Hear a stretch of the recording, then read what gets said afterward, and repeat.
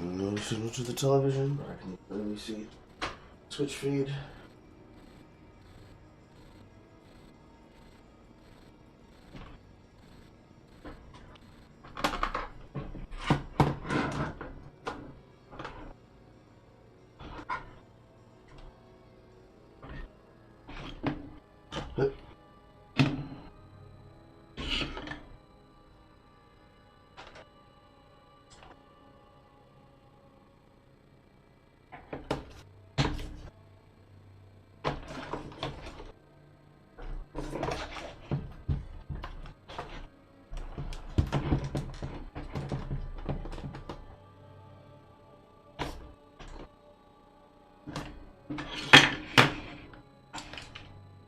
Hello. Why are you giving me no output?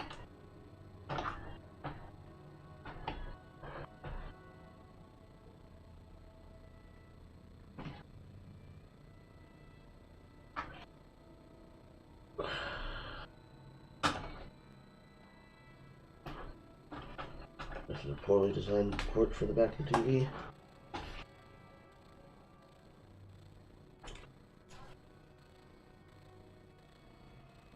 Making sure it's in. Mouse power.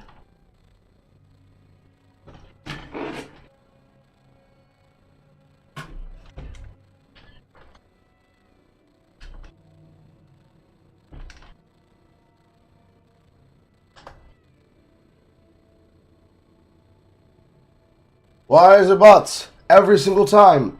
Why is it bots on kick every single time? I don't understand.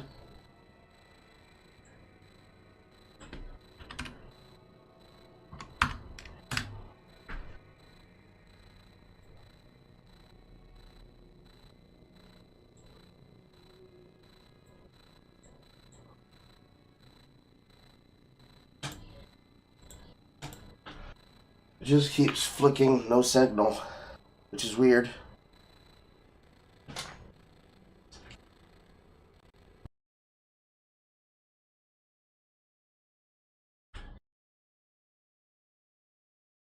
Reestablish connection on both sides.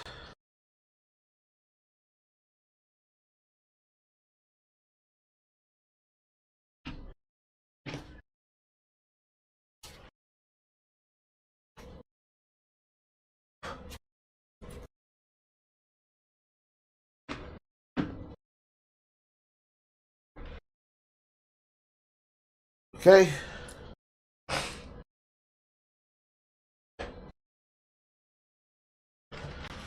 Always find it weird as fuck when it does that. But okay, alright. It's working correctly now.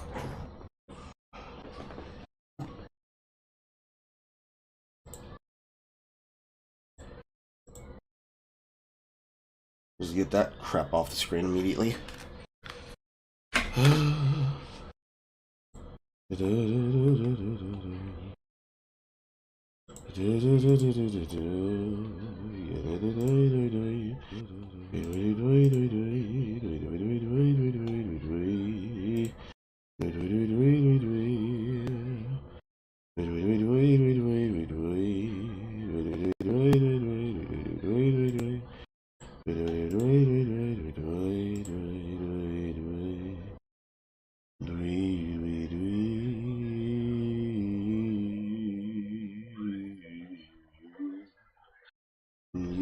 My screen is dirty.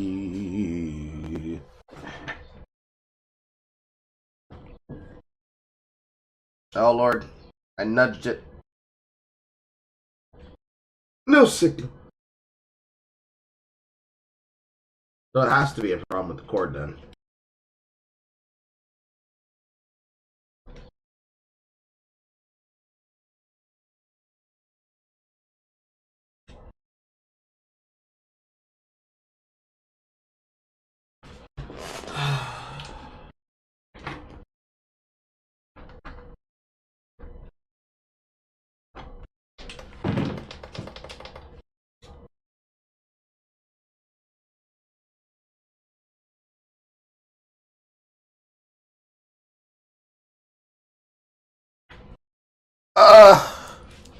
I fix it, and then it goes back to being fucked. Why? Connect your...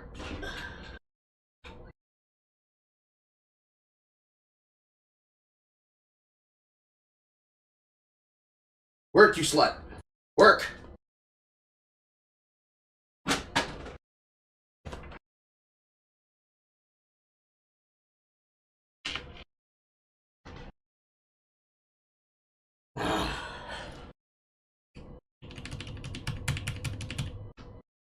For anyone who's wondering what's happening, that's what's happening. There's gameplay on this. There's gameplay on the screen. Like,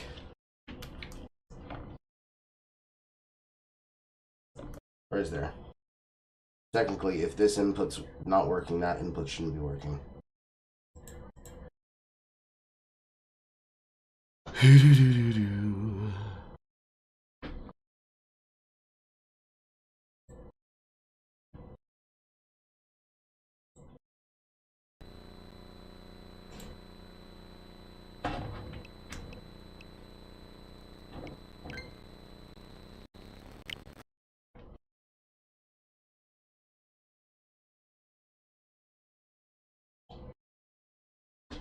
Because unfortunately, it's detecting it. It's just not working.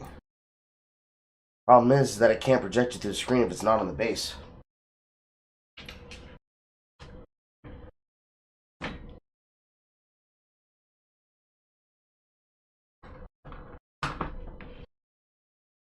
I am going to switch sides of the HDMI.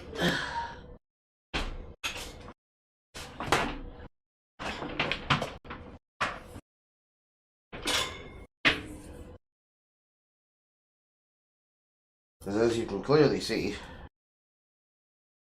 chat. Wait.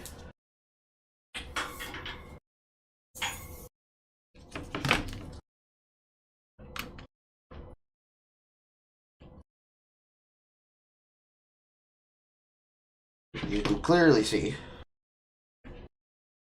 which one is the one that's been in the television and one is the one that's been connected to capture card. I'm just going to switch the sides and see if anything changes.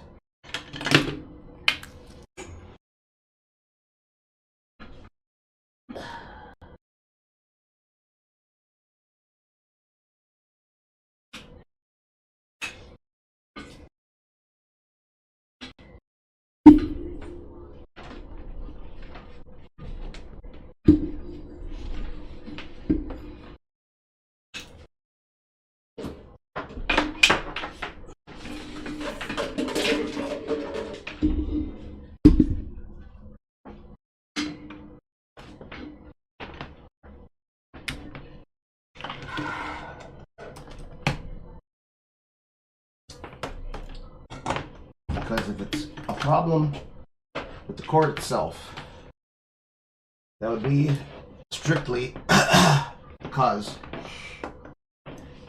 of the cord contact bending, because of the way of how this TV's base works.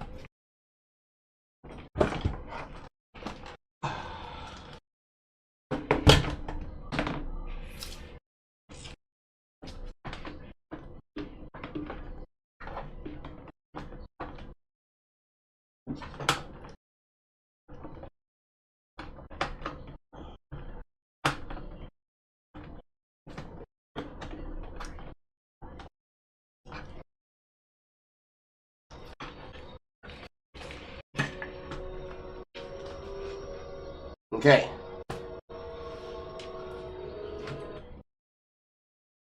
And I jostled the cord.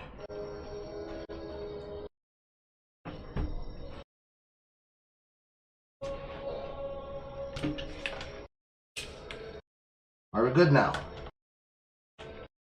Let's implement the chord. Gonna behave. Gonna be good. Gonna be a good little chord. Not interrupt my gaming experience. I already did. I literally already did.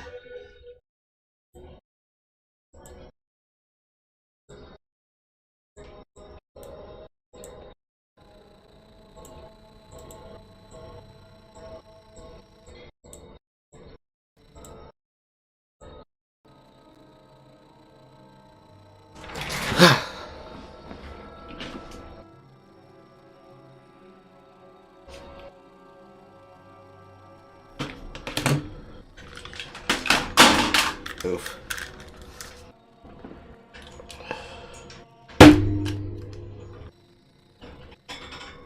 So if I nuzzle this edge of the cord, it'll stutter and disconnect randomly.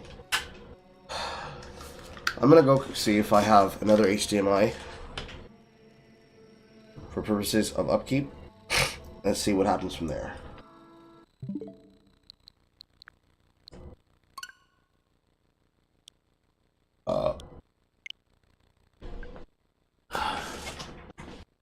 Because I should have one.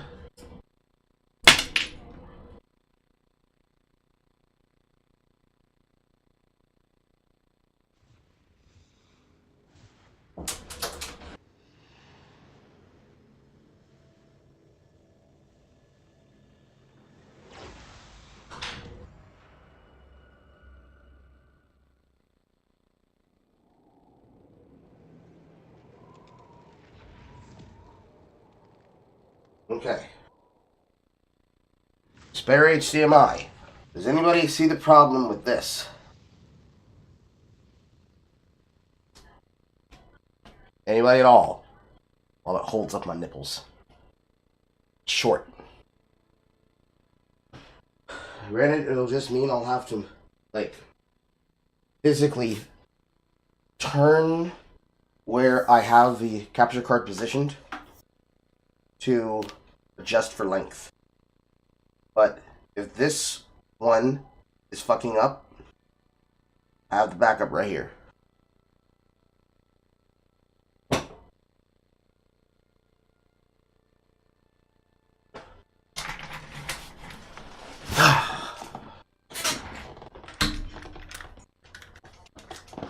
All right.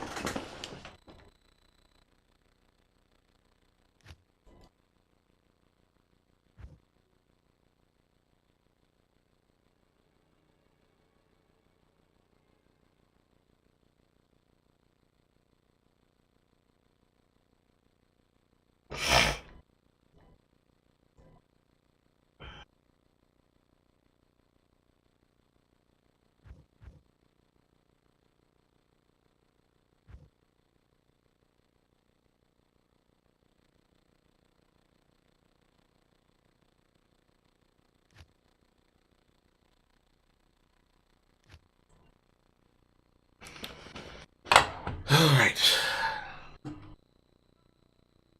Playlist.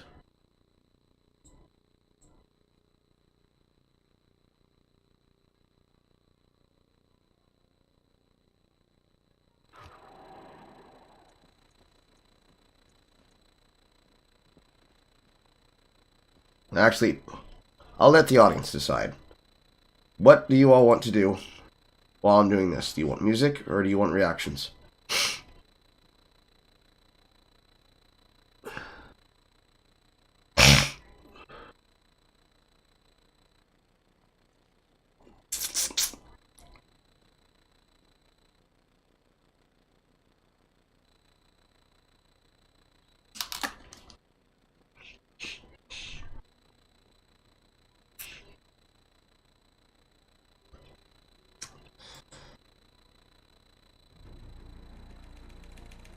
Oh my god.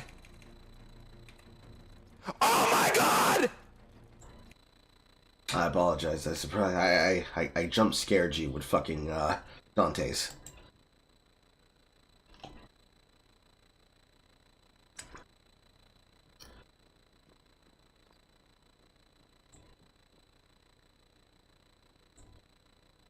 Reactions. Is Zora going to be the deciding vote? Nobody else wants to vote?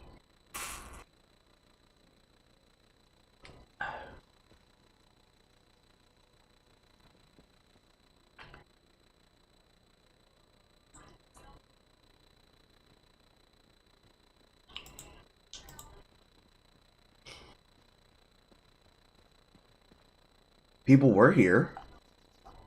I could have swore Bloodwolf was here. Guess not.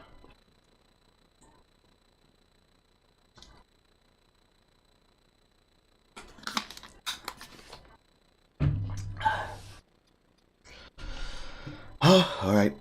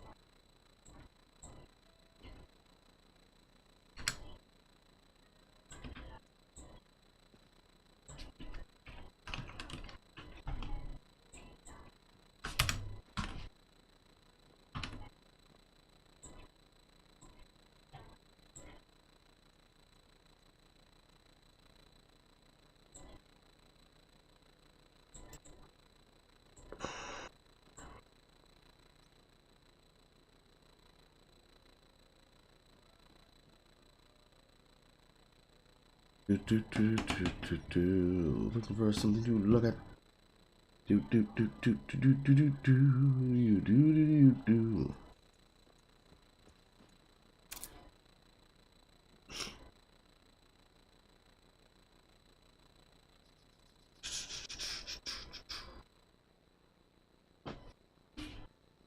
Oh. For a second there, I was worried that the screen cut again, but it was just the dimming effect.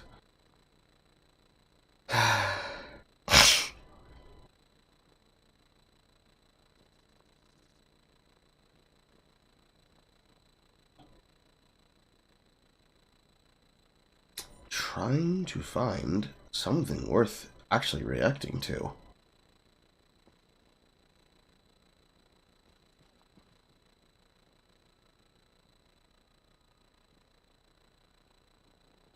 I see nothing.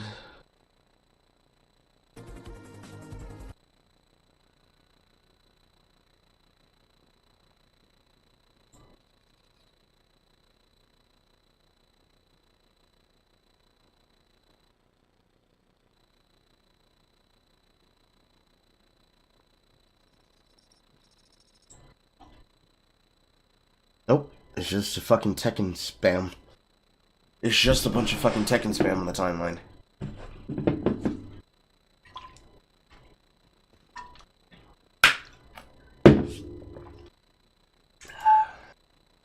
Sometimes I'm like, yo, like...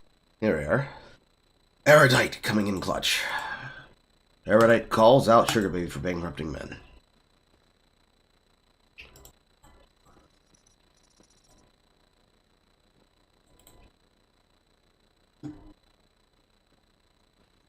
You should be sleeping still, but fucking tech issue made it impossible to work from home, so you have to go on site. Rip. Sometimes I'm like, yo, like, do you say no? Okay, let's slow down. And they're like, no, like, take every last dollar. I swear the Blood Wolf was here, but I guess he left. Yes, because if you're still ethically responsible for it. Like, there's been a lot of where I'm like, yo, like, this is getting a little too much. Like, I think that you still would pay it at the end of the day. Yeah, Kind of crazy Sugar Baby story. I have a lot, to be honest. Like, I've been a sugar baby for a really long time, but... How many, okay, I'll ask some clarifying questions. How many sugar daddies have you had total? You can give a range. Probably, like, 30. Oh, wow. Wow. Sorry, how many? Like 30. 30 total? Okay. Yeah. And, how do you meet them? I also am including, like, pay pigs. Pay pigs. What is, just for the people watching who don't know what that is, what's a pay pig? A pay pig is basically someone that...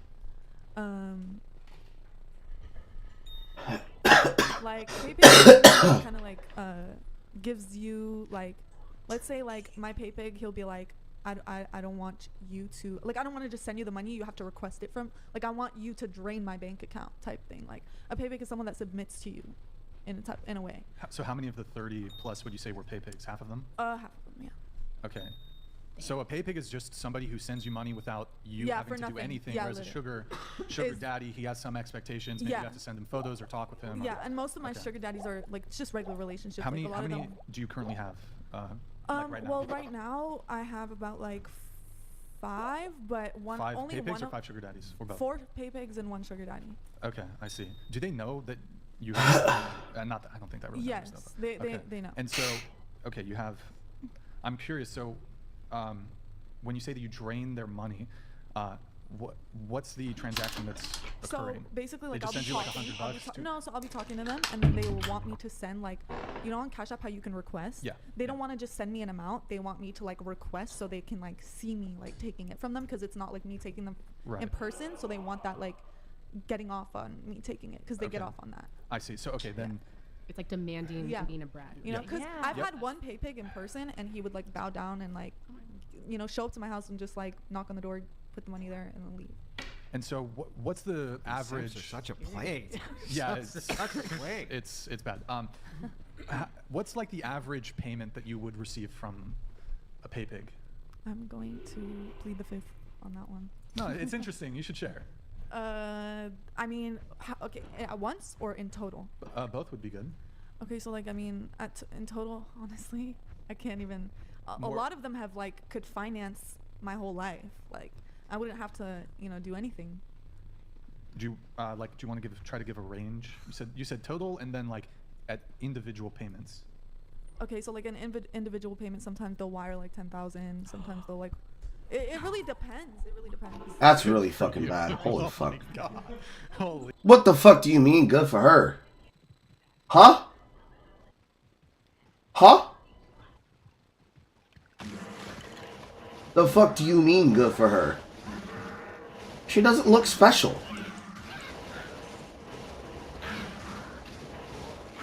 I don't see a single reason why we should be happy about that. Or even saying like, hey yo. Your response should be, hey yo, what the fuck? There are men who pay her thousands of dollars? Of course I know this to be true. I'm not shocked, but thousands of dollars? And none of them have shame? None?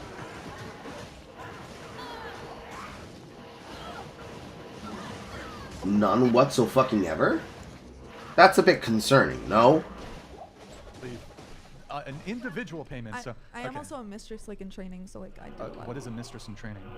Like You've married men? No, whoa. Isn't that what a mistress is? No, well, it's very different. It's like dom. Oh, okay. But so okay, 10,000 is 10,000 the most individual payment that you've ever received? No.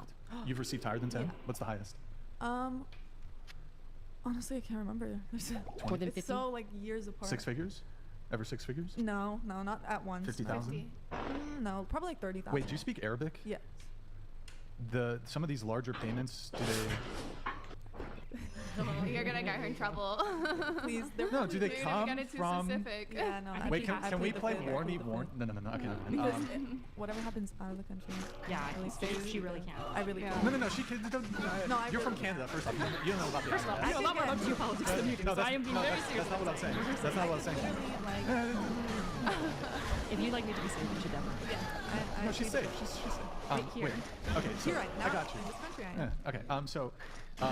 So you answered individually. What about like total that somebody's? Well, Someone, also like, a say lot that- of it comes in like things. Like they'll buy me like Chanel bags. How much is a Chanel bag? I don't. 5 to 10,000. Yeah. Like a I've base gotten- bag I've would be gotten a 5K. Birkin that was like. What? How much? Dude, Birkins are Birkin? hundreds That's of like thousands. Yeah. I have, like, Hundreds of thousands? Sometimes. I have- I'd say like a main Birkin, like a Yeah, base would be like 50. Like Yeah. I have 2 Birkins that were like 2 Birkins? 10,000, and I have a big Guys. Birkin. I think you've seen it. That one was also a gift, and it was. Okay, so you receive gifts that have a high value. Yeah. But what- Sometimes like I'd rather receive. so let's talk total payments though. Why don't you give us your top 5? I don't know. I can't. It's been You, like. you can. Honestly, sometimes I won't even look. Like it just goes in my bank Do you account. think any? Let me ask you this. Do Yeah, you think? like, I don't even know how much money is in my bank account. Like, Do you think any, or do you know if any given man has sent you more than $100,000 total? Oh yeah. Oh yeah. Yeah. Okay. yeah. Multiples. Multiple. Yeah, yeah. How many of the 30 total that you've had would you say have sent you more than $100,000? Not too many. Probably only like 7. Do you have a name for them? Oh, Would is you that call- all? Are they? Yeah. So wait, that would be over $700,000. Wow. Good for you. Has anybody in the 7-figure total range? Has anybody sent you over $1 million? Okay. What do you call these, like the guys who spend big money? What do you call them? Whales? Is there a term? Yes, they're called whales. Yeah, They're my whales. Okay. Hey pigs, whales, sugar daddies. Yes. Do you plan on doing the pay pig stuff after, like, once you quit? That's what I I was curious. Forever. Yeah, They're after my forever. OnlyFans. So. yeah. But legally, can you do that? Oh Over my there. God, bro. All right. I'm not. So I'm not saying I'm doing this, but obviously, when you're in a rich country, it's not even like it's not sex work. We're not having sex. Right. It's a guy takes you out, gives you money, buys you nice Life on things, easy takes you mode. shopping. Life on easy. Yeah. So it's just that's how it is. How old are Obviously, you? You're 20? Yeah. And you've made, just not counting your OnlyFans, not counting any other ventures, But it sounds like you've made over $1 million from pay pigs and sugar daddies. yes. Is that, would you say, what's the, I know, And would you I- say that's right, huh? A lot of it I spent. Here, sure. Well, it comes quick, it goes quick. Yeah, and- The, the total that you've made is over 7 figures, over $1 million. From men, like From pay pigs and the sugar yeah. daddies and pay pigs. At 20 years old. Yeah. I mean, is it any, because earlier you said the guys aren't financially matching you. You're 20 years old, so like if you're But dating a that's not someone I'm 21-year-old with, guy, not there s- are no 21-year-old men that Yes, are there are. earning. Yes, there are. Where? I know many. Where? many men. I don't Sure, know, maybe but- in America there's not much, but I'm not. It usually takes men a little longer to come into No. making that kind of money. But look, you 1 disagree? in 7 Americans are a millionaire, and that's their entire net worth, a house and everything. The majority Well, of people are I not also gonna make think that in kind of our money. generation Wait, what? nowadays, There's a it's what? easier to Yeah, get. that's Hold on, no, crazy. hold on. What? The stats, like, so if you read, like, You said 1 in 7 people are millionaires? in the U.S., but that's like your entire net worth. So that's your house, that's everything. Yeah, So, it's like the retired. most people retire with like $1 million. Like, Well, I don't care what 60 and 50-year-olds are making in the context of this conversation. Yeah. I'm She's just not telling her. romantically. No, no, I yeah. assume you're not I'm not romantically saying pursuing. there's thousands and millions of 20-year-olds. Can we that try? are, Like, you can we know. please try? Like, if you're going to make a comment, like that, it is somehow tangent. Like, it is somehow related. Like, it makes sense to be brought up. Okay. I'm announcing my entrance into the pay pig market. If anybody wants to send me some cash for free. Okay. So, that's. Bro, didn't Mr. Beast buy like 500,000 wells in Africa? Yeah. 500K? I just want to say, I actually don't totally blame the women. I blame the men for engaging in this kind of, frankly, pathetic behavior where you are just sent. Pause. The women are accountable for the fact that they are choosing to take advantage of them. They can choose to not do this. They can choose to find men. They can choose to not try to live an extravagant lifestyle off somebody else's dime and then say, listen, I'm not at fault. I'm not at fault. Someone sold you on this concept. Somebody sold you on the perspective. Somebody sold you on the idea of doing this. and then you sold yourself in the idea that it's not you who's at fault, it's other people. Sure, they have their own accountability, but men will handle that. Women have to be the ones to handle this, because in order for you to stop that, you have to be shamed. But people like this are shameless, so it's not going to be that effective. It's just fact of the matter. Just you don't care.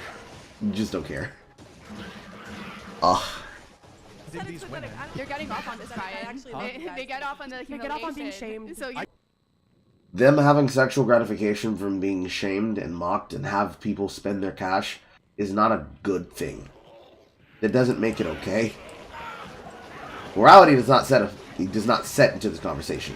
That doesn't make it okay, it doesn't make it acceptable, and it also shouldn't be normalized. Everybody is at fault, and everybody deserves to be mocked for it. I get it. They want me to degrade sort them. of. Oh, you degrade them Yeah, too. they want me to call them fucking disgusting. They want me to tell them I have This is a mental illness You're crisis. saying that is making somebody willing to transfer her another 100K. They're like, yeah, shame me, This- daddy. Yeah, more. literally, come here, like, I will master, gladly. like, Yo, Men who get like in to the be degraded chat. tend to spend Tell less your men, money. get in the chat. I'll shame them. men who I will shame you men guys. who like to be degraded. I think I've literally bankrupt some, and I don't even want. Sometimes I'm like, yo, like, Do you say no? okay, let's slow down, Wait, and they're like, you- no, like, take every last dollar. Yes. Why? If you're What? because if you're, that's you- not my That's- problem. Wait, If wait, it's hold not on, gonna hold hurt, on. If I was like, if selling it's not gonna be alcohol, me, it's gonna be somebody else. so you're still ethically responsible for it. Who? What? If I'm literally just sitting there and they're like, please take my money, please. And like, I'm as a begging streamer, you. I've had manic people try to drop me like 100, like lots and lots of money. I've Why am I explicitly, to blame for hold on, their I've illness, though? explicitly told them no because I like care enough about society to like not take advantage of people when they're like in like mental health dire straits. Like if there's no a way. difference between mental illness and a fetish, though. Okay, both of them, however, are a result of mental illness and whatever other thing brings them the trauma. Realistically, I'm going to say trauma and or desire, because that shouldn't matter. Ultimately, this is the case of somebody having morals and standards and values, and somebody having no morals and standards and values, and making up an excuse for why they shouldn't have moral standards and values. If somebody else decides of their volition that they're going to try to throw their money away, and they're being told by the streamer, no, you do not give me your money. You need to spend on something that is meaningful. It is not meaningful for you to spend that money on me. Do something else profitable with this. And they said, no, Carl, no. I need you to take my money, please. Take it from me. I want you to take it. I'm still going to say fucking no. And then I will actively tell whoever is responsible with their finances that, hey, you need to take their money away. This person's spending too much. They're not being responsible with it. Because it's ridiculous to believe that someone would just do it for no other reason because they don't care. Because the only thing that's keeping a person doing something like that is them not caring. And that is crazy. It is a crazy concept to say, nah, I'm not accountable. Nah, I'm not responsible. It's not my problem. It's not my problem. They want me to do it. How ridiculous. How childish.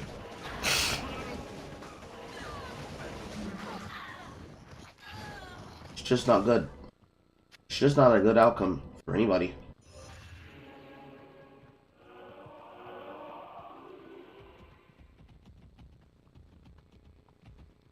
Looking for super chests. Looking for super chests. I see none.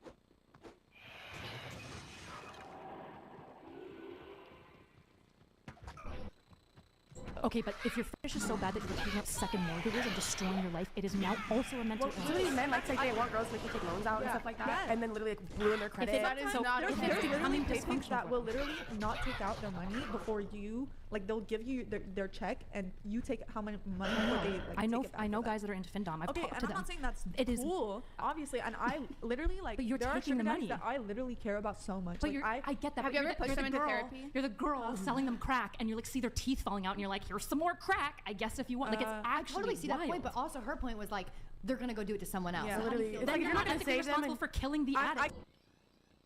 They're gonna go do it for somebody else, so I might as well do it myself. Somebody else will take their money, so I should take their money. I should bankrupt my followers because somebody else will bankrupt them, so I might as well get mine. What a sociopathic view. You can't be like, I'm sorry, like, you know, like, what am I supposed to say? I'm not your therapist. It's I'm not But have you ever Staying. pushed them into therapy? No. Have you ever been I've like, never hey, pushed like this is kind of No, self-harm? I've stopped it at some point. Like, there has been a lot of points where I'm like, yo, like, this is getting a little too much. Like, I think. But you said you still would take it at the end of the day. Yeah, Also, like, That's- the type of this man is- who this give is all the like- money to, like, what, you're, like, 20, like, you know what I mean? Yeah, Have you heard of when you're Mullet's younger, game? like, then you like to, like, Have you heard of Mullet's like thing? So it's this idea that like, if we keep all doing bad things to outcompete each But other, why am we're gonna I the create one doing horrible bad? because you're the person selling the crack addict crack when they're teaching. But that's like someone saying, okay, watching porn. And if you keep putting out porn, then you're. If someone has like a porn addiction, and you keep putting out porn, then Mao. Mao. I can't disable. It will fuck the stream up. Mao. She's about to make the porn comparison. Lord have mercy. 100% sleeping all weekend. Rip.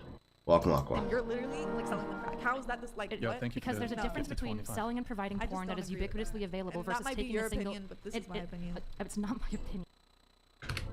And you keep putting out porn, then you keep putting out porn, then you're. If someone has like a porn addiction, and you keep putting out porn, then you're literally like selling the crack. How is that this?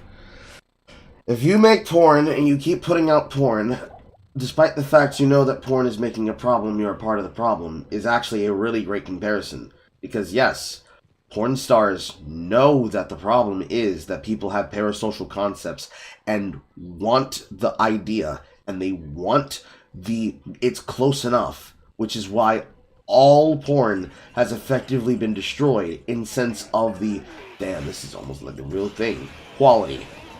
Not a single thing that is on any website that has ever touted any porn or ever will tout any porn can ever be able to get away with the idea of making it seem as though not every single person is directly on board with what's happening. There is no gonzo sites. There are no random, I got this off of somebody's download sites. Every single thing has been sanitized, and it's good that it's been sanitized.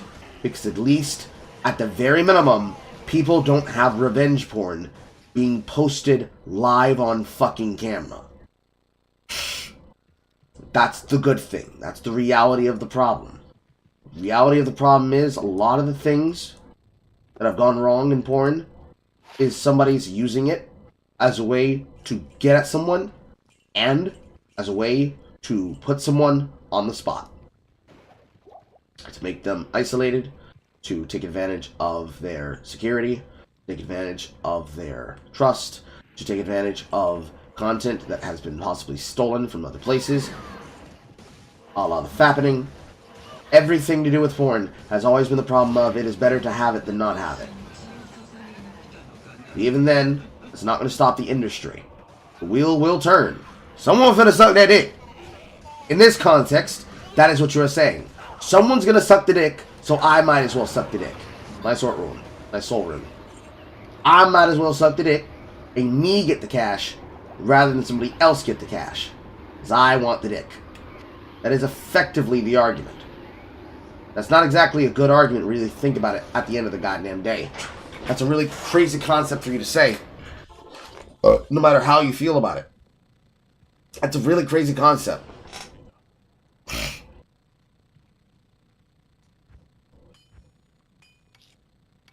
I'd have to pray that the person is being facetious. This is just immature. It's just a really immature outlook.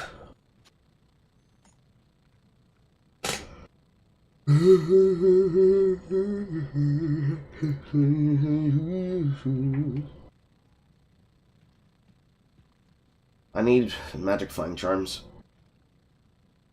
But goddamn, the confidence. It's the sheer confidence in doing it that really surprises me, chat. Also, I should be carrying an imperfect jewel. I carry an imperfect ruby. Or excuse me, a flawless ruby. Just in case I run across a gem shrine.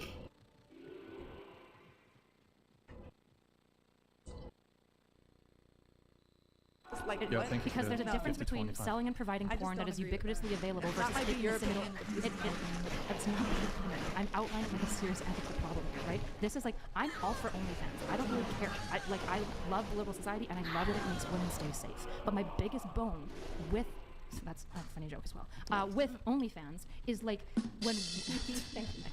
When women are willing to engage in actively unhealthy behavior, like unethical behavior, and I've talked with OnlyFans models and like absolutely, and girls are like lying actively, and they're willing to just take men for everything. I'm Okay, not saying but you're this- lying actively, yeah. but there's women who will lie about girlfriend experience, for example, and they'll keep saying, "I'll meet up with you someday," which is Okay, never that's true. wrong. I find that very So wrong. I'm glad that we Yeah. agree with that. But I Most mean- people do. I find But wait, aren't you lying actively?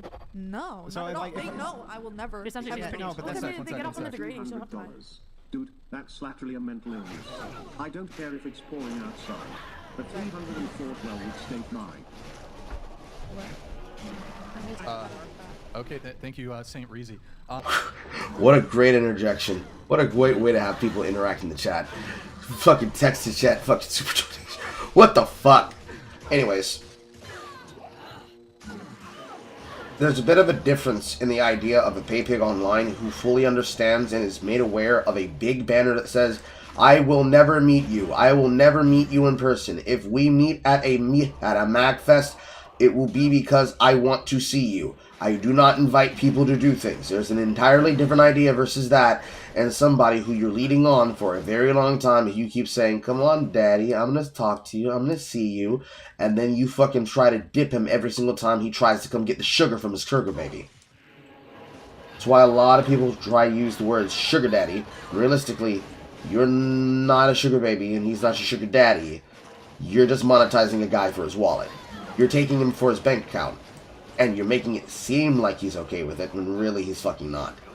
And you know that they're fucking not.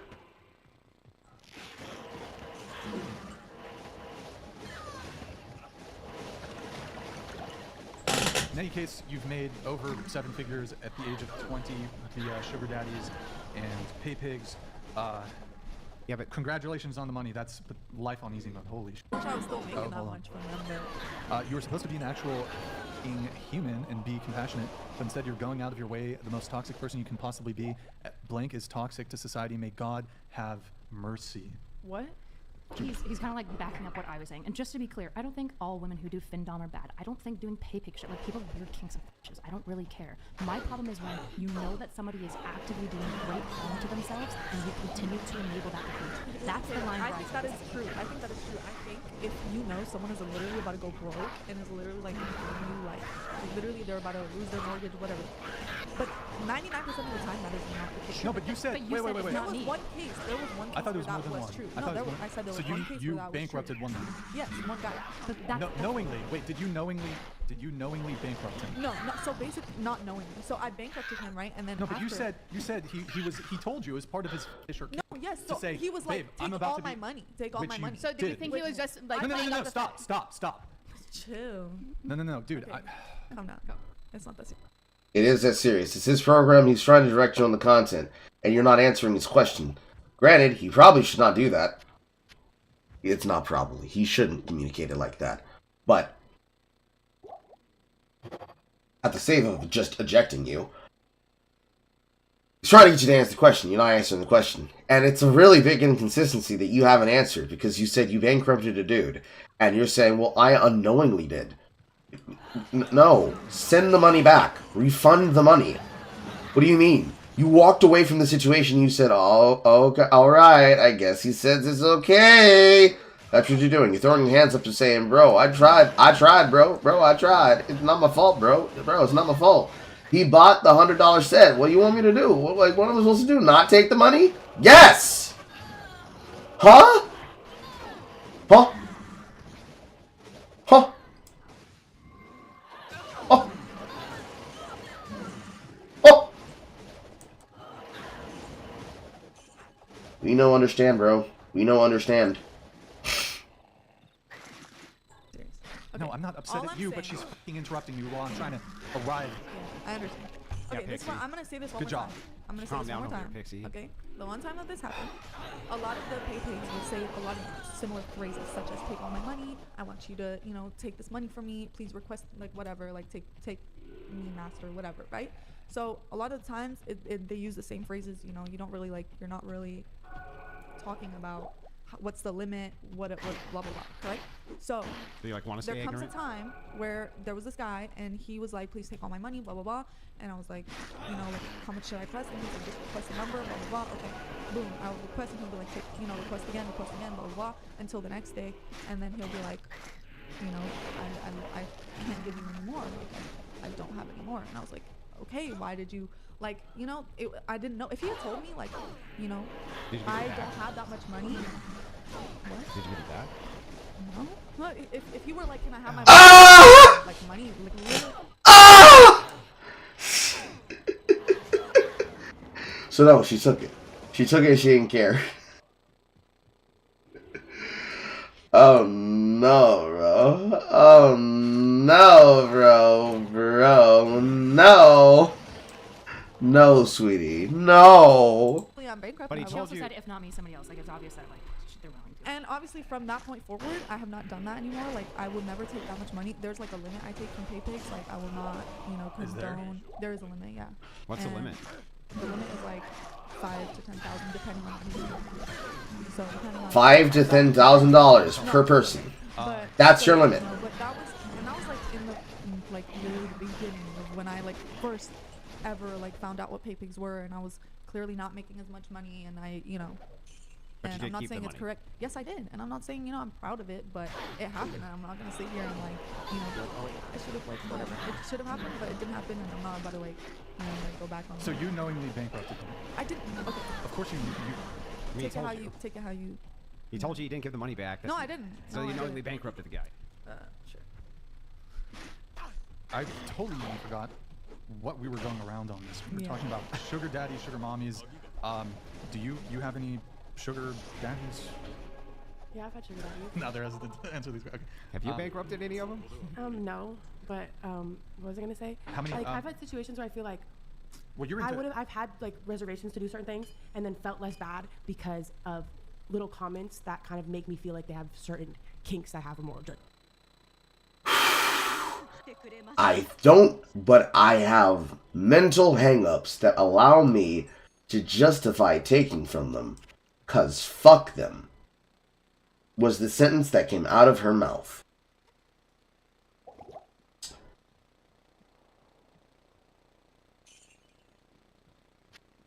Why?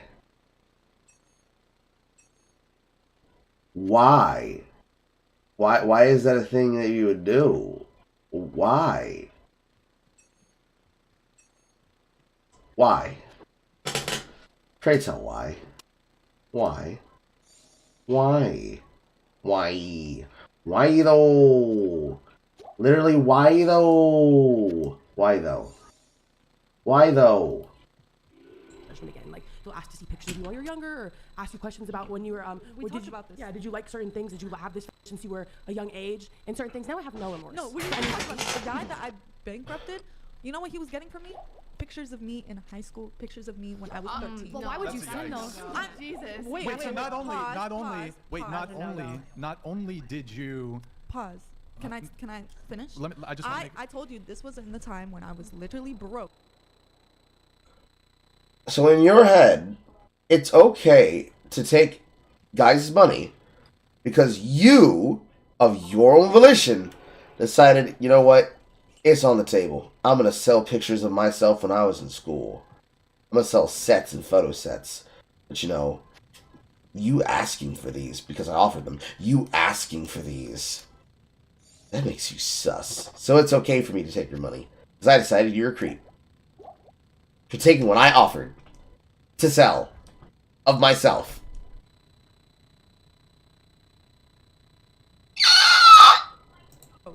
Okay, I don't care. Like, what?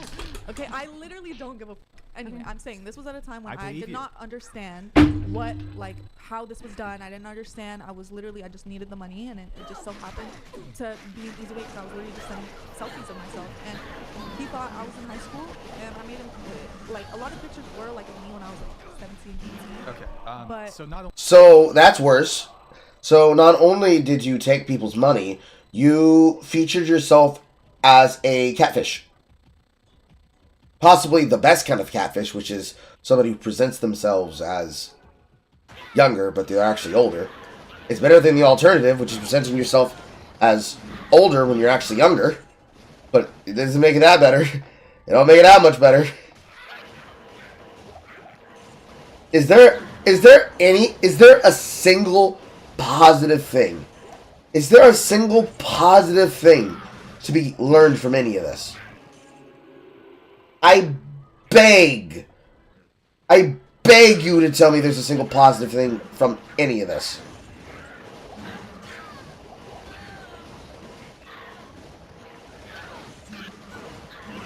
Because it doesn't feel like there is. Does anyone see a silver lining? Because I don't see a silver lining.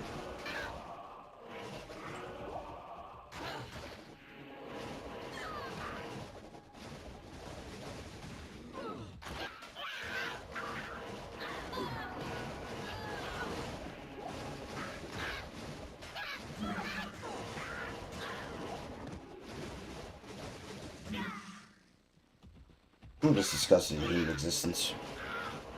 I'm just disgusted by human existence right now, bro. engage him in his desire to be financially dominated. You also engaged him in his I'm not going to use the word, but, No, but he were. Well, hold on. It's obviously not the P word. That's always what P does. I hate when Okay, this okay. word from high school kids. It's not the same shit. So it's A bad. Minor febophile, attraction. a febophile, whatever. Okay, whatever. Febophile, yeah. Whatever. Okay. Here. Yeah. Grid 1 Motorsports donated $200. Lads, this is why. Right here. Lying, twisted, pathetic excuses for a human that should be avoided at all cost. The number of red flags here can be seen from space. Stay far away. Do not approach. Okay.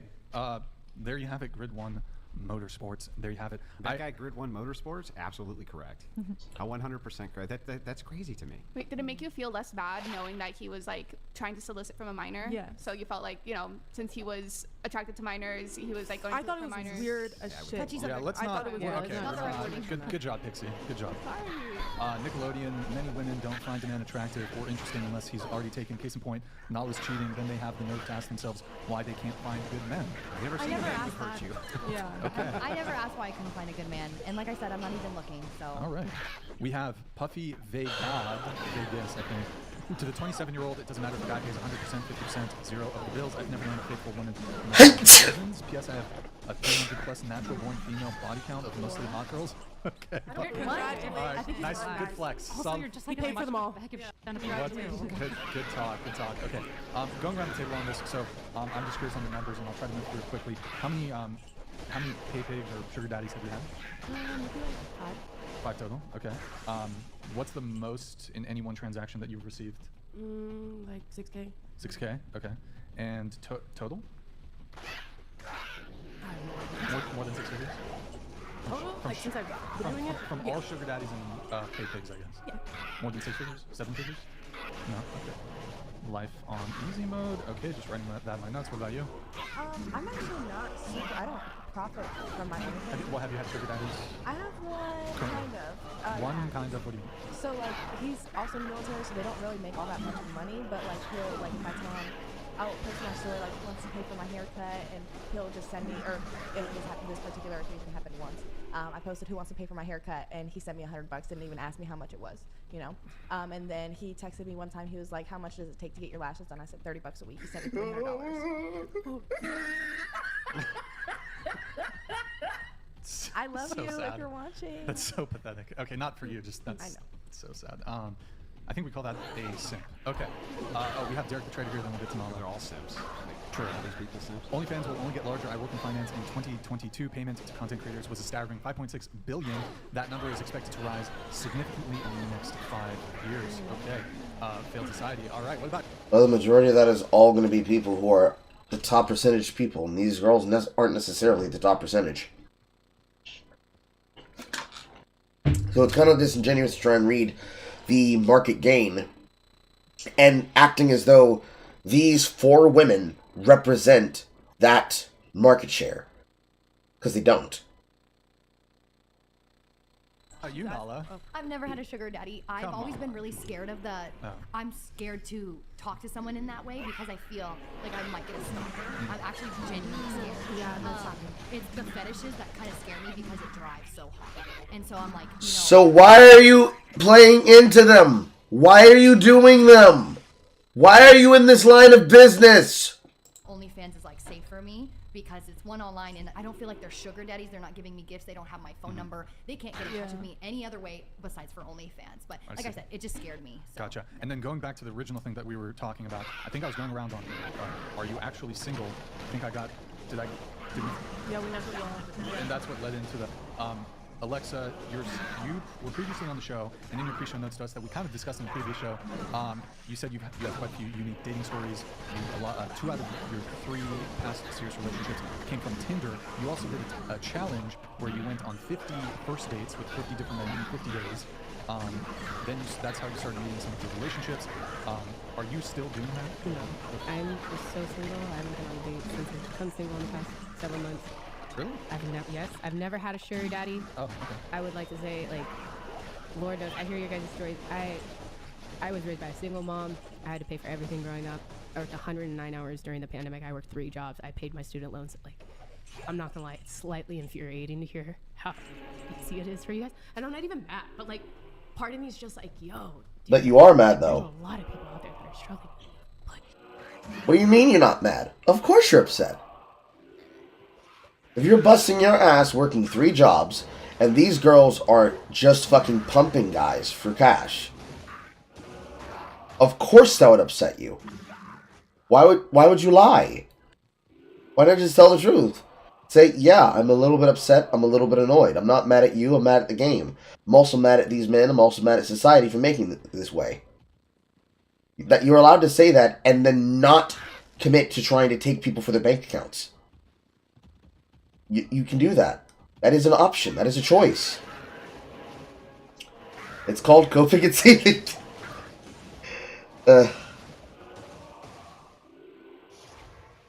It just gets shittier and shittier and shittier and shittier and shittier and shittier and shittier. I'm like, damn. You don't have to feel bad. All you have to do is eliminate all of your virtues and any sense that you have of shame, and then you can. I mean, everyone has you can do different the same. lines. But like, I have only one situation I remember where I turned down. Listen, I feel like I can think of one situation that was too immoral for me, and I turned down. Yeah, okay. Oh, you turned it down, though. Yeah. Like, I feel like I actually want to hear what was too yeah, immoral I'm for curious. you. I'm Was very it? I can't like name names, but like it was an artist like that's pretty famous, and I'm listened to, and so I thought it was going to be a positive situation. And very quickly into that interaction, it started going into. He started showing me videos of the girls. He told me he would want me to take control of his bank account when he releases his next album. Like I could take all the money and take control of everything. He was calling me daddy this entire time, but he wanted me to pimp him out. When he told me he wanted to pimp him out, I was kind of saying like, I feel like you're in the industry and you would know people could give more money. He said he would rather sell himself for cheap. He was and I there was like a video of the videos you were showing me. I feel like everything, all the kinks I would list are probably like TOS violations. Like basically like everything that's like a different level of like, you know. I'm trying to contact somebody right now.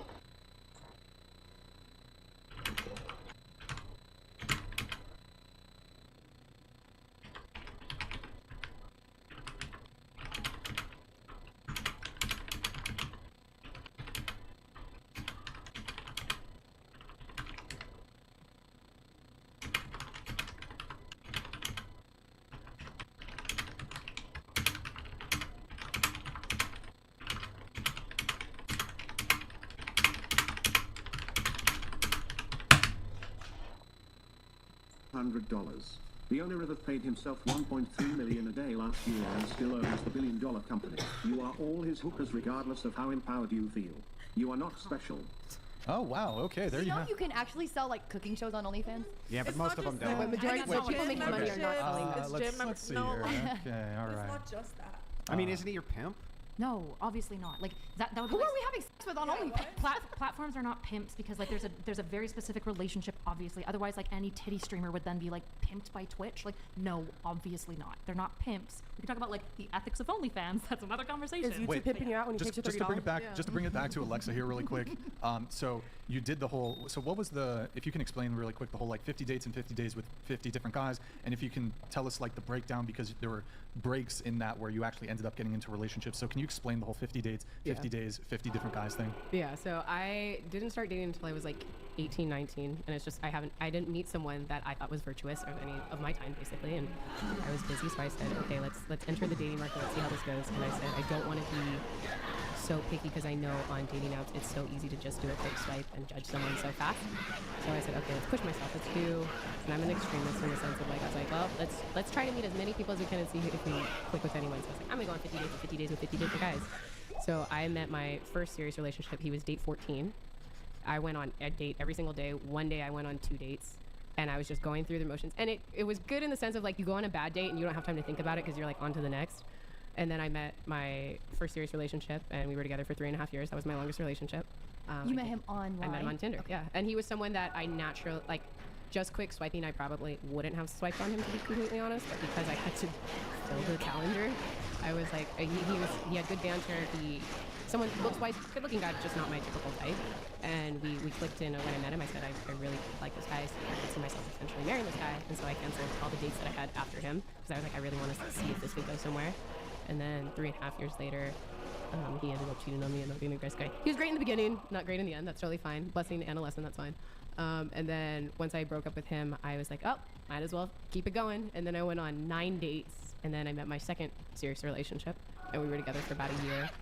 And the joke I make is I got deported, but he's from Norway, so it's not typical deportation. Not the deportation that everyone might think about. Yes, exactly. And then he was sent away. And then you resumed the. I resumed. Wait, did you do multiple dates in a day? I did one. One day I was invited to 2 different dates. Yeah, and it was one of those things like it was not. Was it like exciting, or did you feel bored with it? It was more work than anything because it's. But again, it was like I wouldn't go on dates with people I didn't see a possible future with. But it was also like, okay, I have to like their profile. They have to say something nice, and like I'm not a hookup girl. That's just not. Yeah. For some people, that's their thing. That's not me. And when I went on these dates, it's like once it's almost a thing of like when you meet someone you actually do click. You're like, oh wait. Yeah. Wow, you're a really great guy. I really want to see where this can go, and I want to put all my energy into you. Yeah. Was there one particular date that you felt like really bad? Oh, so many. Oh gosh, no, there was. Again with this shit.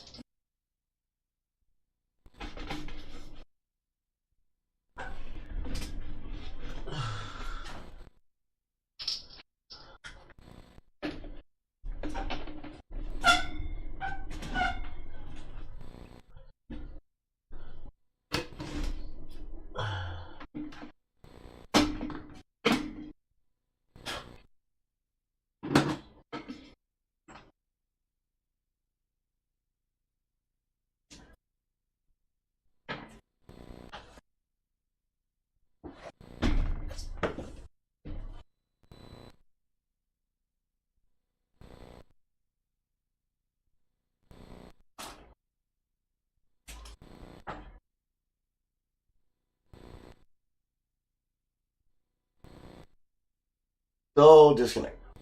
Fuck.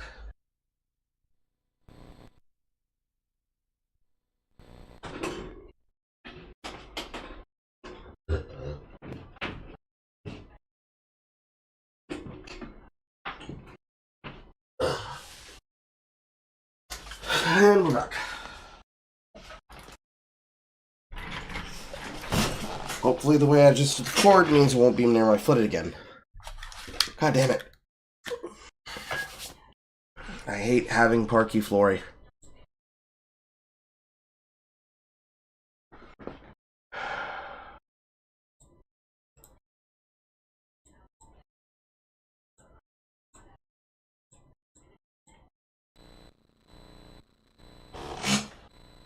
One guy, he truly was a misogynist. I hate throwing that word around, but he just kept talking about how like women don't respect him enough and how all of them should be bowing to his feet. And he was saying, he was explaining to the dates he went on earlier in the week, and he's like, no one was like pretty enough, but I guess you're up to my standards. He says, he goes, I approve of what you're wearing. Oh, and I was like, oh, we love that. Also, a guy like one time was like, Whoa, but why is it misogynistic for a man to not approve of what a woman is wearing? But women are very critical of men's fashion choice. Like women constantly complain about how men like have no style and they don't dress well. And But you guys are judging like our bodies and like.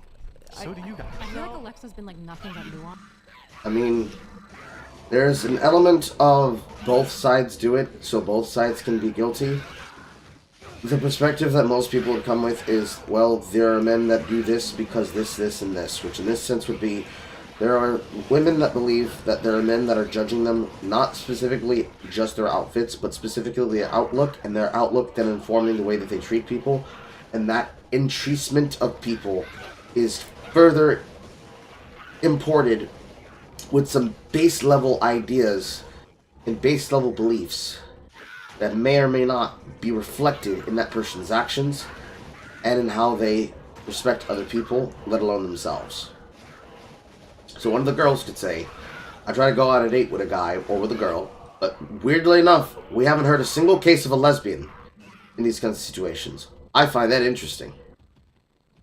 They can go on a date with a guy, and they feel like the guy isn't appreciating them for their outfit or for their appearance. They feel that it's an indictment of their character just because of their clothes. And that, I feel, is a lot more different. It is not in the same vein as men being judged not just as what they look like and what they're doing, but everything else that goes along with it as well.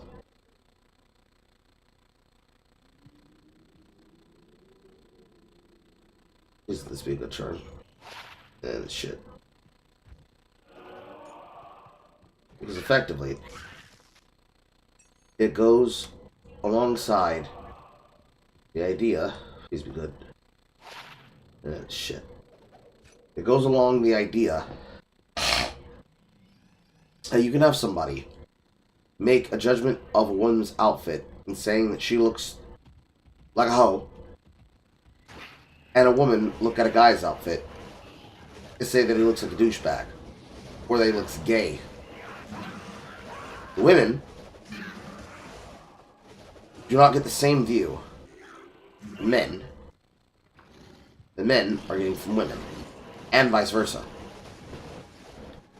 Because the women aren't judging the men on the same standard, and the women aren't judging the men on the same standard, and the men aren't judging the women on the same standard.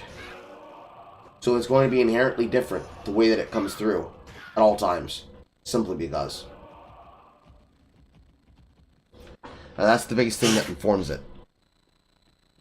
And so I suspect if she's willing to say like he's misogynistic, there's probably something more than just like he told her. Yeah, he just. well, this is a great part. He goes, well, I'm here. Most girls are here. You're kind of like here. And I was just like, and there will not be another. And women should bow at my feet is probably pretty questionable too. You know? It was an interesting. And the funny part was he went in for a kiss on the first date, and I went, oh no. Yeah. Oh my. Granted, he sounds kind of egotistical and a bit full of himself, but He was. prideful. Okay, so and did you mention? So there was the second guy, and then how many dates did you? I did finish it. No, so it was 14, then 9, then 12, and then I quit for a while. And honestly, like I truly believe, like I think singleness is good for both men and women, and getting to know yourself and doing that and focusing on who you are and growing into being the partner that you want to be is a big thing. That's it. And so that's really, like, how am I supposed to explain myself to you? I don't know myself. Yeah. Also, everyone has to deal with their right reasons, so you gotta like be alone. Yeah. I think the biggest issue is a lot of people go into relationships expecting that person to fix them or to fulfill them, and you have to be. Or keep them busy. I feel like entertaining people. Yeah. Like I'm bored. You're lonely or bored. Yeah. Like I do so many things alone. Oh yeah. I travel all the time. To address your whole 50 dates, 50 men, and we won't linger on it too long because we kind of talked about it last show. Yeah. I think you know my thoughts on it. If I were to go on a date with a girl and she were to disclose to me that she was doing this and that she had 7 dates planned ahead of me, I would end the date right there and be like, enjoy the rest of your dates, because that's Right, but she did That's- say that when she found that guy, she was like, okay, I canceled the rest of the dates. Yeah. Right, but How do you feel about that? Look, it's great that it sounds like it. There's a difference between she's doing a thing where she goes on 50 dates with 50 guys, and none of the guys know that they're basically being pumped and used for entertainment and content. Entertainment in the sense that she is getting entertained and being taken out and being wined and dined by different men, and her basically pulling a Tinder experiment and tricking guys and having them show up someplace to be told, hey, yo, actually, I wasn't going to date you individually. Haha, you're here to be on my game show. There's an entirely different viewpoint. And not understanding the difference between those means that you don't understand what it feels like to have someone disrespect you and then also act like they're the victim. Let's use the egotistical standard, right? Let's use the example of the egotistical man you just described. A vainglorious man invites you out on a date. That vainglorious man acts the way the man that you just described just acts. And he's just a dick. Then, scenario 2, same guy, but you also then get told at the end of the date, it doesn't matter. I got another date lined up behind you anyways. And my guy Antonio's going to be meeting you at 3 with the camera, with the content. And out of nowhere, a dude just stands up behind you being like, bro, you gotta go get Tapatio. The viewpoint is entirely different. Because the problem is the idea of someone wasting your time and treating you like an option. That is ultimately the issue.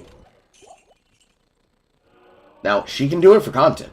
By all means, queen, do what you want. Do what you feel. Do what you love. However, you have to have some shame. Because if it was being done to her, it would be a different perspective. Most definitely. You had a harrowing dream that you woke up from. Unfortunate.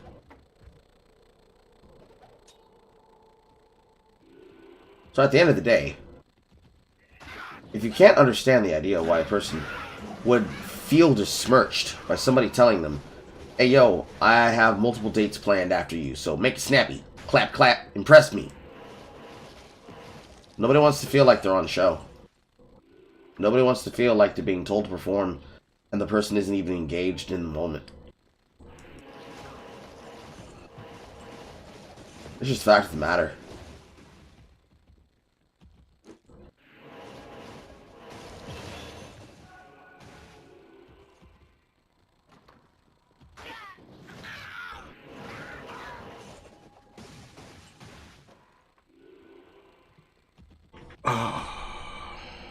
At the end of the day, it worked for her.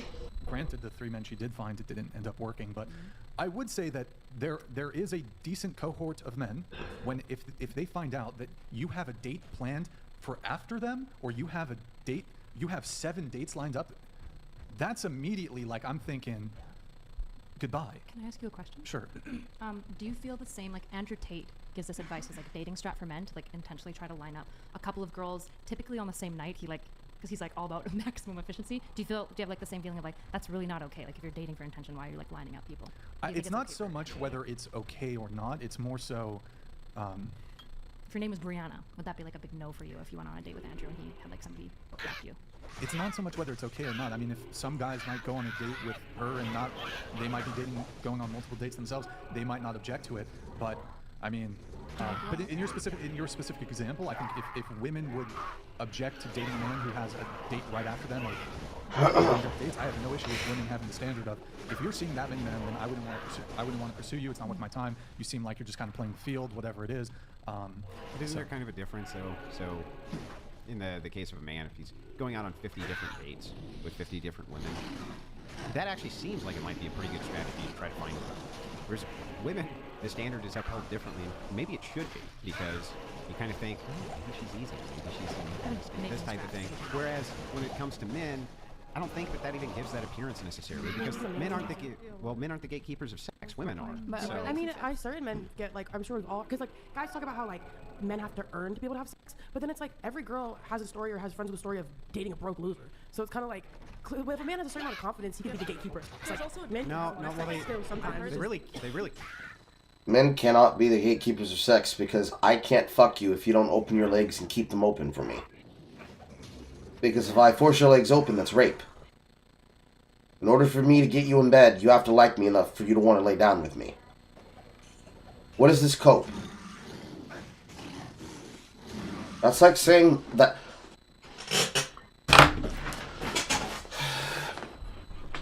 Saying that men that are attractive enough can be a gatekeeper of sex is cope because it requires 3 factors, whereas the opposite requires 2 factors. If I look like myself and Star did not want me,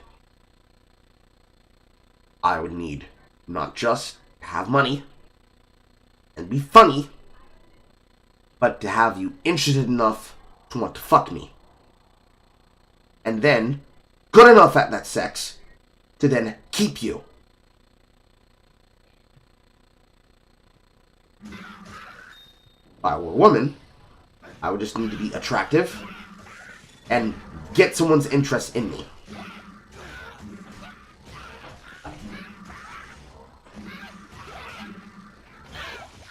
That is all that it would require.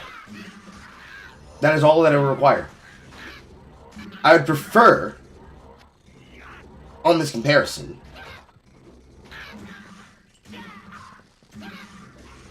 will you stop inviting them, please? Thank you. I would like in this comparison that if I had to make a comparison between anything, or the two, whatsoever, that comparison would be even. But this comparison is not even. Because men do not control sex in that way. Women do. And it's dishonest to say that an attractive enough man can gatekeep that. Because the only way that that man can be attractive enough to gatekeep it is if he's attractive enough to baby trap. Which is to say, if he's interesting, I should actually sell this. If he's interesting enough a prospect to be baby trapped. If I let a girl into my room, into my inner circle, into my life, and I do not see clearly that they have bad intentions for me, and I allow them to do that, that would be the case example where that happens. So if I randomly came into $5 million in the next hour, and immediately as my name is announced with the money, randomly women who turned me down in the past or actively tried to friend zone or run away from me said, "Hey, Carl, how you doing, buddy? You want to go out sometime?" That is on me to say, "Get the fuck away from me, Trick. I'm taken." And even if I weren't, I would say, "Get the fuck away from me, Trick. I'm taken." Because I want nothing to do with a person who's only interested in what I have. Because they want access to my resources. And there's not enough coochie in the world, or penis in the world, that will get me to give money away to have access to it. Because I'm not even guaranteed the access. Simple as. Can't be. So most single men, if it's like available to them, will take it. That's what I said. There's this thing where I heard, and it was a woman will who she wants, right, and a man will who he can. Right. Yeah. Sure. The issue is like they keep talking about women sleeping with unvirtuous men, and so it's like I don't care if you're a guy who can get on one date with 50. Wouldn't a virtuous man, for like caring about this, even if he has the capacity to get 50 dates, wouldn't he still elect to just go for one? Because good men should also be vetting the women. Well, I'm not sure about maybe in the same day, but what's the lack of virtue here? If they're just going on dates? I would agree, but I would say that it's the same for the woman. I don't think it's obvious to me, especially if she's not sleeping with them, right? She's just going on a first date. I don't know how that's, unless she's like only going on dates to get like free food or something. Yeah. Which I think some Which they do. I would also like to clarify, I did not get at least half of these dates I paid for. One guy made me pay for half of his meal, and I didn't even eat. I was so mad. I mean, he went Dutch, and I had to pay for his meal. The issue is like, what's unethical? This HDMI cord's gonna piss me off. I didn't even move anything.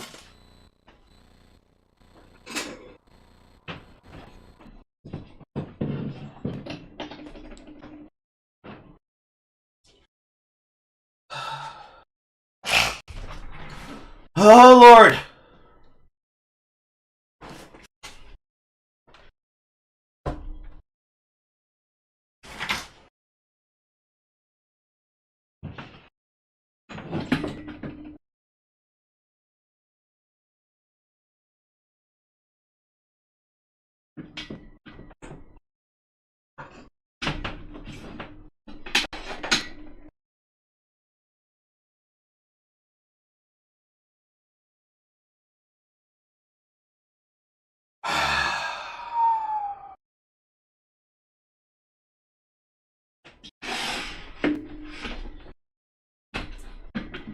I'm at the point that I'm just going to switch it out. I'm at the point that I'm just going to switch it out.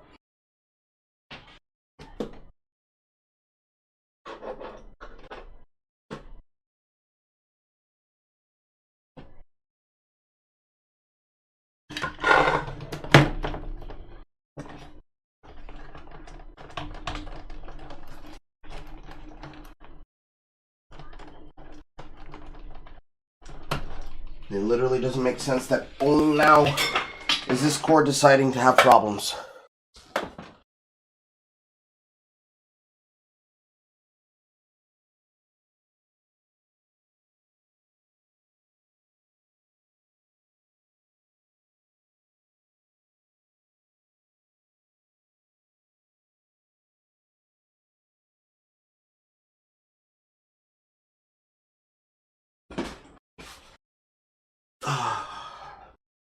If this cord doesn't work, I'll just have to switch games.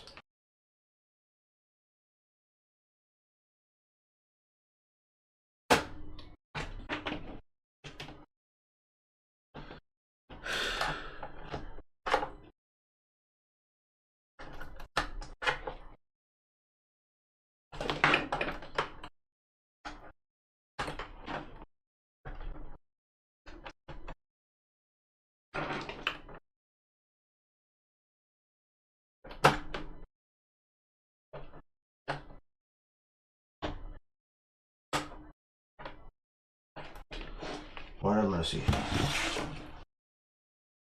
Let's get it in from the back. What a fucking poorly designed port deck.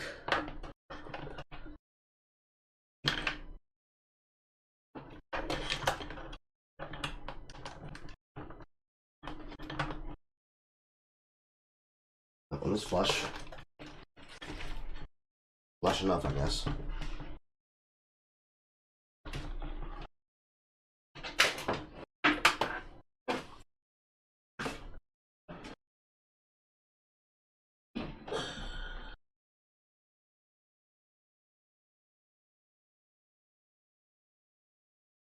Just flush enough.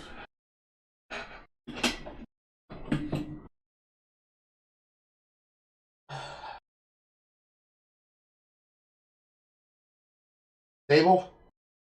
Good? Gonna behave?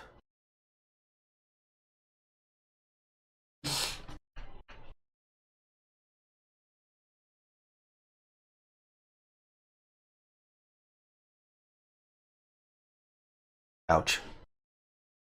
My back.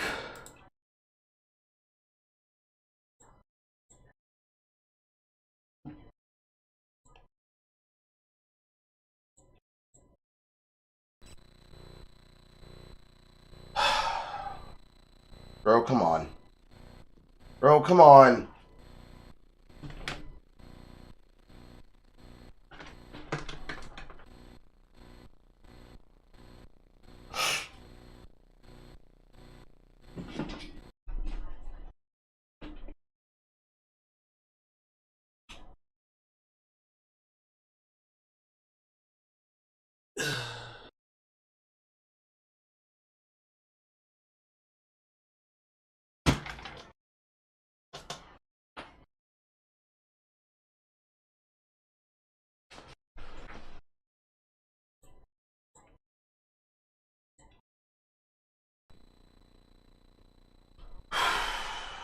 Please work. Need to give it a 10 count.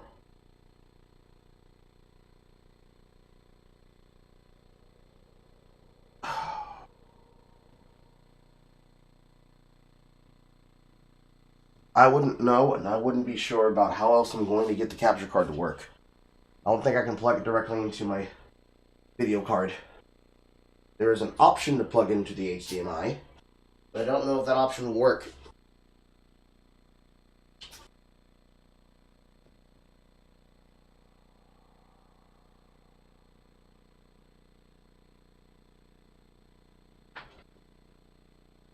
Alright. I need to go to the bathroom. Be right back.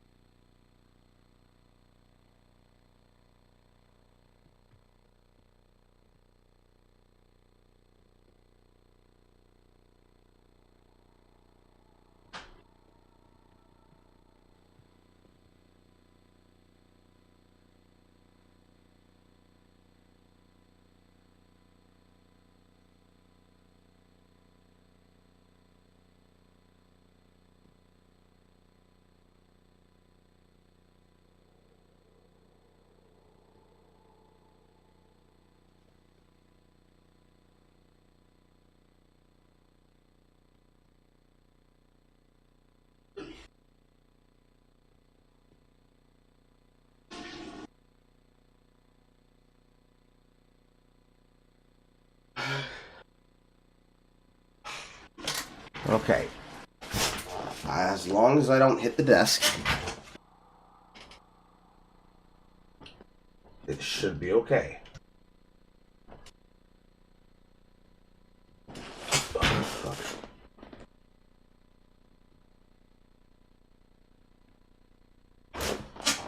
All right.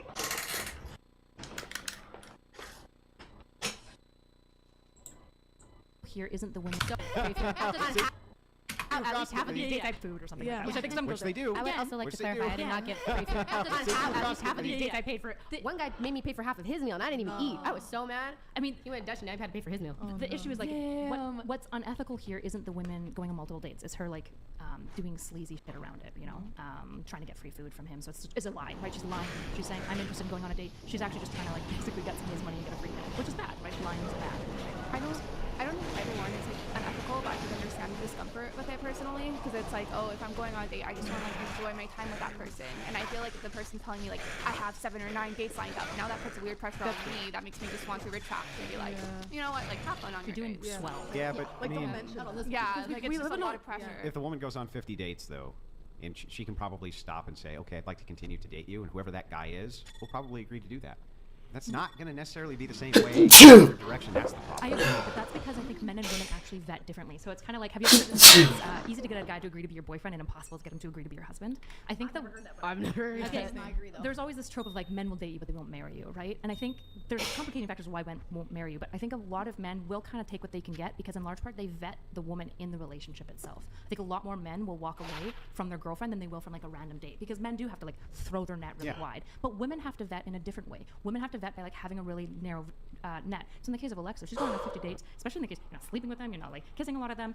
In this case, she's just maximizing vetting people, because vetting people over horrible dating is the worst experience ever. So it's just like different strategies in vetting. I don't think one's inherently more like pernicious than the other unless they're doing pernicious things on top of it. If anything, it's worse when the man does it if we're talking about sleeping with all of them, because men tend to lack sexual discipline and are way more likely to do it. And that's another thing too. I feel like we act like, well, men are just gonna take what they get, so that sexual discipline, like that's a virtue for a man too, to be able to, you know, hold himself to a standard and not sleep It with every is. single Listen, man. it's virtuous for men to hold themselves to virtuous standards, and that includes, you know, backing away from intercourse with random women and doing, you know, that type of thing. I agree that that's true. I'm just saying that women in that situation, they have the control apparatus, okay?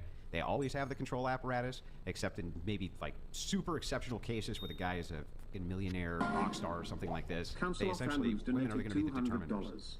Andrew, happy St. Andrew's Day. You're invited to join the Council of Andrews. Check out andrewsonly.com. Ladies, do you agree that Andrew is the best name? We have a scholarship for Andrews and Dreas. Okay. No. Andrew is like the most common name. I lost my virginity to an Andrew. Oh. Wow.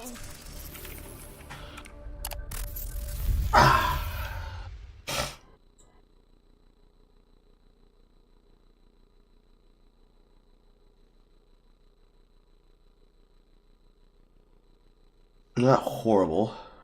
Let's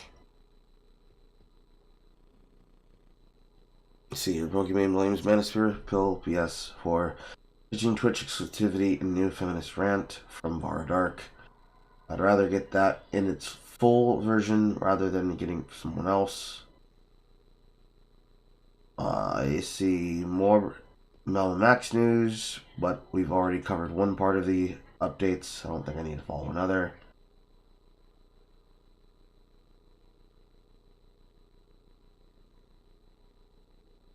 I don't see anything on the sidebar here worth clicking. No, I don't see anything on the sidebar worth clicking. It's Gundam, already made a video.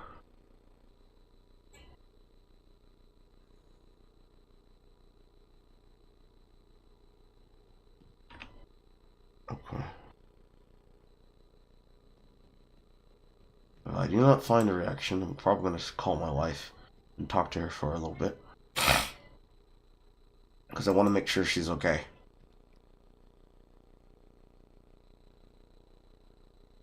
I see attack and relaxation. Harvey is being slow.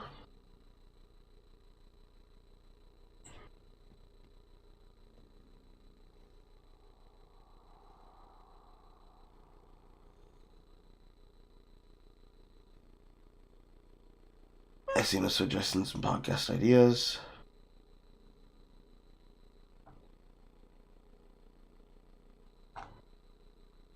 And then this I have to use on the video.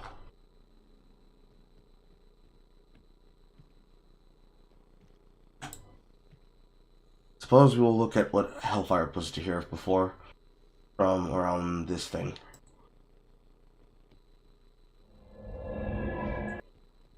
Omegion. Okay.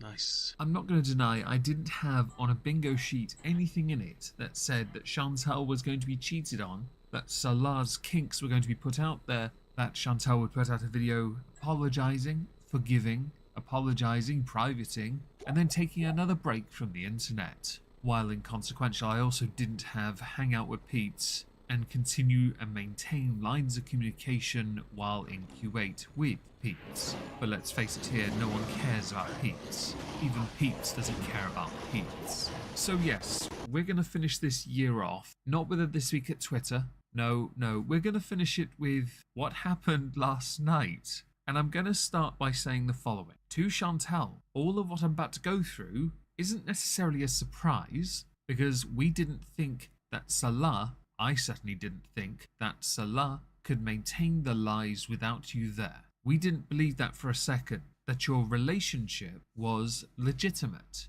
We also don't think you will ever be a permanent resident of Kuwait, you'll ever get your health under control, or that he will come to Canada and stay with you. the latter part is important to the entire point. It is still possible he could come to Canada, but not to stay with you.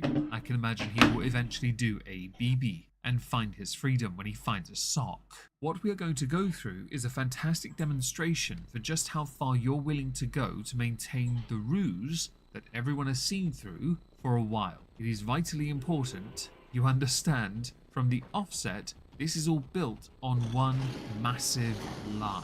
A lie that has continued for over a year. But you know what? We're going to treat it as if it is the truth for the lols, the bants, the keks. Can we still say keks? Sure. So initially last night I noticed that Charlie Gold, Eerie Pepperoni, Barbecue Chicken, Stuff K Said, Shenanigans had all tweeted a Twitter account called Sharmo to World X. This account, according to a recent search, no longer exists, which is unfortunate because I didn't archive any of this. But thankfully someone had, and many channels have covered this, so obviously there is access to a few bits. I have some of the videos from that Twitter account and pictures of messages that have been exchanged between Sharmota World X and Salah.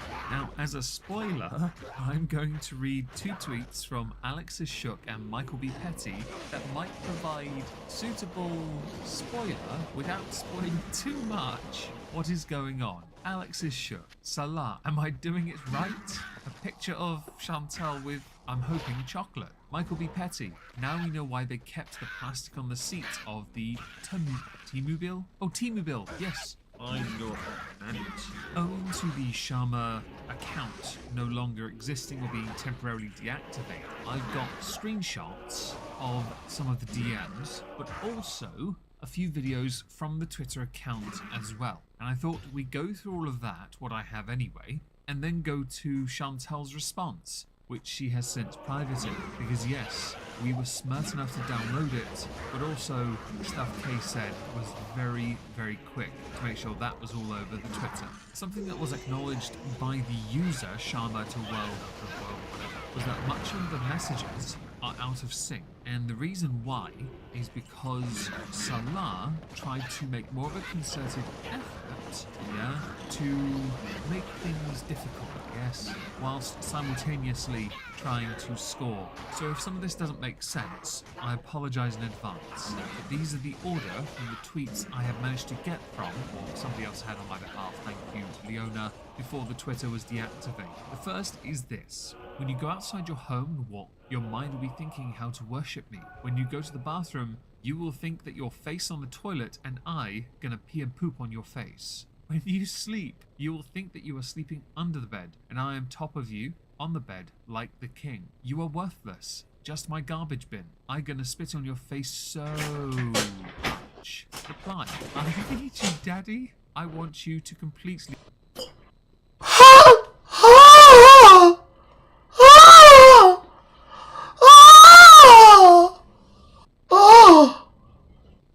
What did I just hear? What's that, scat fetishism?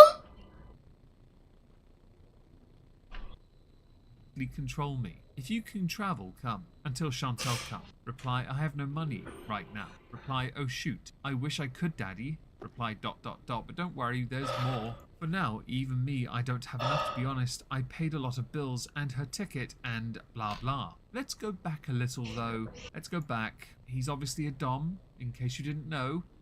The poop thing, that's an interesting metaphor. Yes.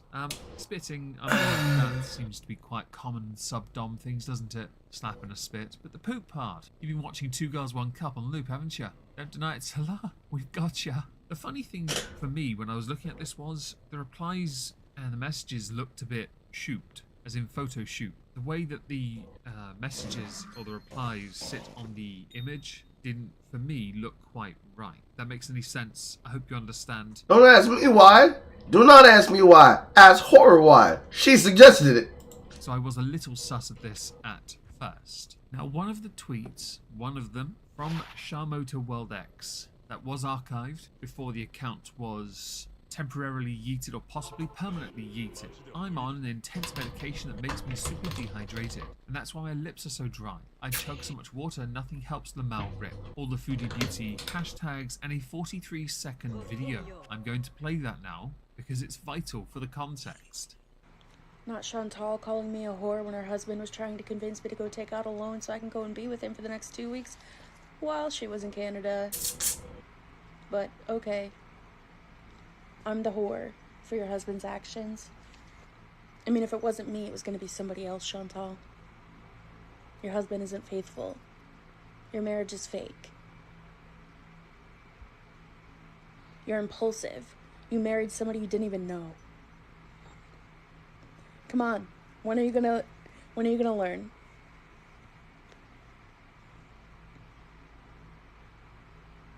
Also, not Chantal calling me ugly.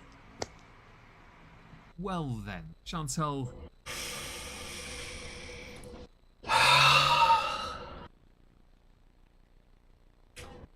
I am in pain. I am in severe mental dire straits. Why would you do this to us?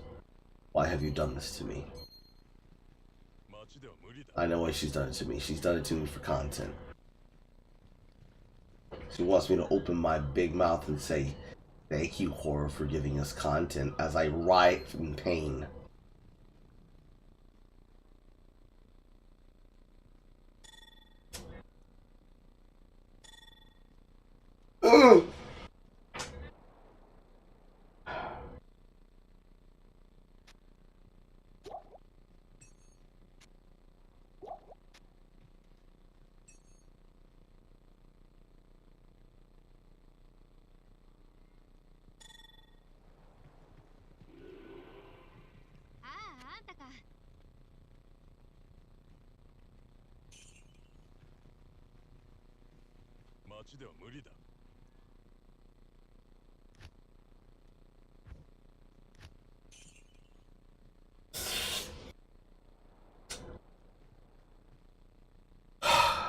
Back into the pain.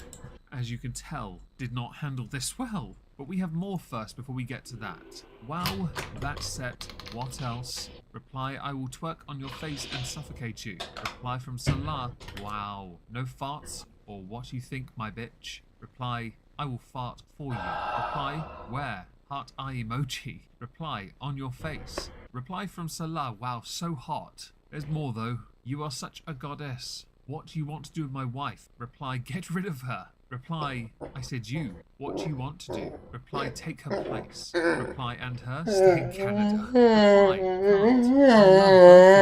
Reply gives the impression that Salah would like to make this a throuple. Do you perhaps want to have Charmotor World X? Maybe give Chantel Fupa a little attention, perhaps? Replies from Salah. There was an audio message. We don't have that just yet, but we'll get to that. Don't you worry. We have some words here. Betch, whore, slave, audio, swallow, betch, whore, betch, sloot, mother effer, son of a betch. Reply, my God, Salah, I am worthless. Reply, yes you are. Wait, where is your ass? I must lick it now before I poop on you. The number 2 thing, moment, is a real, well, I was going to say eye-opener, but I don't know if you want your eye-opener when the gates of that chocolate starfish open. Reply, right here. Salah, just say a full sentence. You betch boring, make me hot, WTF, twerk on my face, quickly. We have another video. I'm gonna play that because that has messages and yes. I am desperately trying not to cry with laughter here. I really am. But truth be told, now being fully aware. Is it funny? Yeah. Am I still suffering? Yeah. Really something. It really gets you thinking. Yeah.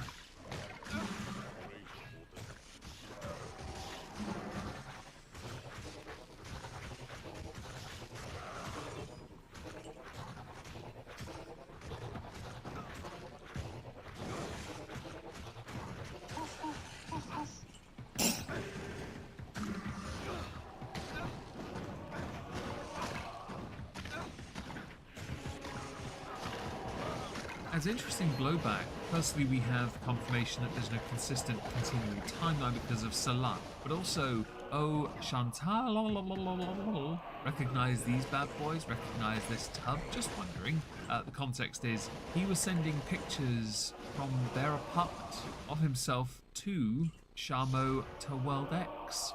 Well then. Chantal responded to all of this as it transpired, as it happened even, by doing a 47-minute stream, simply titled, I hate men, I'm done. It has since been deleted from her channel, but Stuff K said tweeted it out. And so we're now going to have a look at a bit of that. Because the acting on this one is peak, quite frankly. It's quite convincing. If a sarcasm sign was required for any of that, I am not giving it to you. Get over yourself. We're talking about a bloke who likes to poop on others and be farted on. What you've been waiting for all your lives.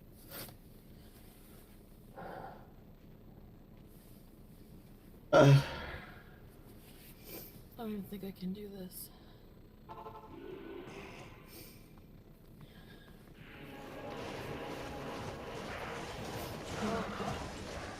It's over.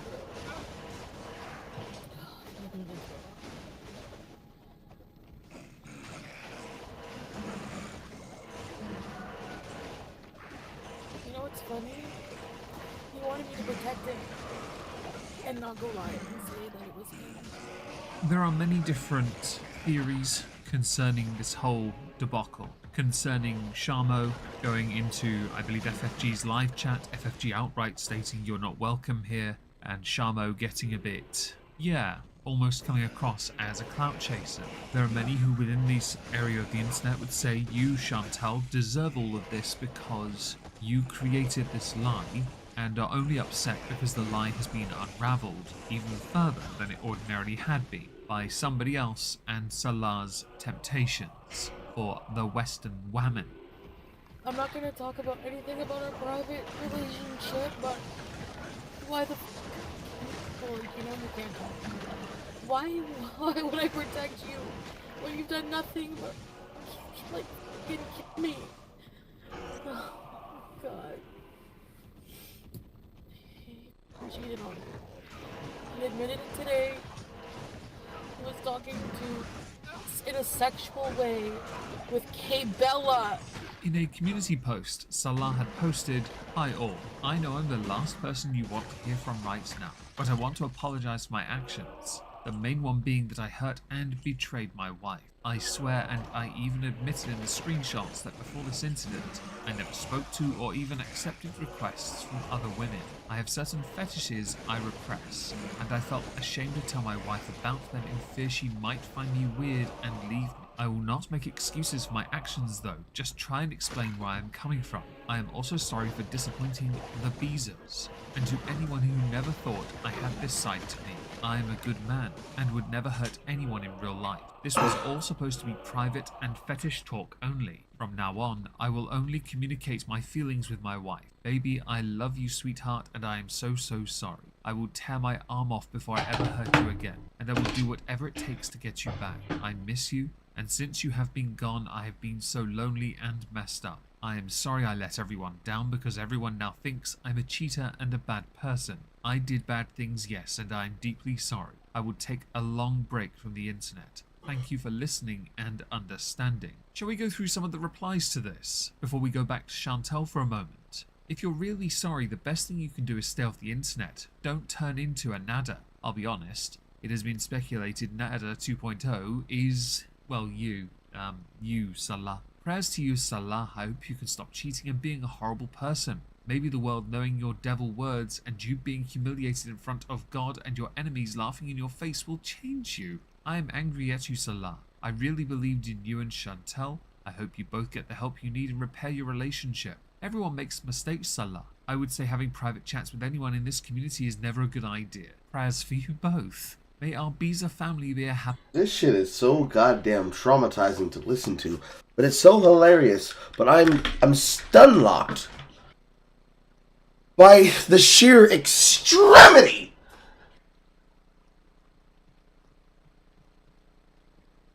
I need food. I need food to eat. What the?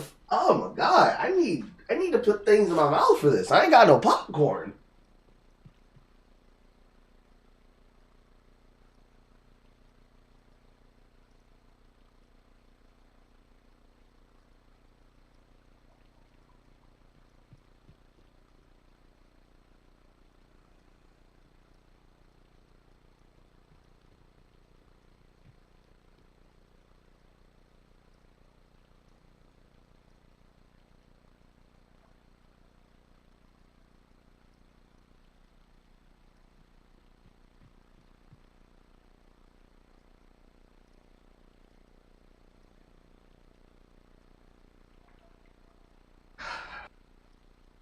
See, I need to put my shoes on because I gotta go to the outside refrigerator.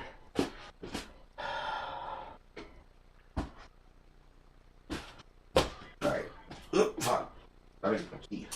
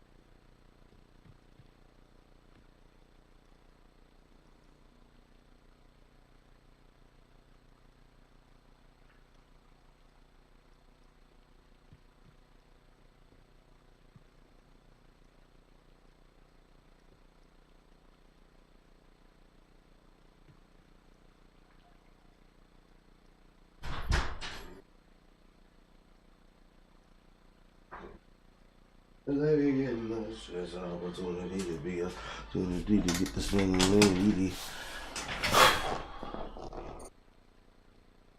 She just called me.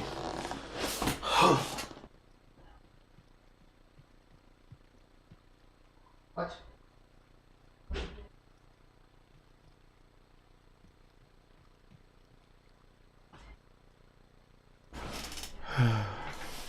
Oh.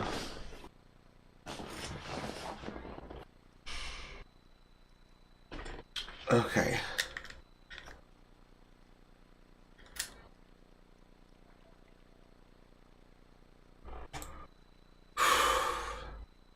What's up in the chat? They've been pretending for a year. Everyone speculates the validity of the relationship. She leaves Kuwait to be proper care for diabetes. It all comes out.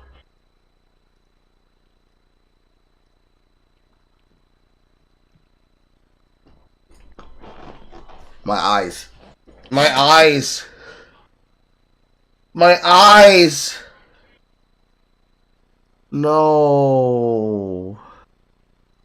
No. No. No. No. No. No. Why did I... Why? Why did you do this to me?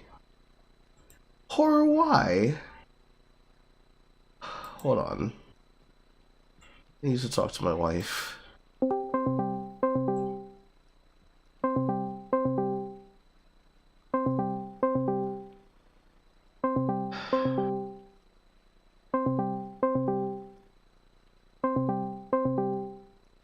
From a BI server? What's a BI server?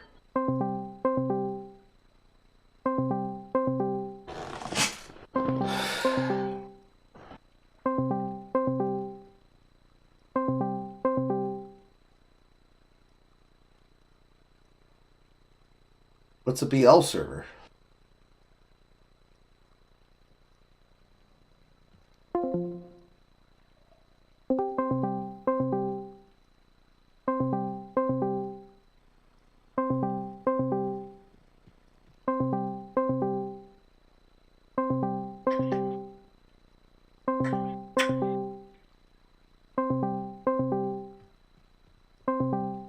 Boys love?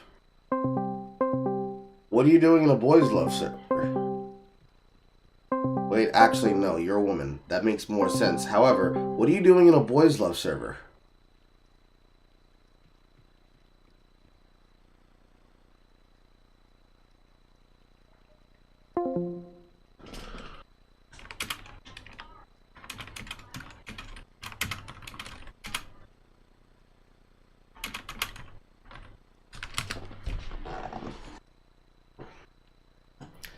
I'll retry calling her in a bit.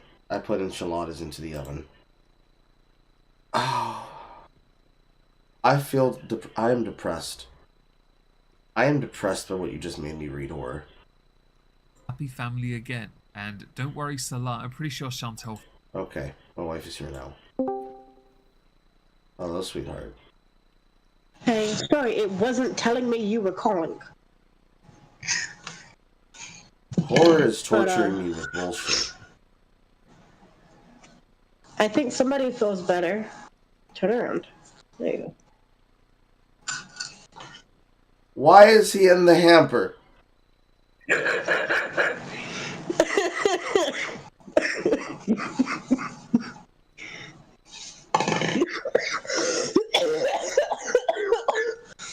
Zulu Daddy asked you a question.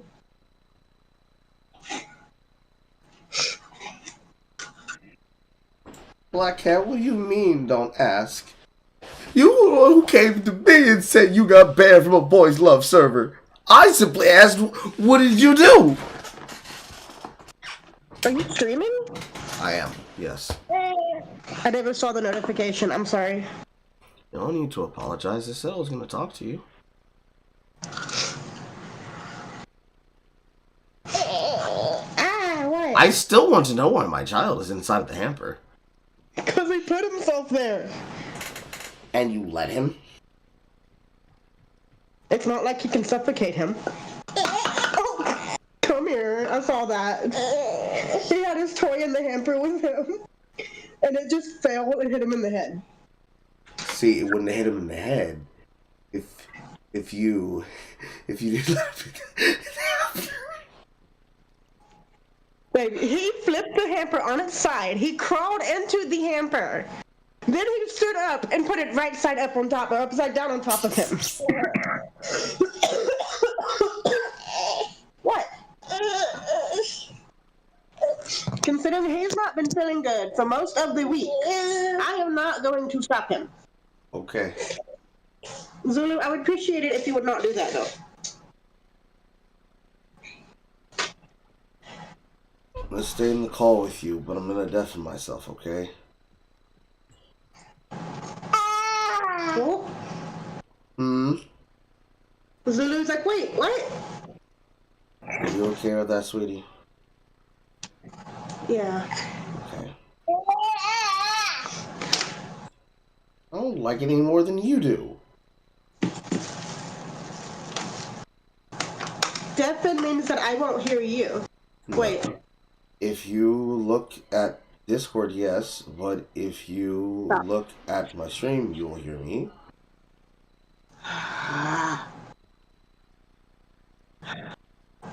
Making me do so much work early in the morning. You could go watch me on the big screen in the living room. I gotta get ready for work, so no, I can't. Okay. I love you. Son, you're preventing my wife from saying it back. I love you.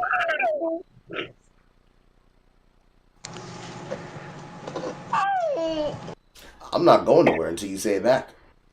I love you too. Okay.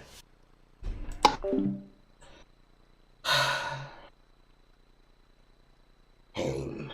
Forgive you soon, you're just a man after all. She needs to understand that. This one's called foreshadowing. Yes, we'll get to why in a moment. Let's just play a little bit more of that video, that stream even, before we continue this story. He's mad that I'm outing him.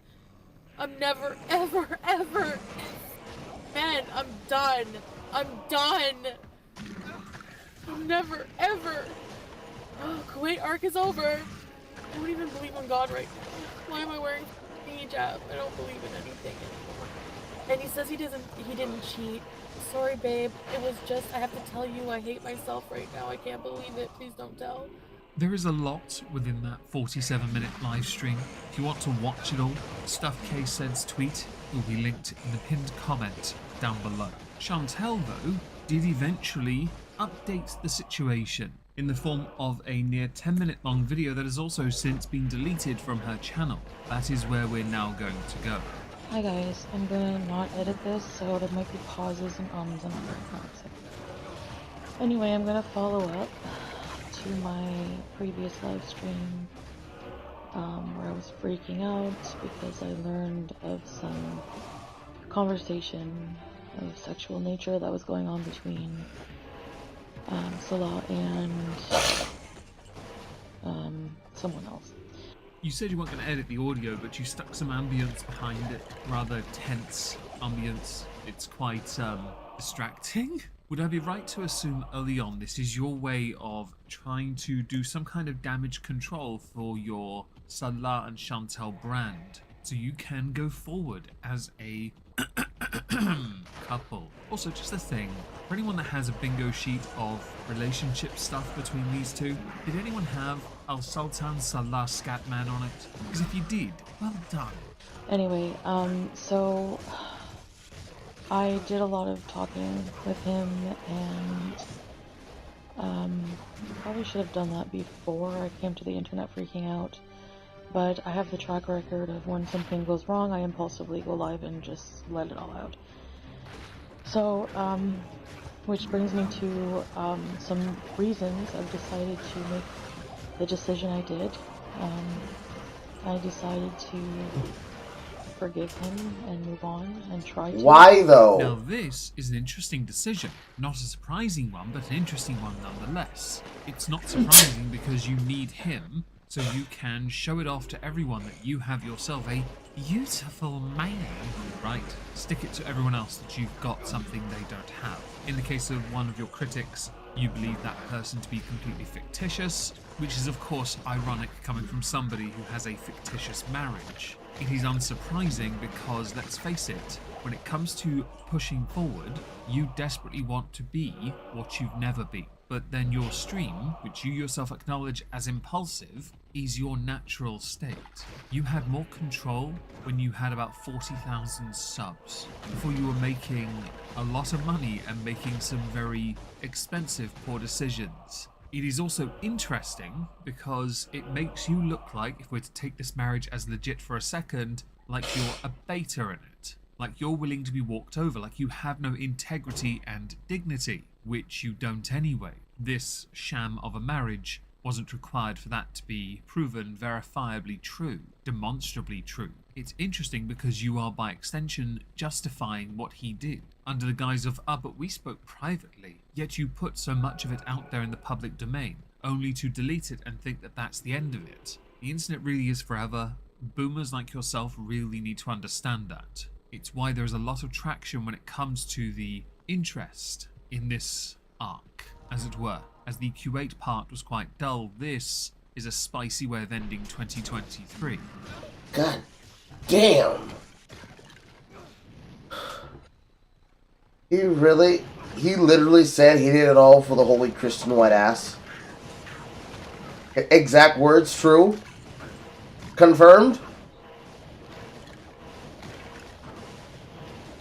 I feel like it's not real, but because you're saying that it's true, I have to believe it.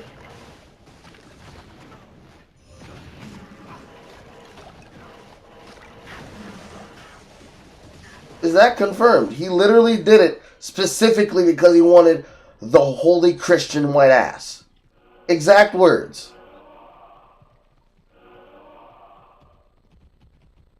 It's real.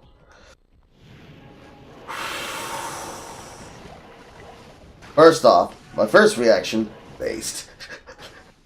My second reaction, based in shit!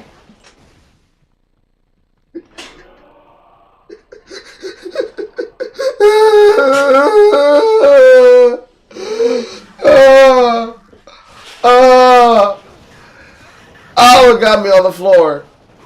Oh, my legs don't work. I can't stand up.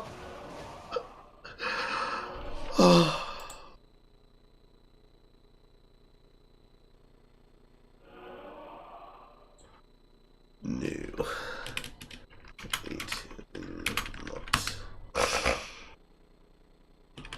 I can still see you. I can still see you. Aww.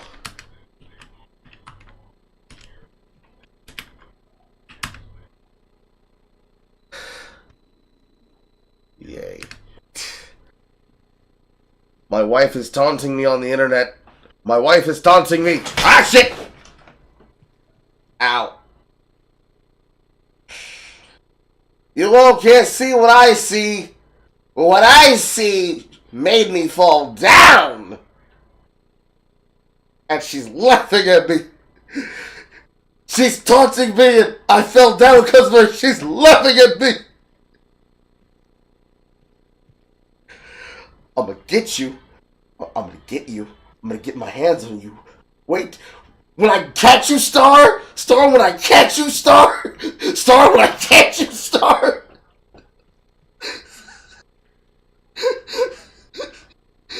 Anyways. Ouch. Ah. I found my memory boards.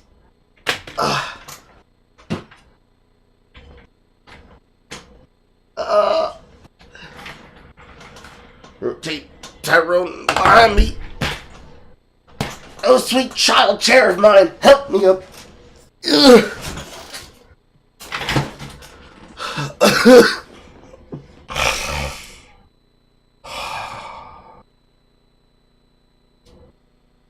No, not memory. Emery. Nailed. Ah, fuck. Nail boards. I found my nail boards. Now I can groom my nails again. I was not on my knees. I was on my ass.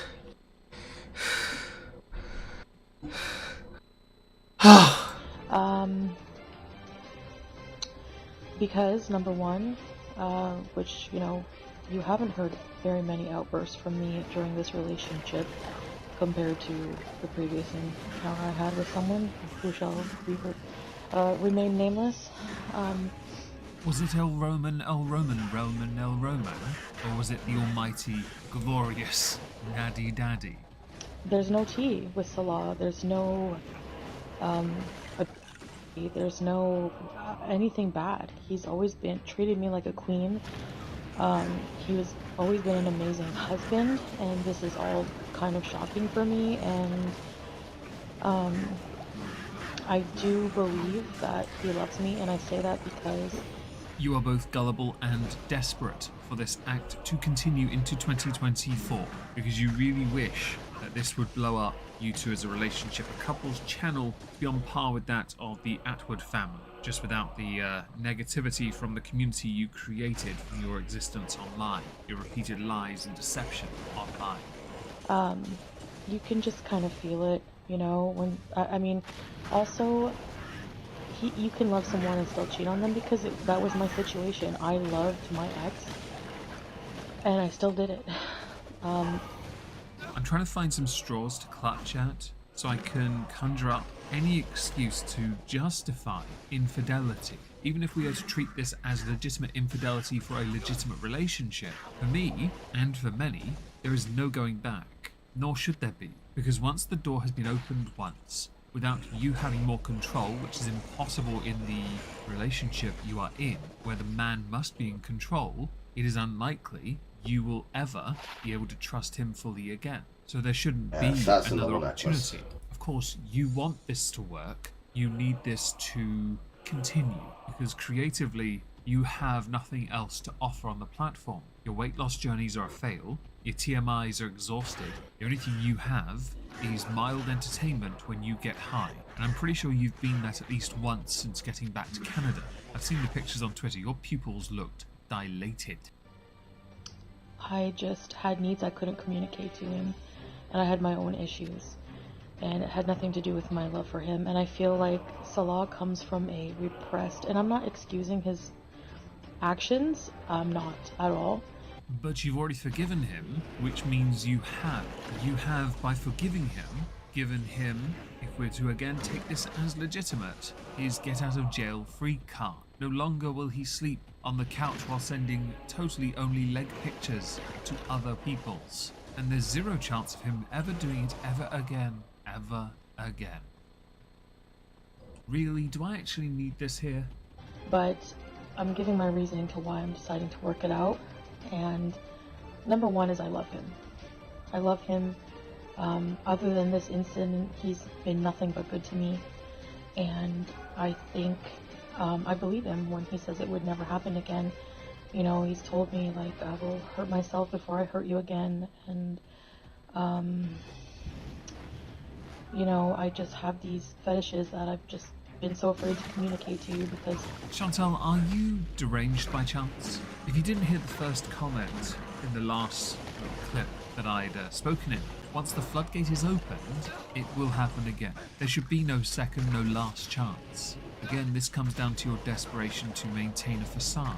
Everyone can see through that. You don't have to be a part of this community, part of world, to be able to tell that. You don't need to be a psychiatrist. It is fairly obvious because dynamics of relationships, differing cultures and belief systems are quite important to this. It's fairly self-explanatory that you intentionally act dumb because of, again, maintaining the facade. I'm not convinced he wrote that community post, by the way. It was better than those DMs. You're my wife, and I feel ashamed of that. And I'm like, you can come to me, you know, like, I can't promise I can do everything, but it's very private and embarrassing. One of the very first stories I ever remember you telling us was a story of being with a partner who you felt and realized was removing dingleberries from you. If you've been a part of this long enough, you'll know exactly what I'm referring to, and it's in the very first Content Constable I did on you, because it was a reaction from Michael B. Petty that I used in the clips of it. If this man knows anything about your past that you claim he does, he would know things like this. So what is it actually about, Chantal? Hello, Speckles, can I help you? You're very weirdly, like, nasally meow. You've got your claw stuck in my gel mat. Yep, you've got it stuck. Ah, yep, okay. You got it off eventually. You know, as for, fetishes go, it doesn't mean you're a bad person if you have fetishes. No matter how, even grape ones. I mean, some people like that. Like, if you look at the screenshots, this person came... I mean, I suppose you could say that, but I'm pretty sure there's a bit of a concern that if my partner were to be having, we're not a pussy here, we're gonna say it, rape fantasies with other people, Carl might end up on the 6 o'clock news. Mm-hmm.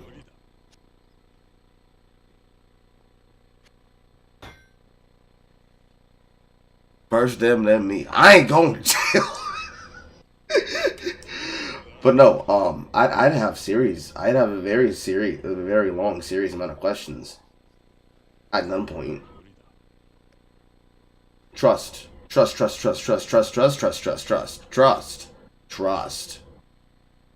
just the normal reaction. That'd be the normal reaction for any person who would see that and hear that. Simply because that is the normal reaction a person should have. The what?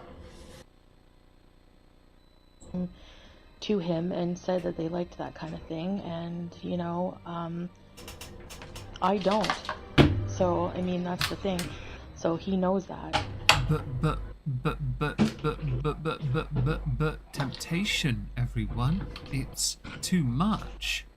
I think also it doesn't make him a bad person to have fetishes. He's never me or even alert to any of this in private life, which is why it's so out of left field for me. Or it doesn't even seem like my Salah, you know. But he's obviously been hiding a side of, you know, desire that he just doesn't, he can't help it. The desire, the desire for you to shit on him. He's been hiding the desire. He's been slowly eyeing your backside ever so long. You thought it's like, it's because he loves my dumpy. But no, he loves your dump. Stop it, Carl! Stop it! Carl, no!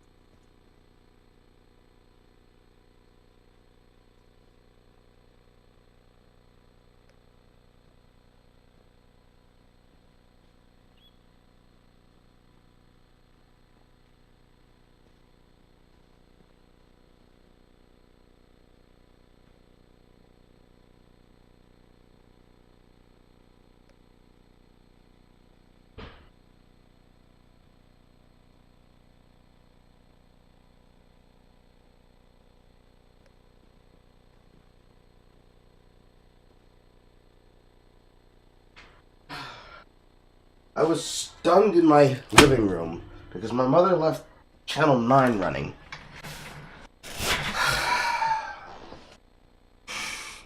And I saw a fat gay furry on Let's Make a Deal. And my brain's just overloaded with so much cringe. I just couldn't handle what I saw. Obese furry in the suit. No, I'm not cutting the stream if it's too much. I'm gonna soldier through it. I will not let horror win. Meow. Yeah, you should go kitty kitty. Here you are. That there is you justifying his infidelity. If we are again to take this as legitimate. Chantal, do try and pay attention here.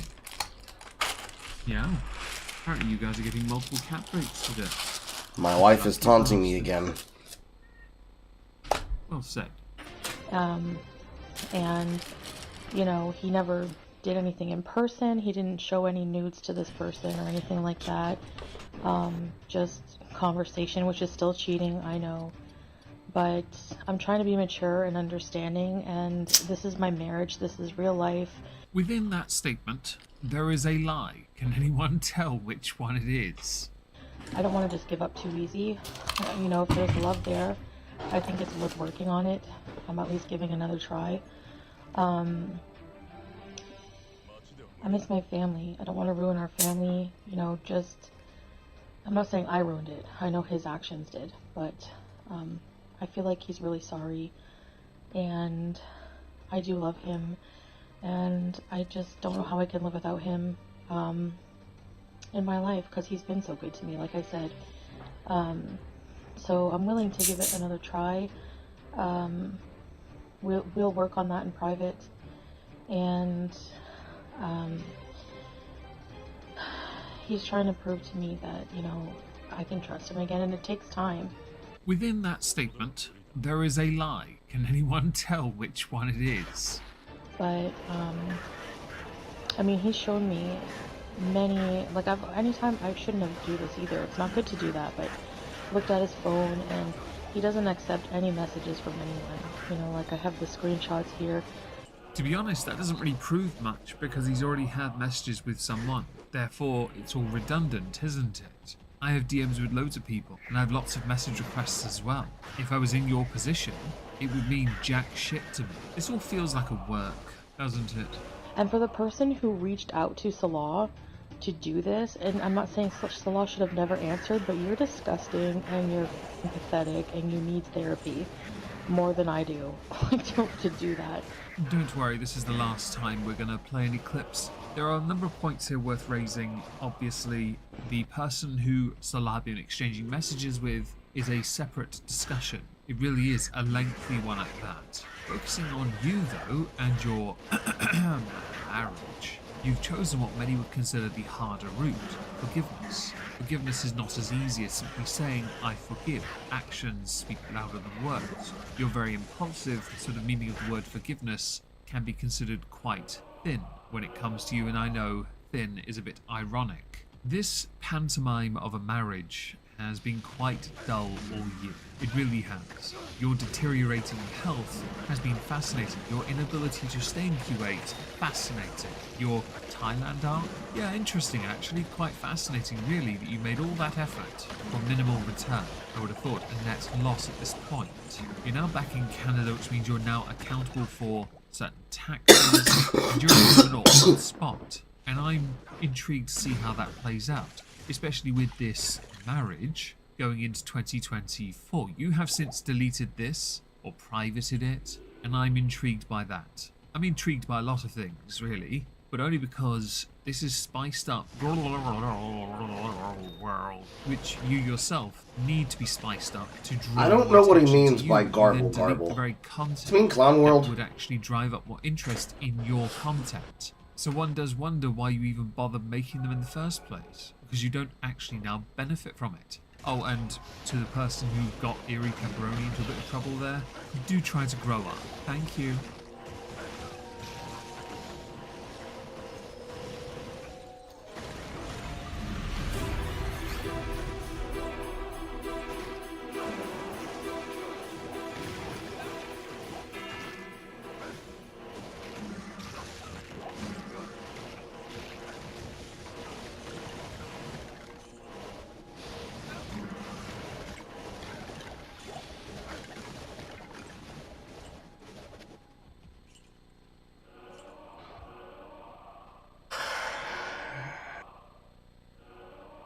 She said, "Get used to being taunted. I will taunt you for the rest of your life."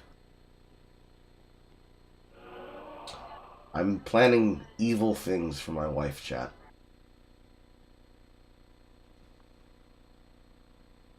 I'm going to start with tickling her. Non-stop.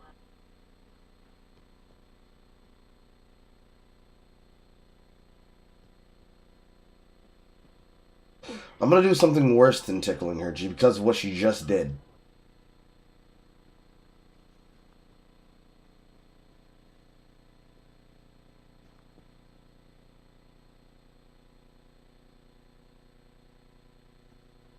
I like that she's wearing the top that I like. I don't like that she's doing that again. I'm going to do something even worse than what I just thought of beforehand.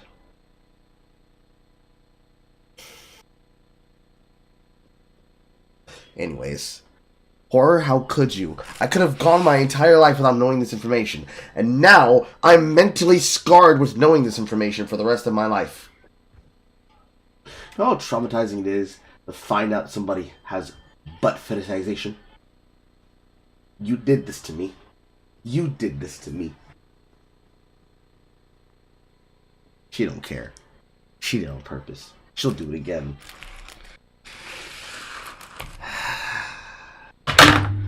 Getting taunted by my wife with one hand, being made to consume cringe on the other. Whoa, I'm DeCarl! I can't hit the desk that hard. I might fuck up my HDMI cord again.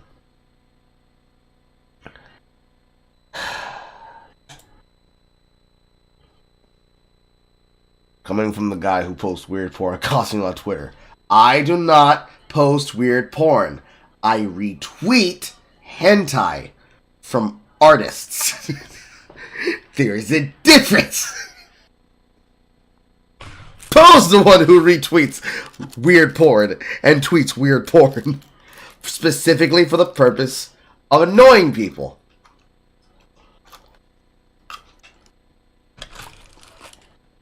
Oh, Garl World, Amberlyn Reed, Hootie Booty, other feeder channels. I see. I understand.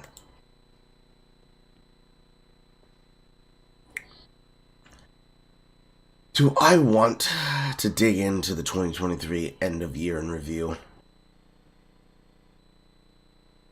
I feel like I shouldn't. I feel like I'll hurt myself. I'll feel like I'll be physically hurting myself.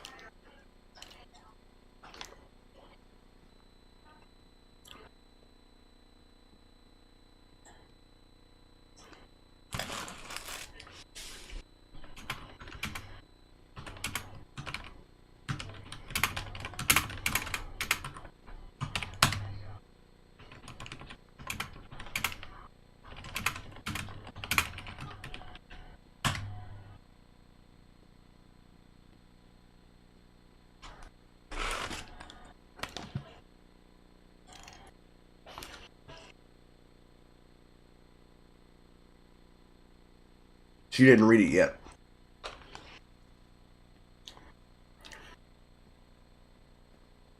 She still hasn't read it yet. Now she read it.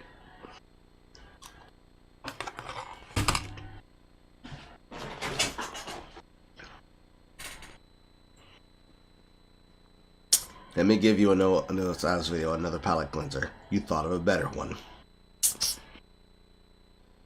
Second account, Carl. What do you mean second account?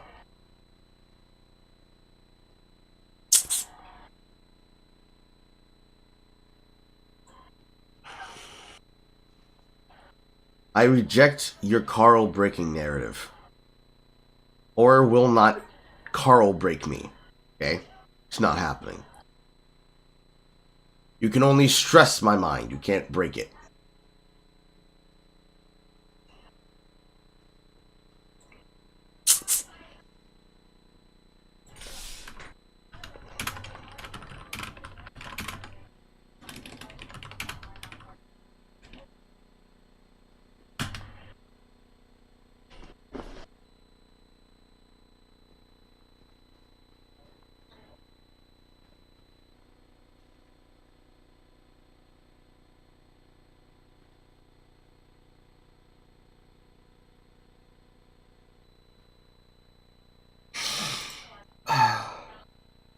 PlayStation fanboys blame Xbox for the mid-state of play.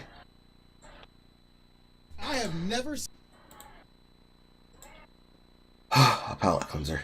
seen this much salt in my life. This is just unbelievable. Why is there so much? This doesn't make any sense whatsoever. Wait. Hold on.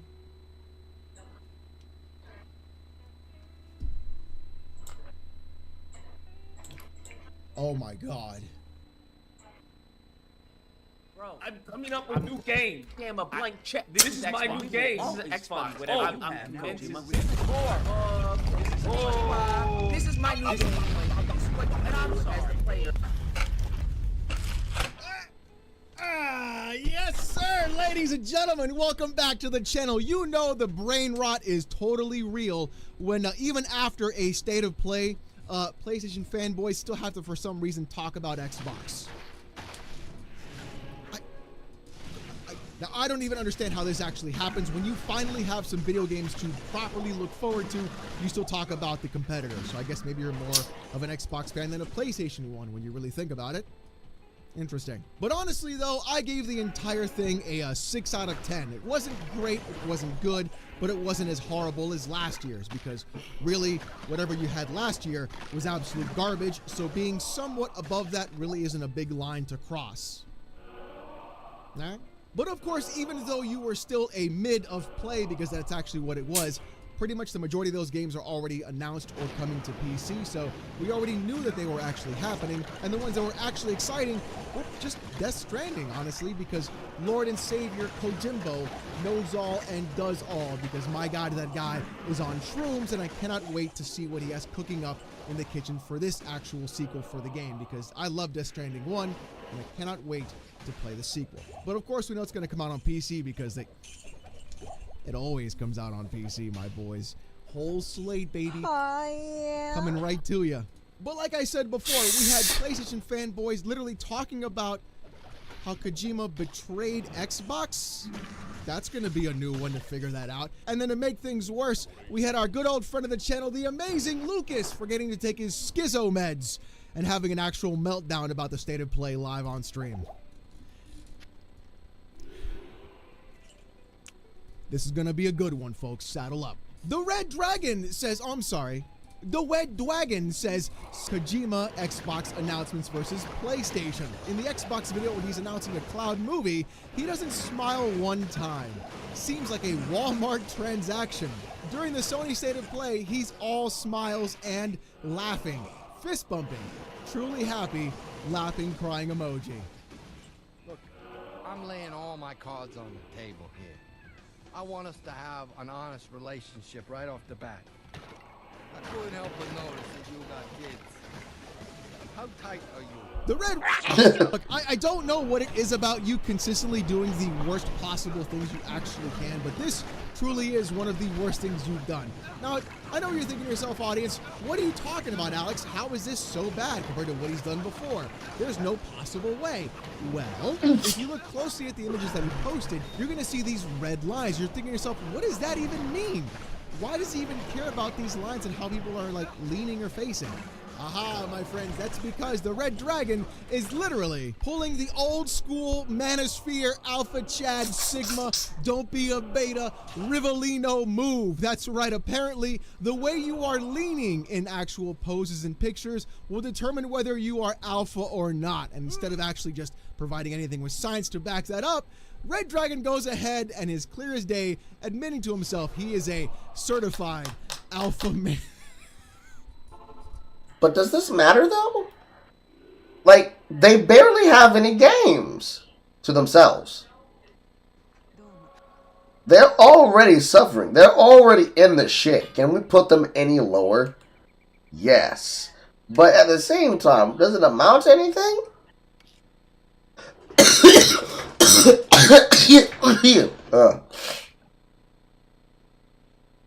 Can we really put them any lower in the ground than they already are? Can we really? Should we?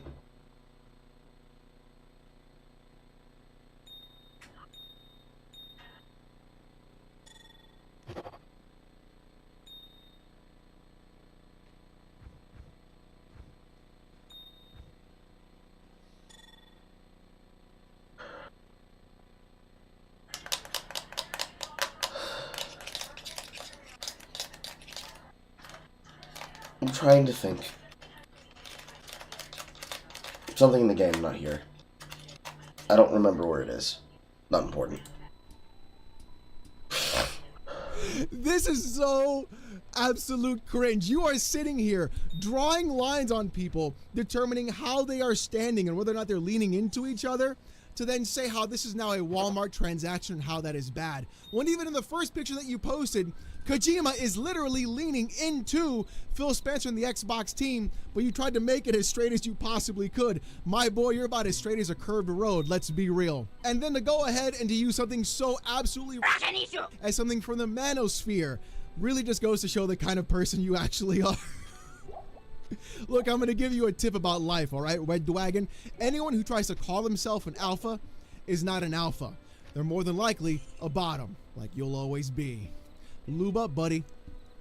Daddy's coming home. Unleashed says, and just like that...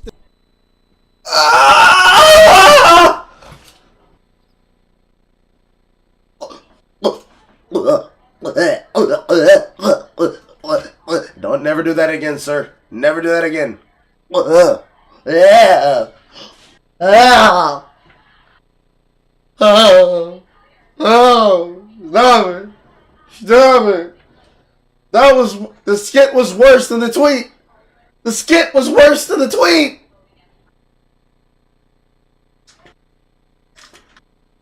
Also, why am I sliding out of my chair more? Tyrone, you're supposed to hold my fat ass. What's wrong with you, girl? The state of play. I mean, I suppose they're dudes and dad jokes. It didn't land well with me. I did not enjoy that joke. It has decimated the developer direct. PlayStation continues to slay. Fire emoji ×3. This is so weird. I think I'm actually done being horny. Oh, wait. No, we're not. No, we are not. Yeah. Oh, yeah. Oh, here we go again.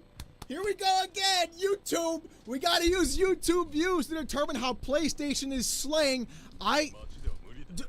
You keep doing this to yourself every single time. Why do you constantly care about how many views a video gets or something else gets? We all know PlayStation is the more popular console out right now. But the funniest thing about all this is none of that actually matters. It doesn't matter in the grand scheme of things. Talking about YouTube views, about who got more views in which state of player direct, really does nothing in the actual scheme, because all this does is prove that you have literally no life, no girlfriend, no job, no future prospects, and you are in fact a NEET. And if you don't know what a NEET is, you should absolutely look it up, because that is exactly what you are. And the crazier part about this is the amount of people that actually like this tweet in agreement with you. Look, you and your friends hanging around in a circle over a cracker, staring it down profusely while you're trying to actually focus as hard as you possibly can. Some of you will get that joke, some of you won't. It's perfectly okay. Look up soggy biscuit in the Urban Dictionary. You might learn something. Well, maybe one day figure out who gets the actual dose of protein. But for right now, it's definitely going to be you at the end, because from what I'm seeing, the only thing you care about is trying to suck off your friend with both hands on each side, because hopefully at some point you'll get some sort of recognition in your life because your father didn't hug you enough. M tweets out a video, but before that he says hashtag state of play, hashtag stellar blade, hashtag Death Stranding 2, hashtag PlayStation, hashtag PlayStation Studios. Let's see what M had to say. Hey PlayStation, I just want to say, all sins forgiven. You did good. Oh my absolute Christ. I have never seen anybody gargle balls better than you have, my boy. Remy LaCroix is literally blushing at the amount of balls you can fit in your mouth in one fell swoop. How do you do it? How do you fit so many balls in those cheeks at once? To sit there and say, PlayStation, all sins are forgiven, as if they've ever sinned in your book in the first place. You're the same exact guy who's been complaining about Helldivers going to PC, and then the fact that you turn around and have an actual PC. So really, none of it would have affected you in the first place. Don't think I forgot. My mind's like a steel trap. I'm autistic. It's great. But to sit here and to do all these hashtags as if daddy's gonna notice you. Papa Herman, please notice me. I'm gonna forgive all your sins. You're the best, baby. To go over an absolute mid showing about video games when they're all mostly third party. And on top of that, they're all basically coming to PC. To turn around and say, oh, sin, you're forgiven. As if you're like that guy on Twitter or TikTok who's been like blessing the sins of people online and they've just been making memes out of them. You're not that guy, my boy. Just put down the phone, take a rest, go outside, touch grass. Fuck grass. I don't care what you do, just get off the internet. Jesus Christ. 8Gers says immediately after that state of play, I have absolutely no need for this trash anymore. Hashtag Xbox, hashtag PlayStation, hashtag Nintendo, hashtag state of play. And then 8Gers neatly, quietly places his Xbox Series X on top of empty plastic bottles in a clean trash bag inside of his house. I absolutely love how you sat there, unplugged your console, found the cleanest trash can you could possibly find, and then gently placed it inside of your trash can on top of clean plastic bottles as if nobody would actually notice you're doing this for internet clout. To sit there and do this is honestly the most cringe thing you possibly could ever muster. Because one, if you didn't like Xbox, why'd you buy an Xbox Series X? Which is honestly the really funny part about all of this. And two, to turn on and take this picture means you had to go back into your trash can and then pull your console back out, plug it back in, give it a little on the head and tell it it's sorry because you just wanted to get some internet points for that day. And the fact that people were like, yeah, bro, do it. You threw out a console on Twitter. Yay! You're so brave! Stunning and brave! Stunning and brave! You did it, folks! We got him! We got this one guy to act like a fucking moron on Twitter and softly put his Xbox into a trash bin to then take it back out after the photo. It never ends with these people. It never ends. And it's like they wonder why, like, oh, how come he's always making fun of us ponies? He's always making fun of because you act like this every single week. Hyped says Xbox gets experimental trash while PlayStation gets blockbuster Death Stranding 2 and new action espionage IP. Thanks, Kojima-san. First, now we're getting, oh, Xbox gets experimental trash. What do you think Death Stranding was, my boy? It was experimental trash. The majority of you guys hated that game for so very long until you found out that, oh, it's exclusive and it's got good graphics from Horizon. I can't wait to play it now. The second it went to PC, oh, that game's garbage. I don't want to play it anymore. So we know exactly how things are going to go with the second one right off the rip. Let's not say facts about this, okay?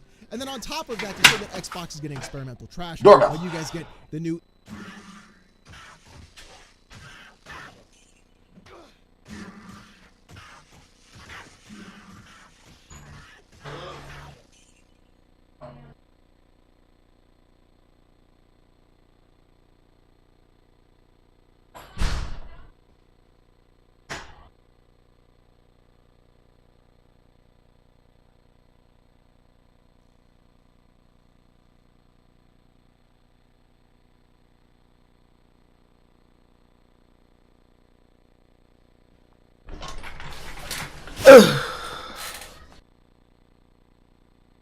Why is that so tender?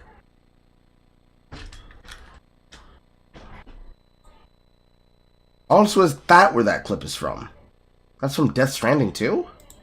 Espionage to play, getting, oh, Xbox gets experimental trash. What do you think Death Stranding was, my boy? It was experimental trash. The majority of you guys hated that game for so very long until you found out that, oh, it's exclusive and it's got good graphics from Horizon. I can't wait to play it now. The second it went to PC, oh, that game's garbage. I don't want to play it anymore. So we know exactly how things are going to go with the second one right off the rip. Let's not face facts about this, okay? And then on top of that, to say that Xbox is getting experimental trash while you guys get the new espionage action game, you do know it's going to be a movie, right? Like, it's literally going to be a movie. Did you forget that part where he's like, it's going to blur the lines between movie and game? Did you forget that? Did you not put those two things together? Did you decide to omit that part naturally on your own? Get ready to play more movie games, my boy! You're literally getting experimental trash. Every time. Japan hates Xbox, says Phil Spencer. Now I'm taunting my wife.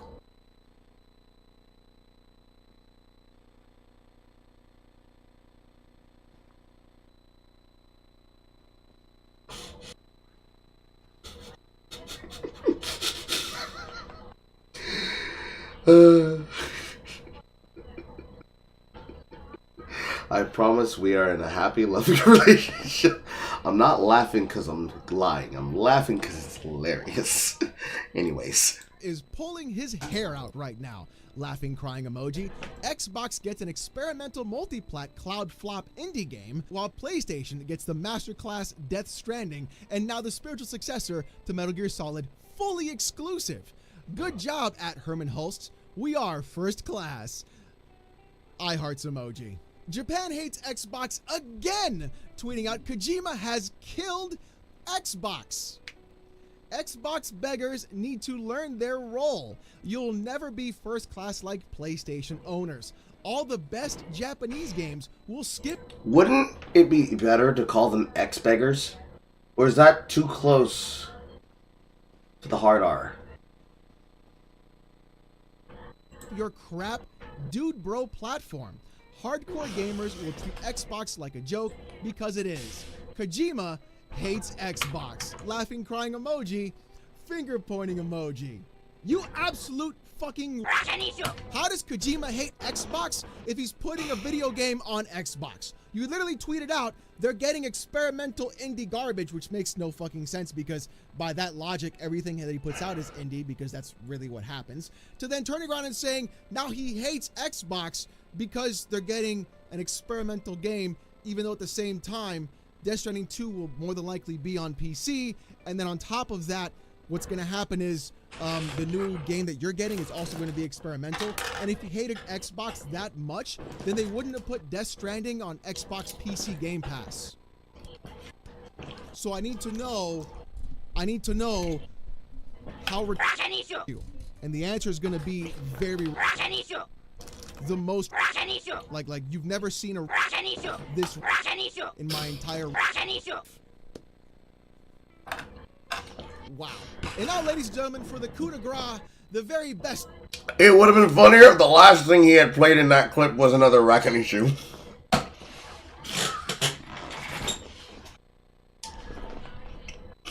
He's missing it.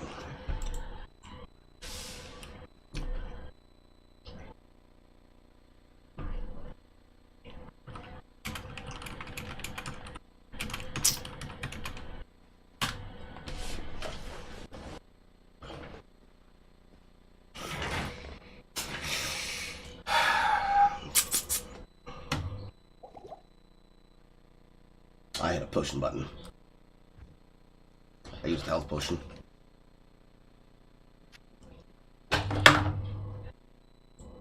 Of what we saw, here is Amazing Lucas losing his absolute freaking mind about the state of play.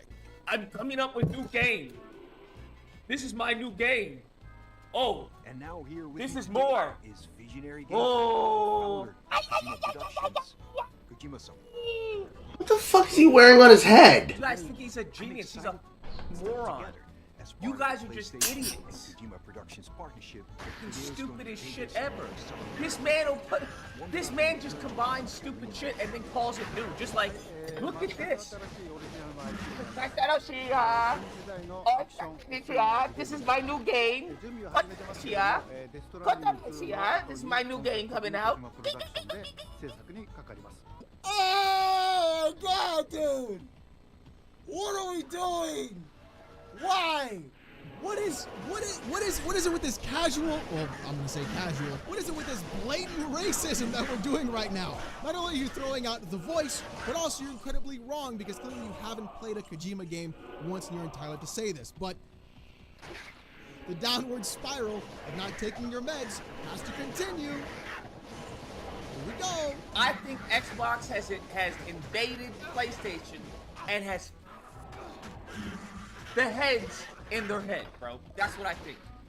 I think all the Xbox people have invaded PlayStation and have the creativity out of Sony. They have the creativity out of Sony. They're like, hey, we got a new fire that we want to create. We want to put out this. They're like, come, the creativity out of them. The creativity out of them.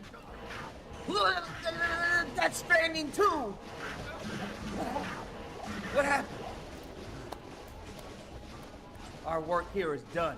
I love how it always comes down to this. And every time Sony does something really mid or bad or not even good at all, apparently it becomes Xbox's fault. Ah, yes. let's blame Xbox for what Sony has done and the games they decided to back and how they decided to put things together and the show that they wanted to do that has nothing to do with Xbox. So for some reason now, Xbox is the one causing all these issues at Sony.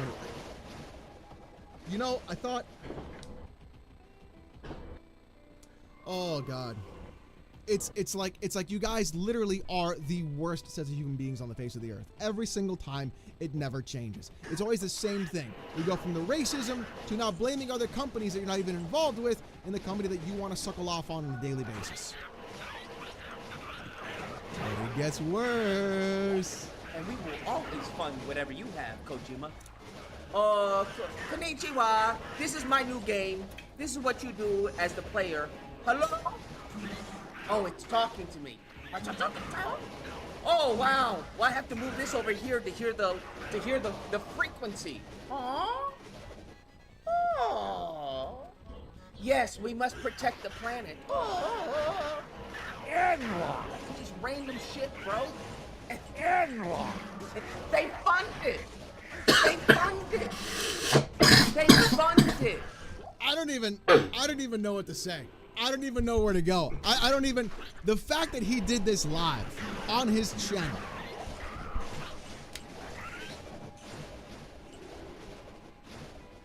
How?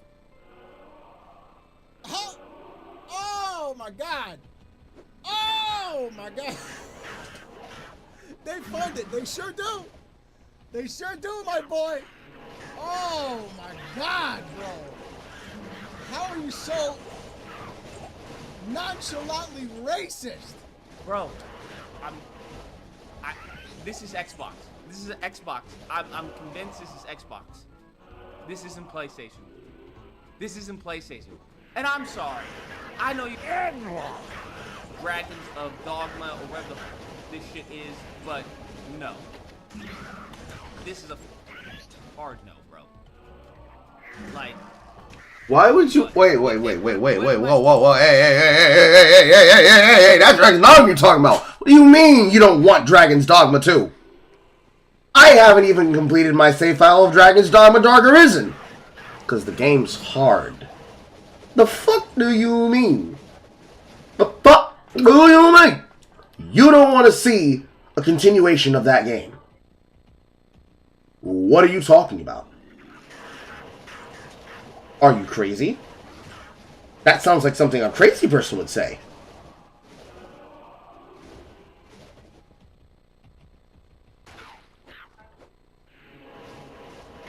Crazy.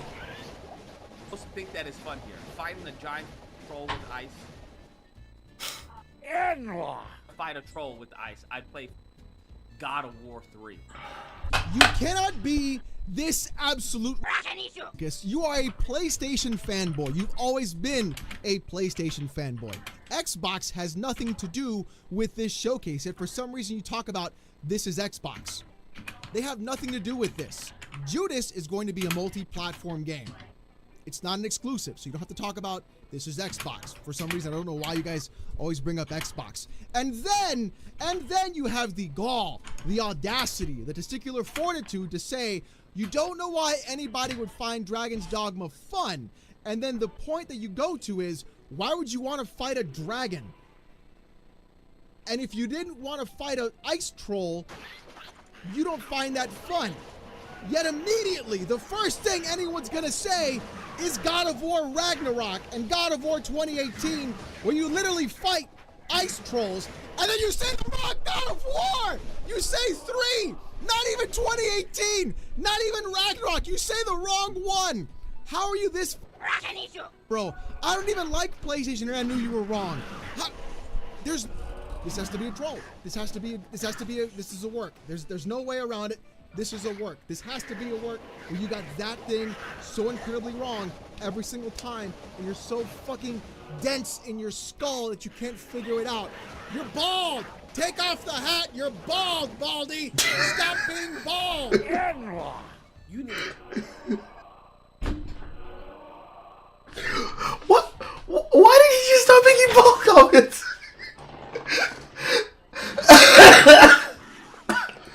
I find that so funny. Oh, fuck. Oh, I wish that passed for an argument on the internet. Just somebody starts saying something stupid. You're bold! Bold! Bold! Bold! Bold!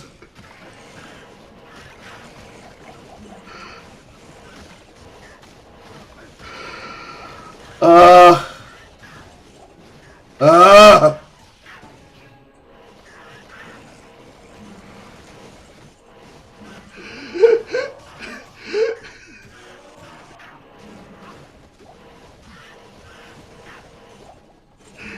It was like having a fight on the internet with fucking Joe Rogan. Just out of nowhere, he's like, well, come on, man, I'm gonna fight you in the ring. Come on, let's settle the differences. It's just bold, bold, bold, bold. Oh, it shouldn't be that funny, but it is.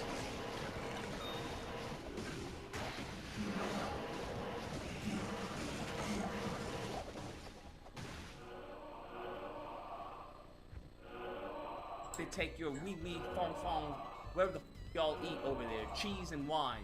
Get the out of the PlayStation, bro. Let some real OGs take the job, okay? I don't know where the you from, but you just look like you speak French. You need to get the out of here, bro.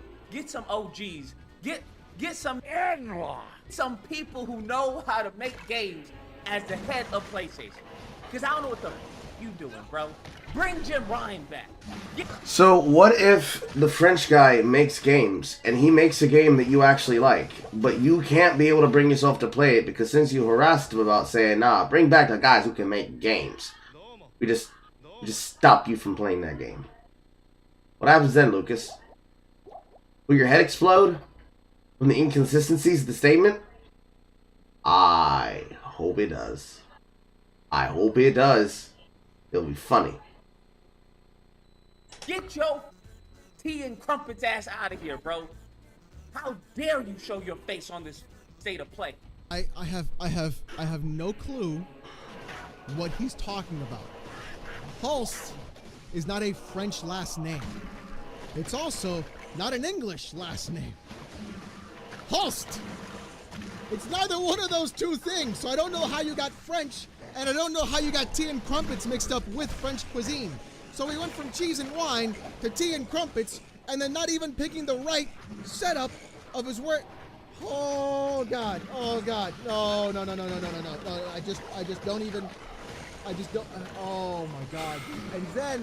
And then you want Jim Ryan back. You want Jim Ryan. Jim Ryan. That's the guy you want back. Jim Ryan, the guy who ruined PlayStation, who raised all the prices, who did everything he could to screw you at every opportunity. That's the guy you want back? The guy who literally raised the cost of the console, raised the... With the French, no offense, if a company works with them, they need to have a department for marketing. True. Because a lot of the problems with the marketing of French games is that you can go the way of Dead Cells, or you can go the way of Ubisoft. Quite frankly, even if we were to argue with Ubisoft when it's good, which would be Rayman Legends, and the beginnings of up to 3 of Assassin's Creed, Dead Cells, indie developer, hard as shit video game. Very punishing, but rewarding to those who have intelligence. Anything made by Ubisoft in current year, destruction of the brand. Everything is made for a modern audience. Super safe, no details, not rewarding.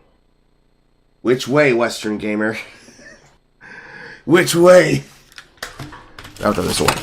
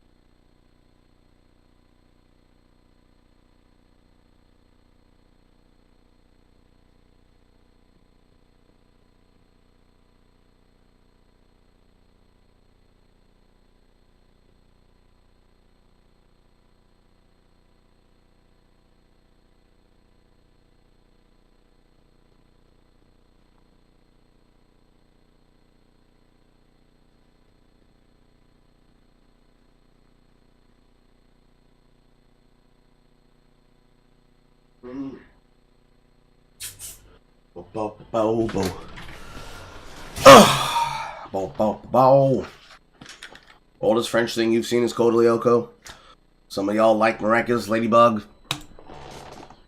Something I actually wish I had seen more of beforehand. Also, Good as Albrazon, you kept me alive. You really have no idea what you're gonna best get with the French. So you always have to pray and hope that whatever you get is good. So I learned to just fucking stick and pray. Because if I have to pick a person that I have to trust when it comes to, like, what I expect to be good, I'm definitely not trusting Ubisoft. Just on principle. I can't do it. Cannot do it. Can't. Cannot.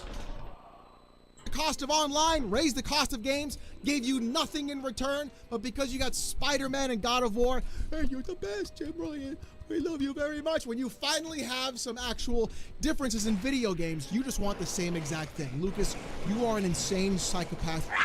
There's no way around it. There's no buts about it, my boy. You are an actual psychopath, and I hope that one day you get your meds, because clearly things are not going the way you want them to, and you are that angry about a state of play in video games, for Christ's sake. So ladies and gentlemen, like we say every single week, it never pays to be a fanboy, whether you're sucking off a corporation, trying to use manosphere claims inside of actual fanboy wars, which that explains a lot of how things actually operate now, doesn't it, really? And then going around and talking about how certain companies are dead, even though they're getting the same games from other companies and other publishers and other developers. Either way, it never pays to do that, because all you're doing is making yourself look like an actual clown and showing up here every single week in this content being made fun of and everybody laughing at you. Not laughing with you, or laughing at you. There's a very big difference. So as always, if you liked today's video, thank you. If you didn't like it, fuck you. If you want to see more of this kind of content, subscribe. We're getting close to 62,000 subs, and I just want to say thank you guys so absolutely very much. It really does mean a lot, because we are doing more PC port reviews, gaming news, Steam Deck videos, emulation content, and streams every Saturday night at 8:45 p.m. Eastern, where chat berates me with TTS for about 4.5 to 5 hours, and I get called bald, or furry, I have a foot fetish, and now, of course, I have a P.O. box where people send me things, so check that out as well. If you want emotes during those live streams and also access to the Discord, consider becoming a YouTube member. It's as low as $1. If you don't want to join that, that's perfectly cool. If you don't want to spend it, that's perfectly fine. Just come on down and hang out. You'll have a great time either way. With that being said, y'all, I want to say thank you guys so much for watching. Hope you have a great one, and I'll see you next time.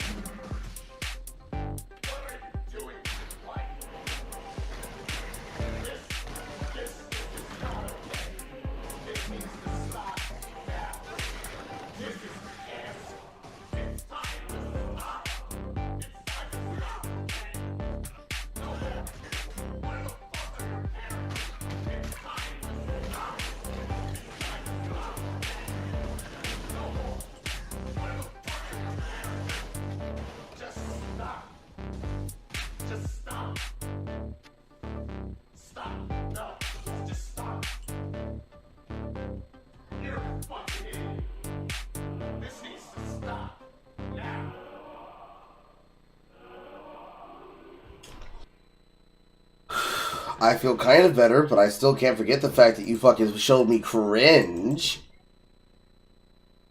I'm prepared for cringe. That's the worst part. I wasn't prepared for it. You just put it on me. Okay.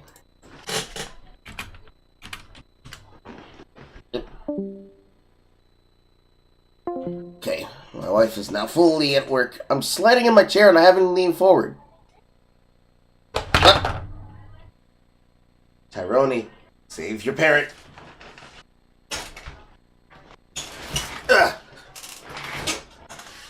Maybe it's my parrot. Maybe it's my pants. Anyways. What else you got? You can't break me. You can't break me. I am unbreakable. Bendable, but unbreakable. What else you got?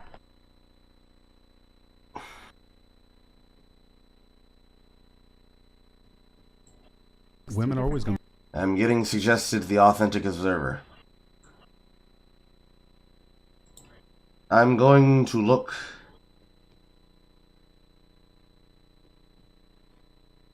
and see if I see something I want to click on.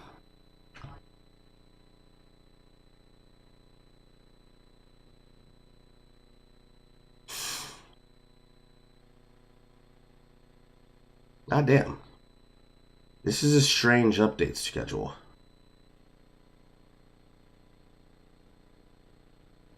It's like hour long, hours long, minute, 8 minutes, 4 minutes, 2 hours, 50 minutes, 5 minutes, 3 minutes, 5 minutes, 3 hours.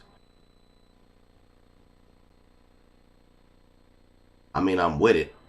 At the same time, I'm concerned. Because a lot of these are old pieces of news.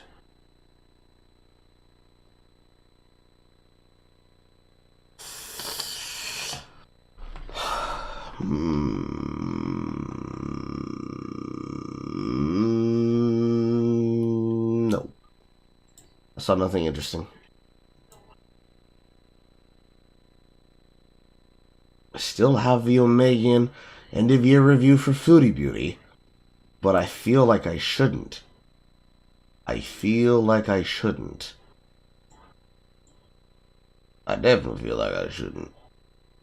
Especially if I care about my sanity.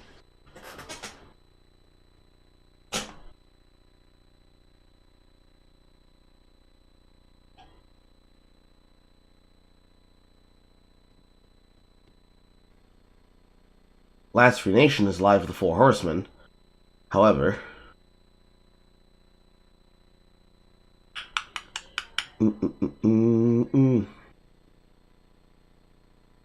and Gamers, Chud Logic, Onision, politics bullshit, don't care. How about I get some context on Foodie Beauty? Or do you have anything for context on Foodie Beauty? It'd be great if you have some context on Foodie Beauty. Because this is a new person to me. So I have no context. All I know is that you just put some scat in front of my face and say, "Here, Carl, eat it." I see videos from Perfectly Imperfect. I see videos from Megian.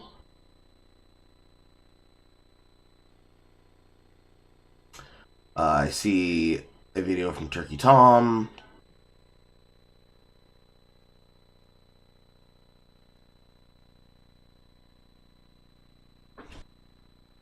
Is there a particular channel that you would suggest I look into?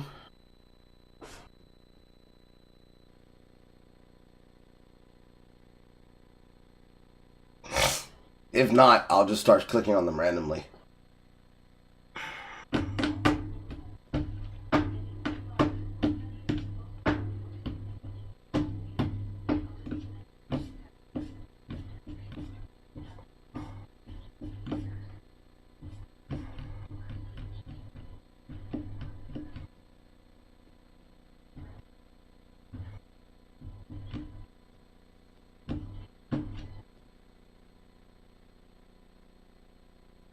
What are we talking about now? I was asking you if there was a particular channel that you would suggest for looking into Foodie Beauty, because I have no context to Foodie Beauty. I was looking through and calling out the names of channels that I see videos from.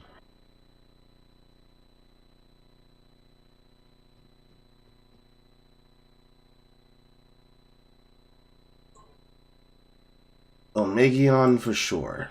Okay, I'm going to right-click this one from Turkey.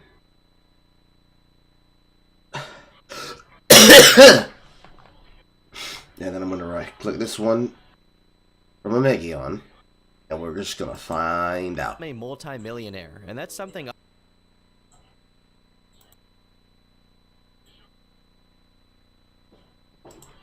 How low would you go to get rich? Everyone has a price for forsaking their dignity in order to acquire some cold, hard cash. But for a majority of people, that price is in the range of being set for life if it means irreversible humiliation. Figures in the ballpark of $10 to $20 million will make almost anyone do almost anything if it means they don't have to go back to their 9-to-5 wage cages, and this sentiment is largely shown on YouTube as well. Creators like Nikocado Avocado have inflated their body to elephant size by consuming dump truck portions of food, along with playing an over-exaggerated character that screams all the time in order to extract as much monetary gain as possible. And for the most part, it's worked out for him. Even if Nick isn't enviable in his physical appearance, he's still become a multi-millionaire, and that's something others have coveted and tried to replicate. Now imagine doing what Nick does, but the character is actually just your personality, without the money, fame, or any of the positive benefit at all. And you pretty much have the online career of Foodie Beauty, or Chantal, a fashion YouTuber turned lolcow, after her unintentional success from oversharing as she consumed lasagna.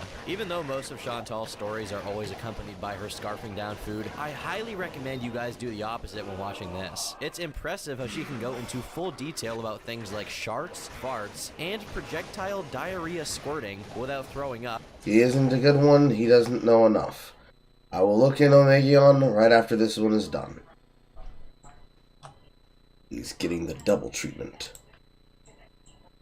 As she munches away. The barf goes projectile all over the wall. The poop goes all over the floor.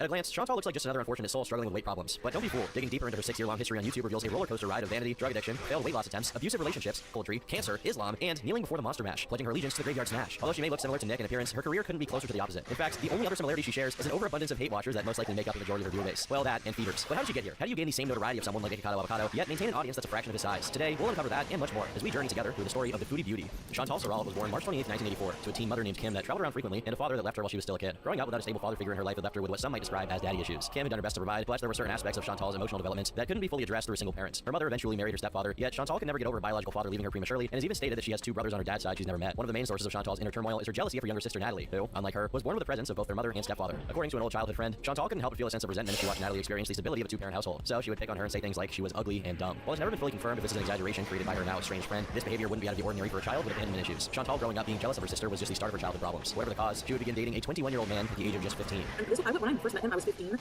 he was 21. Why? I mean, I was a mature younger person, but... No, you weren't! The guy she hooked up with was abusive and had a serious alcohol issue, but never has gone into specifics. Obviously, this was a predatory individual looking to manipulate her as a 15-year-old, but the way she talks about him almost sounds like just a bad boyfriend when it was clearly way worse. Horrifyingly, Chantal lost her virginity to this man and later elaborates that he actually had his own girlfriend with whom he had a child. To make matters worse, this other girlfriend had gone out of her way to confront a 15-year-old Chantal at school, threatening her with violence among other things. By now, Chantal was convinced that she was in love with this 21-year-old man, so she decided to continue screwing her boyfriend. Her words, not mine. This guy lied to me in and out, okay? I didn't know that this guy had a girlfriend who was pregnant with his child. A girlfriend who liked to fight, and she was older. She was in her mid-20s. This girl tried to make my life hell when she found out about me. Like, why didn't you attack him? Why me? I didn't know about him, you know? But at that point, I was already like living in love with him, and so I thought. And I was like, she was so mean about it that I was like, you know what? I'm gonna keep screwing your boyfriend. And I know that's bad. I would never do that now, but when you're young and dumb.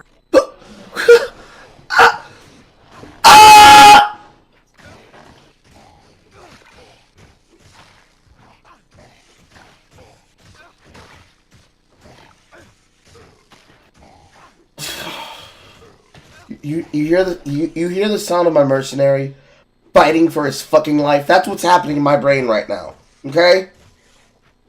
What do you mean you were mean to me, so I kept fucking him anyways? What kind of bullshit is that? Why? Why? Why? Why? Why?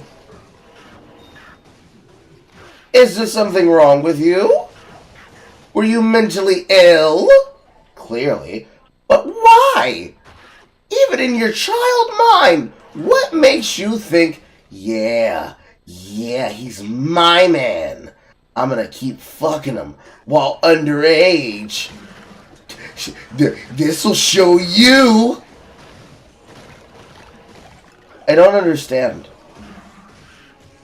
I don't understand. Right?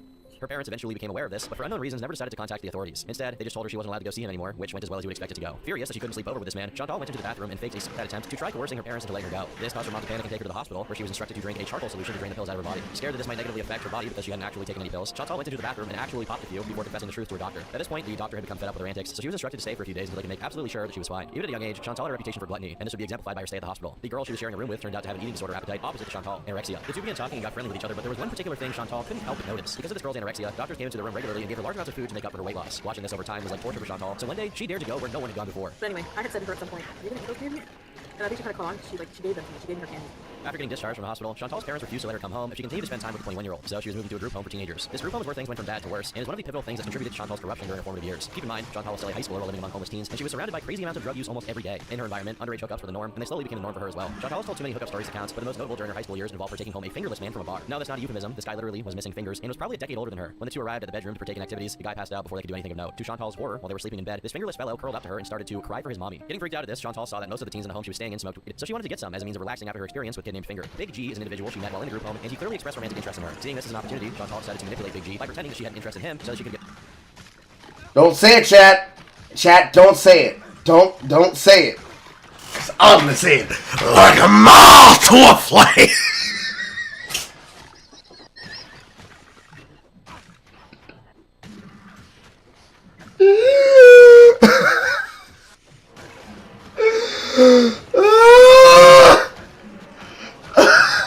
I am sick. I'm sick. This is too easy. No. How do people have lives like these? How do people have lives like these? I don't understand. What are y'all doing to piss off God? Was your bloodline one of the ones that betrayed Jesus? This sounds like my bloodline betrayed Jesus kind of shit. Tried to have sex with a fingerless man. Then you hook up with a fat man named Big G. What does G stand for? MSG? That wasn't funny, Carl. Don't you laugh at your own joke. Let me check my enchiladas again.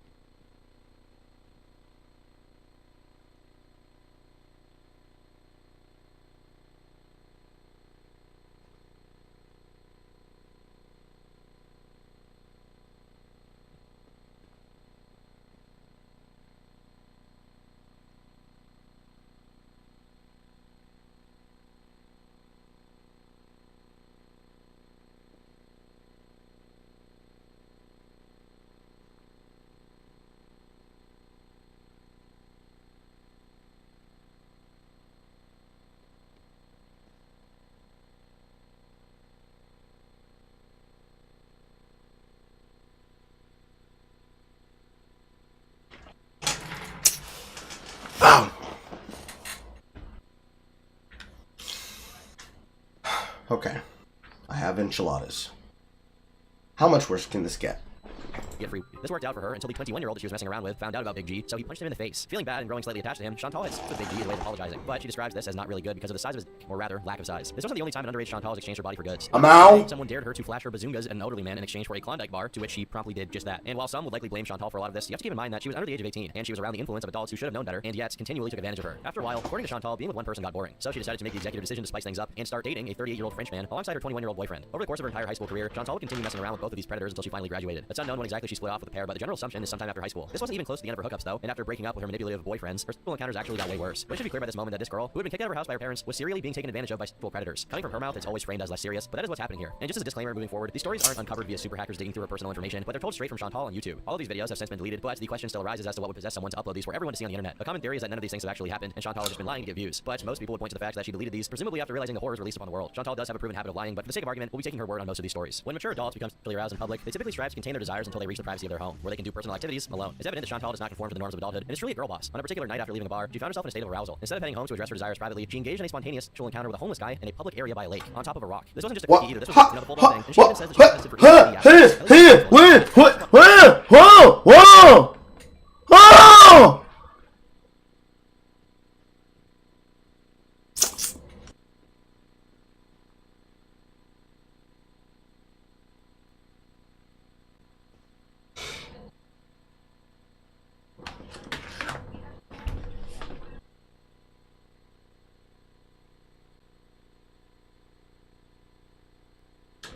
I have to ask myself if I have an appetite.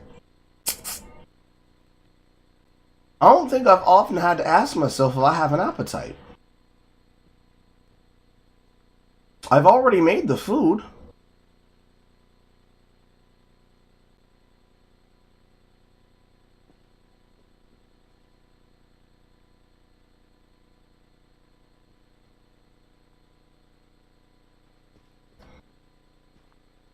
Sex with a homeless person. 'Cause you're horny and couldn't wait to go home.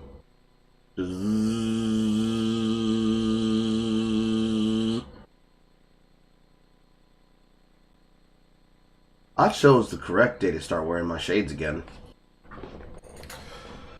On earlier, Chantal displayed a willingness to use her physical assets to attain her desires, particularly when it involved food. Getting to the point of desperation on one particular Whopper Wednesday, she called up one of her lovers and offered him foreplay in exchange for him bringing her a few burgers. To her dismay, the guy had tragically forgotten the zesty sauce for her onion rings, and she got so upset about this that she only allowed him one squeeze of her knockers. Probably the most infamous hookup Chantal has had is a threesome she tried organizing with a couple online. Chantal was an active user of IRC, an early form of internet communication, and often tried e-dating people on this platform. On one occasion, she encountered a couple and entertained the idea of threesome with them while deceptively concealing her true weight and identity. Chantal visited their apartment, hoping they wouldn't discern her real self. Inevitably, when the people eventually discovered that she was in fact catfishing them, they opted not to proceed with their planned encounter, leading Chantal to spend the night on their couch. The next morning, she woke up with a nauseous feeling in her stomach and sprinted for the bathroom. Kneeling down by the toilet ready to blow, Chantal erupted from both ends in a double stream of puke and diarrhea splashing all over the bathroom. The walls were painted green and the floor was painted brown. After turning this poor couple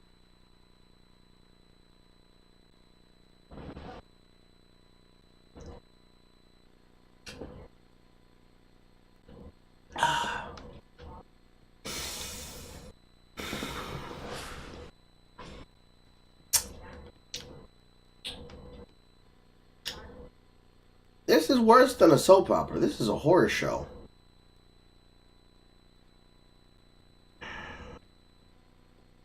Yeah, I'm too hungry to stop eating. bathroom into a biohazard, Chantal realized her romantic life might need a change. She needed someone who she could depend on and foster a stable, blossoming relationship with. She needed Pete's. Chantal met Pete's back in her high school senior year after sharing an English class with him. She describes that both of them were awkward kids, and they quickly became friends. After graduating from high school, the two shared a job at a local call center and eventually moved in together, resulting in a romantic relationship. For the next 7 years, Chantal and Pete's bond grew stronger, which culminated in an accepted proposal of marriage. This was also the same time that Chantal started to gain an enormous amount of weight due to neither her nor Pete's knowing how to cook. Normal meals were usually just eating at a fast food place, and Chantal has even admitted to going into debt on account of all the fast food she ordered. However, for an unspecified reason, Chantal says that she grew out of love with Pete's, which is code for started cheating on him. People have speculated on the real reason as to why Chantal began cheating on Pete's, and the general assumption is that she became dissatisfied with the relationship because of her uncontrollable urges. Regardless, for the next few months, she would start going behind Pete's back with a Rwandan man she had met at a club, along with dating another guy on IRC named BB. Her fling with the Rwandan man ended shortly after meeting BB in person. According to Chantal, BB had that W Riz in the bedroom, and they kept the neighbors up all night. This was, of course, in a hotel bedroom due to the facts that Pete's was filled with BB in person.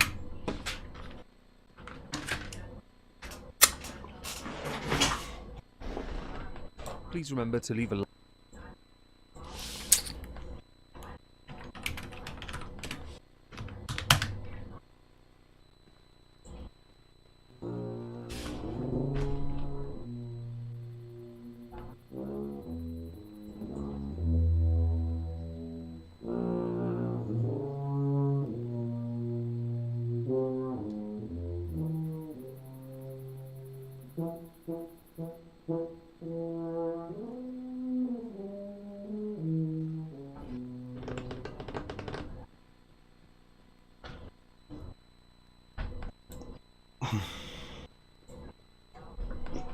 You know, sometimes I joke about, I joke a lot about the interracial. Don't let bad things happen to your daughter, or will happen to your daughter. But, Lord, why? I just wanted to be funny. I did not ask for your gift of fucking clairvoyance. Stop it! This is not funny anymore!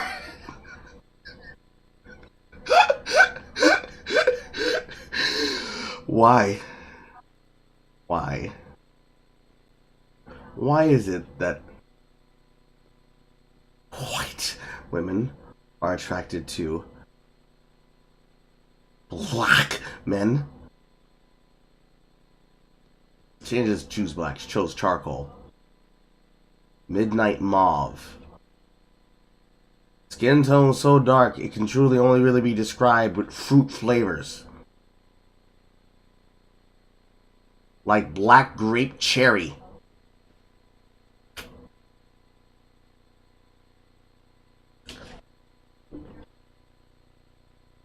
So she, and that's the part that I don't understand. You go from cream, you gotta make the money, dollar bill, I don't understand it.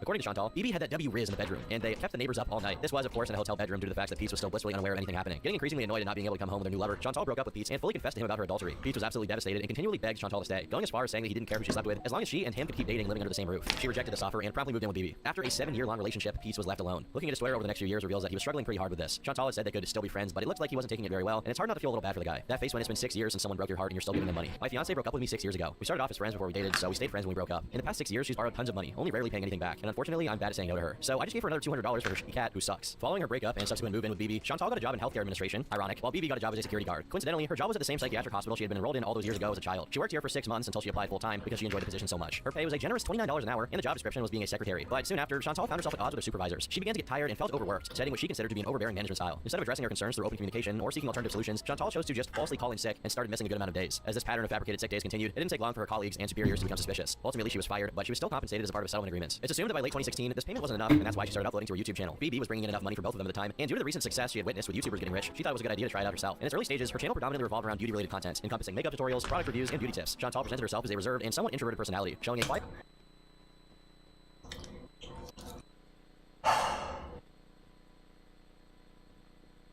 I don't look down on women of any size for beauty care routines or making beauty channels. But I hate the running theme of women using the output of the internet as a way to project and reject from their interpersonal turmoils. It doesn't matter how much crushed seashell you put onto your lips and cheeks. You're still ugly on the inside.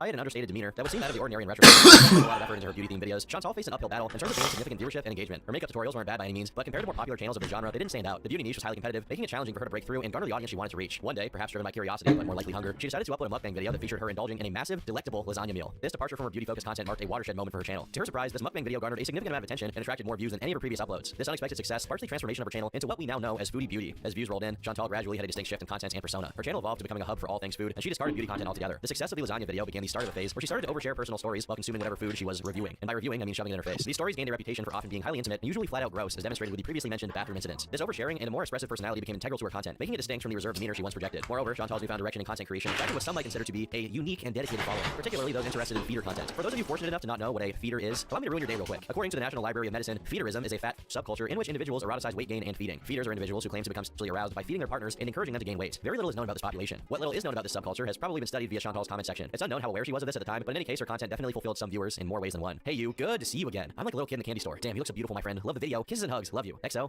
Although her content revolved around devouring copious amounts of food while sharing personal anecdotes, Chantal always had expressed her interest in wanting to lose weight. Even before the lasagna video, she openly discussed being ashamed of her weight gain, and even stated plans to incorporate exercise into her routine. 2 weeks after her big break, Chantal started to realize making this successful content was rewarding her binging habit, and that this could lead to an extremely unhealthy cycle. In a video titled Subscriber Q&A, answering all your questions, she says that mukbangs would have to take a backseat in her channel, as her primary focus would now be on prioritizing her health. This was a moment of hope for her growing audience that weren't feeders. They genuinely believed Chantal might truly be committed to her goals of losing weight. Sadly, this optimism was short-lived. Merely 2 days after her declaration of a content and lifestyle shift, Chantal walked back her statement and announced that while junk food would not be the mainstay of her videos, it would still make appearances as an occasional treat. This abrupt reversal left her audience confused, as this clearly wasn't going to help her lose weight. Throughout this time, Chantal shared her thoughts on her weight loss journey in one of her videos, indicating that she was actively considering various options to shed excess weight. Her content briefly reflected her renewed commitment to health as she began incorporating healthier food choices into her mukbangs. However, the allure of fast food and indulgent eating habits proved impossible to resist for Chantal. Her commitment to healthy eating quickly faded, and her videos reverted to their previous patterns. This back and forth left her viewers disappointed and started to build a slow resentment from a portion of her audience. In a last-ditch effort to maintain her audience's trust and potentially create a divide between her mukbang content and healthier living, Chantal created a second channel dedicated solely to her weight loss journey. Obviously, her fans were not that easily deceived. They saw through this and commented that the unhealthy eating habits persisted, and there was no point in eating healthy on one channel if she was going to do the opposite on her main. The criticism escalated, eventually pushing Chantal to address her audience directly. Early on, she had seemed candid on the criticisms and advice she received, but now it looked like she was flat out angry. I'm closing my weight loss channel. My other channel, I'm shutting it down. I am too busy to deal with, all these experts in,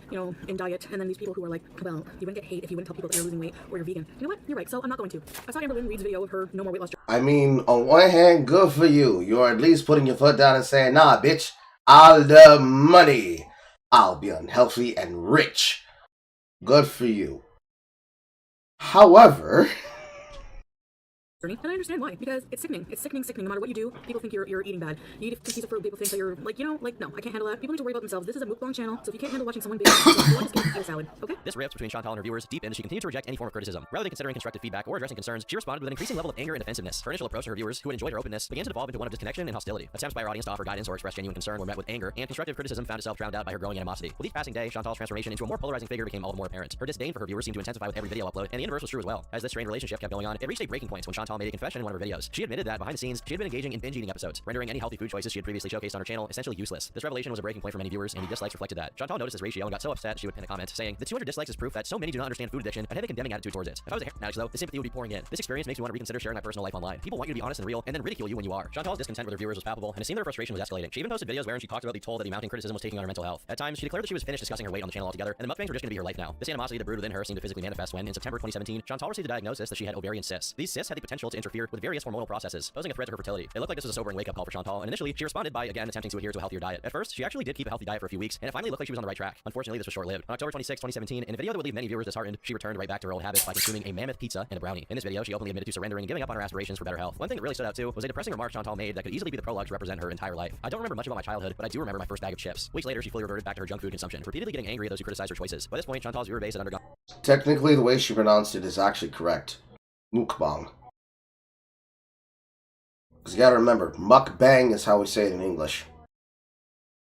On a complete transformation, and was now predominantly composed of hate watchers, people who tuned in not because they genuinely enjoyed her content, but because they were morbidly fascinated by the train wreck that her life had become. News of Chantal spread like wildfire across the internet, leading to discussions and threads on websites like Kiwi Farms. Through these outlets, people began to notice a recurring pattern in Chantal's behavior that she had seemingly repeated several times over. This pattern got so predictable that they aptly named it the Chantal cycle, creating a graph that detailed what it was. A stark reflection of her inability to break free from a self-destructive loop, where she would briefly show glimpses of determination, only to once again succumb to her old habits and confrontations with her audience once again. The Chantal cycle became a topic of fascination and discussion amongst her detractors and critics. They meticulously documented the various stages of the cycle, which typically began with declarations of intent to pursue a healthier lifestyle and promises to change her eating habits. This initial optimism would often be followed by videos of apparent dedication, during which Chantal would make an effort to incorporate healthier food choices into her content. But almost inevitably, this commitment would crumble under the weight of her inner gluttony, leading to a return to indulgence, often excessive eating habits. Usually, she'll make a video admitting to this failure and start ranting about this binge eating disorder, threatening viewers that she will start disabling comments if they say negative. Then eventually, she'll disable comments and go back to regular fast food mukbangs and off-camera binges. A drop in subscriber and view count is sure to follow, along with her saying things like, "Stop involving me in drama." This is the anger stage, as she lashes out at viewers for a bit. Finally, comments would get re-enabled and Chantal would have an emotional video where she goes through an awakening, promising she plans to start a new diet and get her life back on track. The amount of times this cycle has been documented and repeated throughout history was truly a wonder to behold for viewers, and Chantal's infamy would continue to grow as a result. The Chantal cycle in particular became a central focus of discussion, with members of these online communities attempting to predict when and how it repeated itself. Threads became a hub for those who wanted to share their perspectives, analyses, and sometimes their frustrations with Chantal. The overarching sentiment in these discussions was one of comedic disappointment. Many felt that Chantal had been given ample opportunities to make meaningful changes in her life, but that her constant backtracking and confrontational attitude had left them disillusioned. Chantal had endured a relentless barrage of negative attention for an extended period of time by now. She had faced the wrath of reaction YouTubers dissecting her content, the disapproval of viewers who once supported her, the ever-watchful eye of Kiwi Farms, and the consequences of her own choices. In an attempt to counter the relentless critiques and the growing chorus of detractors, she decided to go on the offensive and fight back in any way she could. In April, someone registered on the Kiwi Farms using the username Manic. This person asserted to have a history as an old childhood friend of Chantal and shared anecdotes about her past that I've previously mentioned. Naturally, the online community remained skeptical, given that anyone could invade this account and spun up any story they wanted to without any proof. Still, it didn't take long for the validity of Manic's statements to be inadvertently confirmed, courtesy of Chantal herself. Manic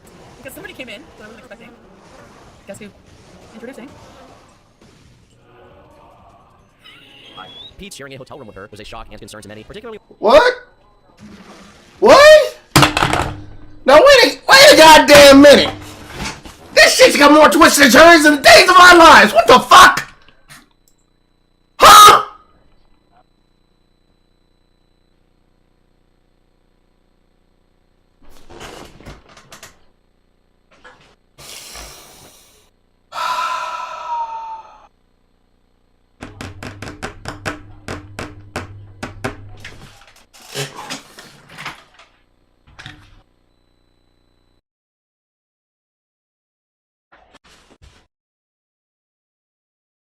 You date the guy for years. I'm not in frame. I wrote him out of the way. Daddy's gotta work. You date him for years. Then you leave him for black dick. You get a hysterectomy because of your overweight issue. I'm dying.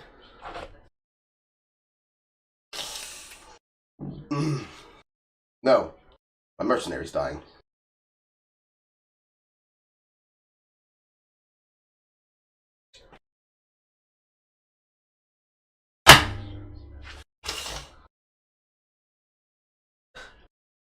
Dated for years, leave him for black dick.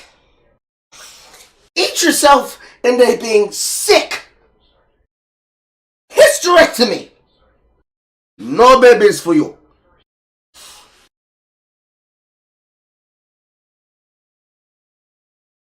Get depressed.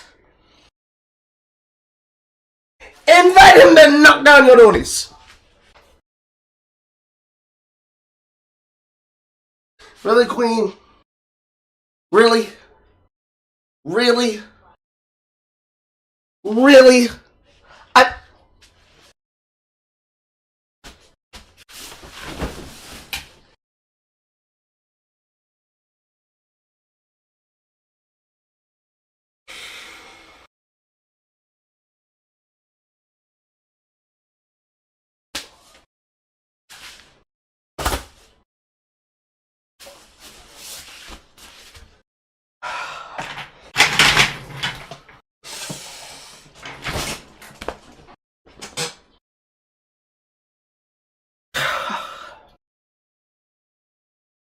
I'm right pissed, that's what I am. What the fuck? What in the fuck? Why in the fuck? Where in the fuck?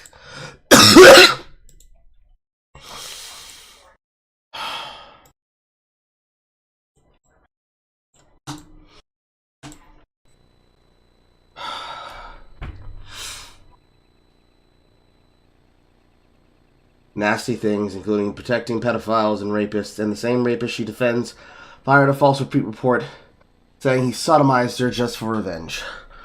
What a nasty human being!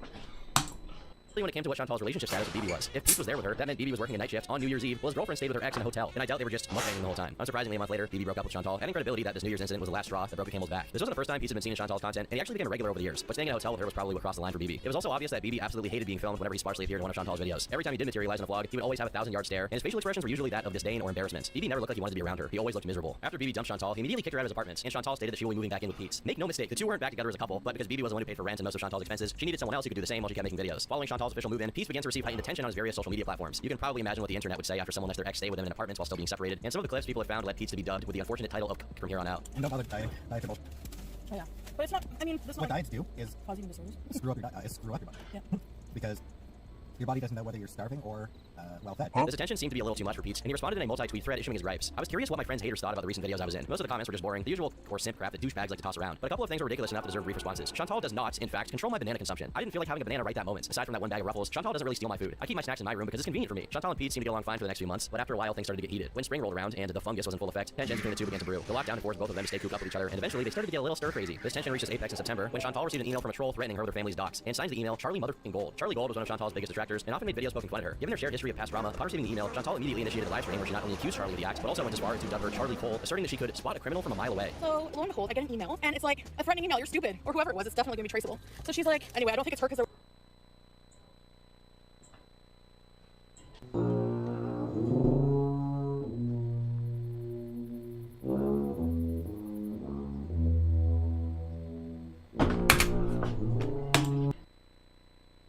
At this point, I'm not even playing it for the joke. I'm playing it simply because this is all the key point problems of the trope of what I expect women like this to do.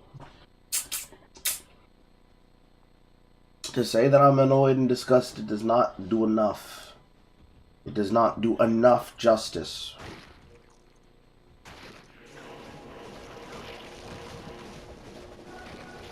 There was a quote by Sun Tzu in it, probably too intelligent for her. But anyway, it's like, you better think again before making any community posts against me or anyone else you deem bullies on YouTube, because you don't know what your critics, what information they have at their fingertips. I could just picture her writing like this. You better watch it because, and she put my mom's full name, she doxed my mom, like her address and her phone number. I knew she would play dirty like that. It's only a matter of time till her true colors, because she's a piece of shit. So here's the thing, Charlie Cole, I dare you. For those of you that didn't notice, Charlie is a black woman, so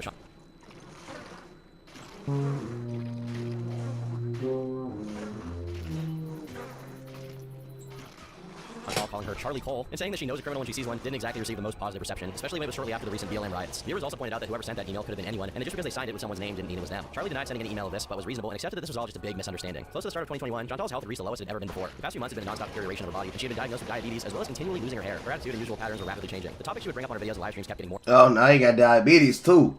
Can't have kids. Hair game probably sucks. You can't be faithful to a single fucking dude at any stage of your life. You use men, and now you got diabetes. Will you learn from the error of your ways? No. I can't imagine trying some shit like this. I really can't. More and more sexual as time went on, and she'd even talked about wanting to buy a male stall to sleep with. In February, she initially launched an OnlyFans account that was quickly abandoned, yet she continued to openly discuss sexual topics, going as far as considering hiring a male escort for her birthday. This trend and promised would reach its tipping Mao. point when Chantal met up with a fan named Frank on March 28th during a live stream titled Let's Be Frank. Frank clearly was just there to get a few minutes of fame, but for Chantal, this is what sent her on a never-ending love quest to find a new man. Really? Him? This is the hey. I shouldn't do that. However, this is him. This is him right here. That's her.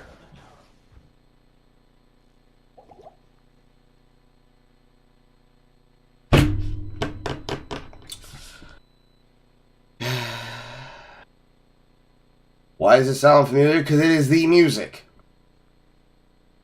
It is the music. Aqua, it is the music. Soon after, she frequently hopped on live streams, regaling her audience with tales of the men she encountered on Tinder. According to her, these gentlemen consistently boasted wealth, fitness, and ample endowments, hailing from diverse backgrounds. None of this has ever been actually confirmed, and watchers started to wonder if these tales were as true as she said they were. This Tinder saga culminated in Chantal meeting someone named Nick, who went on a car date with her for about 15 minutes. Chantal then got on a live stream describing in explicit detail how she enjoyed it when he groped her, they kissed, and that Nick had touched her belly. This relationship lasted for about 8 days. After their first date, Nick would start ghosting Chantal and making them excuses as to why he didn't go out that night, until Chantal just decided to block him after a week. After the success of this stream, though, Chantal transitioned primarily to live streaming, which resulted in a growing number of insane moments for her fans. This shift to live content also meant that Chantal was unfiltered. And when it came to entertainment value, there was simply no contest between pre-recorded videos and the unscripted chaos of live streams. Anything could go down. These streams became a magnet for viewers, drawing in not only her dedicated hate watchers from the past, but also a substantially growing fan base of perplexed bystanders. Chantal's new love arc was looking promising, but even the most It's not The Shining, I can tell you that. Chantal scoured through plenty of fish. Oh, she twerks! My eyes, the burning! New prospects, the Egyptian man. On the 21st, Chantal took to a live stream to recount her first date with this enigmatic individual. The all in front of Egyptian of course. man. As she puts it, this was no ordinary evening out. Instead of the conventional dinner and conversation scenario, things took an extreme turn. The Egyptian man surprised her with an unexpected offer: a buffet of illicit substances, including Moroccan hash and coke, which Chantal immediately accepted. And we get totally baked. And then he like break. This is, I don't want to say this, but you guys are gonna be so. I don't do this on a regular basis. I don't even do it really, but I did it for some reason. I did it, and it's not good to do. And if that changes your perception of me, I apologize. But I did like. He busted out like a bunch of lines of pain. What followed was an intense encounter marked by rough and aggressive sexual activity, according to Chantal. The Egyptian man left bruises all over her body, especially in one particular spot that she goes into detail about. He smacked my butt pretty hard. I'm not really into being slapped around, really, like a gentle slap maybe, but I said, you're trying to kill me, please. Please. And then we would be talking, and then all of a sudden he'd jump on me again, and I'd be like, no! Obviously, devoted Chantologists were upset about the fact that she accepted a pretty hardcore drug from what was essentially a stranger at the time, but Chantal didn't care. She started referring to Egyptian man as just Dom soon after this experience due to, well, I'm sure you can guess. Chantal described how Dom constantly reassured her that he loved fat girls, and he kept showering her with compliments. It seemed that even though this guy was a little odd, Chantal was very much into him. He did also voices displeasure after Chantal went into detail about her sexual activity in front of him, but she also didn't care about that. So that was it. And then it was just really, really sensual. A lot of making out. That's what I like. Anyway, yeah.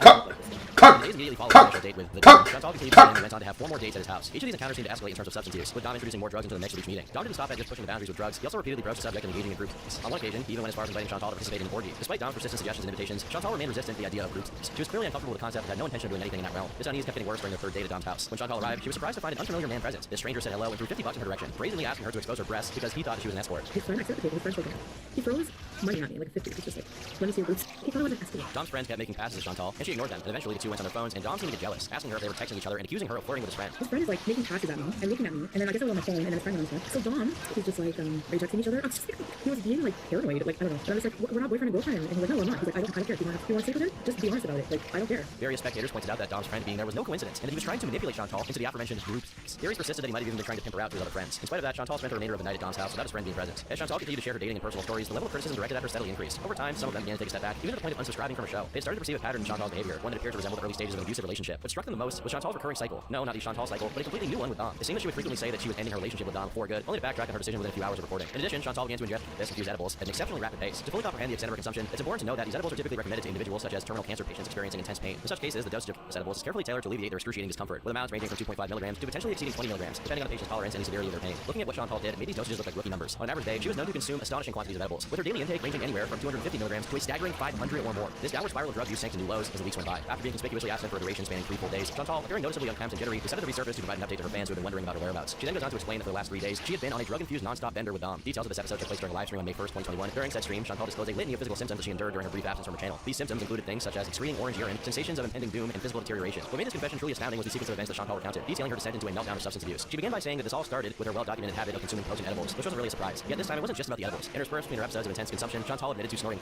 which also wasn't new but still not a good thing. She then resorted to a method of drug ingestion known as parachuting, wrapping nearly a whole gram of ecstasy in a tissue paper and swallowing it in one foul swoop. The climax of this binge occurred when, in a haze of substance-induced confusion, Chantal stumbled upon a discarded and dirty pipe resting nonchalantly on a coffee table. Dom explained that this pipe was his friend's and she could smoke it as long as she promised not to ask again. Now, faced with the decision of what to do, Chantal intelligently chose to discard this pipe in a rare moment of maturity. Just kidding, she promptly smoked that shit. And what was in this mysterious pipe she had decided to smoke? You guessed it, it wasn't. It's all right. And you know, I was doing it, I was like, you know, like, oh my god. So he lit it up and I smoked it. Oh my god, it's the worst taste. It tastes like burnt plastic. It was disgusting. And then when I like exhaled, I just felt like I don't know how to explain it. In this confession, Chantal made a promise to be a crack whore.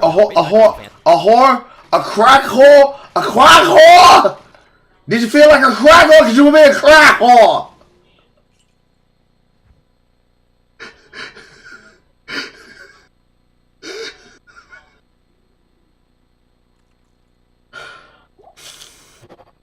It is my opinion that all the people in this story are horrible individuals and deserve no sympathy whatsoever, including the cuck. Especially the cuck. And as to how committed she would actually be. Hoping to move on and put it all behind her, Chantal inadvertently did the opposite right after this. Just 7 days after the meth video, she made a slip up by accidentally revealing part of her phone screen to the camera. Chantal was on the phone with Dom at the time, so audience members got a peek at what his actual name was. The screen showed Nader, and Chantal just got to work to uncover who this man really was. Seeing this, Chantal started to get scared that she doxed him, so she decided to draw a picture of him in an effort to dispel any curiosity from people. This obviously had the reverse effect, and viewers actually used the picture to cross-reference everything named Nader in her area, finding his Facebook page and a picture soon after. In the subsequent weeks following the earlier incidents, keen-eyed members of Chantal's audience began to observe telltale signs that strongly suggested she was not keeping her promise of staying away from illicit substances. These signs included notable tics and dilated pupils, which served as clear indicators of ongoing use. Whenever someone in her audience raised the issue of her apparent use or questioned her behavior, Chantal responded with anger, and in some cases promptly blocked those who dared to broach the subject. This stubborn denial of her substance use, despite the mounting evidence to the contrary, eventually crumbled during a live stream confession. On June 28, 2021, Chantal broke down during one of her live streams and openly admitted to her pain addiction, conceding that her attempts to use it recreationally had spiraled out of control. The surprising twist in this was the unexpectedly supportive response from her audience, who actually seemed to care what this was going on. In response to that support, Chantal pledged to take her addiction seriously and expressed her intention to seek professional psychological help to overcome this addiction. However, people kept noticing her still showing the classic signs of use soon after, leaving many to question the sincerity of her efforts to get clean. Furthermore, Chantal exhibited a rapid and alarming decline in her physical health, which is somewhat hard to do for someone who's already 400 pounds overweight. She experienced a suspicious amount of weight loss, shedding a staggering 60 pounds in just a few months. What was particularly striking about this weight loss was the lack of any apparent change in terms of diet or exercise. Observers closely linked her dramatic weight loss to her use, with little evidence to suggest that conventional methods of improving her health were actively pursued. Instead, these illicit substances, which were also appetite suppressants, seemed to dominate her life, accompanied by her claims of engaging in numerous encounters on a nightly basis. Things kept getting worse on the early hours of June 8th, when an alleged near overdose occurred, an event Chantal herself referred to as that really bad night. After this, Chantal claimed to be receiving assistance from a family member, though the extent and effectiveness of the support remained unconfirmed, and her audience was left to speculate about the specifics of this intervention. By August, Nader accepted the fact that everyone knew about him online, so he used this as a way to launch his own YouTube channel with the help of Chantal. It looks like when he wasn't getting super zoinked and effed up, he actually had a passion for cooking, creating cooking videos that sometimes featured Chantal, and making Chantal videos that sometimes featured cooking. After her visit to the hospital, rumors started circulating that she had gotten into a fight with Nader one night, and he got so mad while intoxicated that he beat her, but nothing was confirmed until the 6th. One of Chantal's lifelong friends, Shannon, got upset with her and posted, "Okay, don't call me when he beats you again," in her chats. Infuriated by this leak of information, Chantal banned Shannon, and just like that, the friendship that lasted what's assumed to be over 20 years ended. While she initially denied these claims, on the 14th, she essentially admitted that he had been abusive.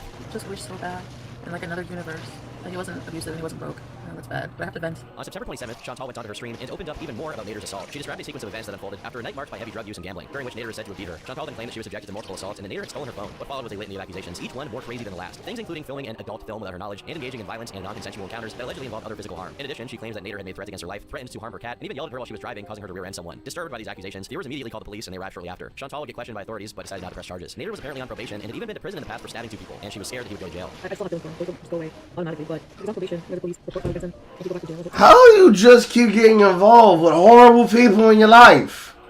Again, did your family bloodline fuck one of the people who love Jesus? Are you a descendant of Judas Iscariot? Fucking Judas, more like Jusica. It seems that viewers' previous concerns of Chantal entering an abusive cycle with Nader had become true. A new mini-cycle had been created and has persisted for weeks on end. Chantal pays for every expense in Nader's life, totaling several $1,000s, whether it be drugs, food, or rent, without hesitation or question. Nader is Chantal's boyfriend, but Chantal is most definitely not Nader's girlfriend. Chantal is just his most lucrative and bountiful girl, whom he can tolerate in small doses in exchange for paying his cost of living. Chantal is but one of many women that Nader can call whenever he needs his kebab waxed. During a breakup period, while Chantal is at home seething and begging her audience for sympathy, Nader is out banging through his contact list and pretending Chantal does not exist, so long as his rent is paid. On a positive note, this sentiment was disproved a few days later. Nader had seen how much Chantal had given him and was appreciative. He expressed a desire to give something in return, and on October 5th, he did just that by giving her the greatest gift of all, gonorrhea. I have gonorrhea. The clinic called. They swabbed my throat and it came back positive for an STD. I shouldn't laugh. His mouth after kissing her. Perplexingly, Chantal remained indifferent. In fact, she showed a genuine desire to move in with him in the future. Nadar shared this, but there were obstacles in his way. He was uncomfortable with the fact that Peach was still living with her, and he couldn't stand her cat either. Consequently, he laid out some conditions, essentially stating that for them to live together, she would have to part ways with her ex-boyfriend and her cat. And I was telling her since she lives with Beats, she's not my girlfriend. Since this day, it's done. She had this problem in her head. Every day up and down. Yesterday, blocking people. Today, doing other shit. He loved me yesterday. He loved me today. This all. I don't have even damn shit with Beats. I don't care about him. He's here to me. These terms were something that she was seriously considering, something that Chantal did frequently on her stream. Longtime viewers got upset about this and reached out in an attempt to remind her that in the few months she was with him, she had been cheated on, beaten, and was addicted to an illegal substance. Even so, it wouldn't matter in the end, because on November 9th, Chantal streamed another breakdown after Nadar and her got into a fight. She had left the house and started walking to the store, but he had apparently followed her down the street while constantly yelling. After this very public breakdown, talks about moving in together, stopped altogether, but this wouldn't stop Chantal from inevitably going back to being with him. At some point, Chantal even said that Nadar got her a ring and that they were engaged, but on the 12th, he very much disproved this by revealing that she was the one who actually bought it. You must be private about it, guys. Let go. It's in the past. Dean gave him a ring. I'm not glad about it. That's what happened. Yes, he bought it, and after that. And you were gonna pay me for it because it was one you picked out over night, because we were doing good.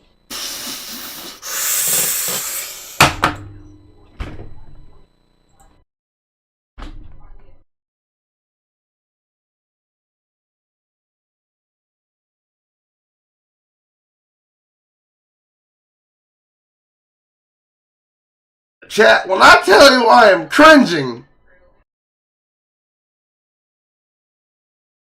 imagine if a man bought the goddamn ring. You bought a ring for yourself? And got exposed? Live on air? Nonchalantly?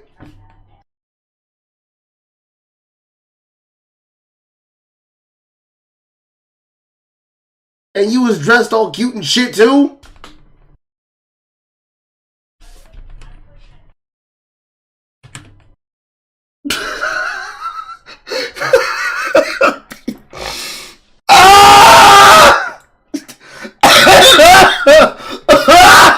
I'm sick! I'm sick! I'm sick.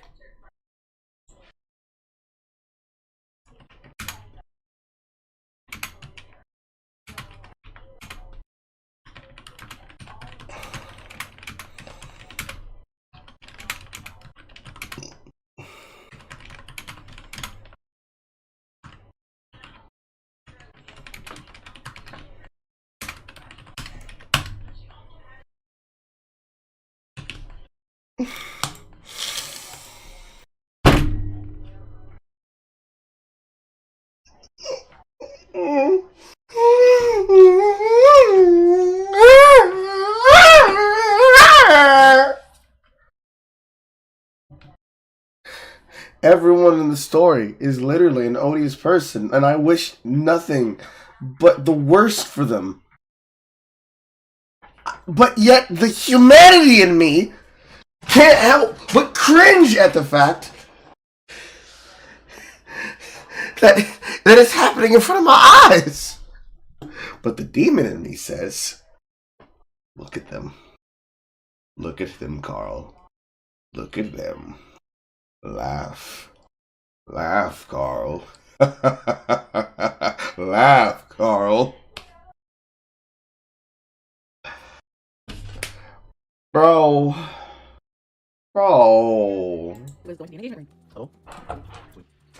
What up? He's avoiding it. As winter descended, Nadar began live streaming with a woman who fans quickly dubbed DD. This mysterious new addition to the channel started appearing alongside him, effectively stepping into Chantal's role whenever the on-again, off-again couple found themselves in one of their frequent breakups. Apparently, DD used to be a fan of Chantal's channel, but it seemed that was not the case anymore. On January 17th, Nadar again began streaming with DD, but this time he kissed her live on the air while sharing wine. Naturally, this development didn't sit well with Chantal, but this fury wouldn't culminate until 2 days later. Initiating a new live stream, Chantal discussed his disloyalty and claimed that he had someone at his house right now as she was speaking. Simultaneously, he was also live streaming, seemingly unfazed by Chantal's accusations, with a stream titled Let's Have Dinner, which he conducted with none other than DD behind the camera. These simultaneous live streams added fuel to the fire as Chantal's You cuck him, and he cucks you. The cucking circle. The cycle of cuck. The cycle of cuck. You sit there in the chair and watch. Your grip tightens at the edge of the chair while you threaten to tear it off.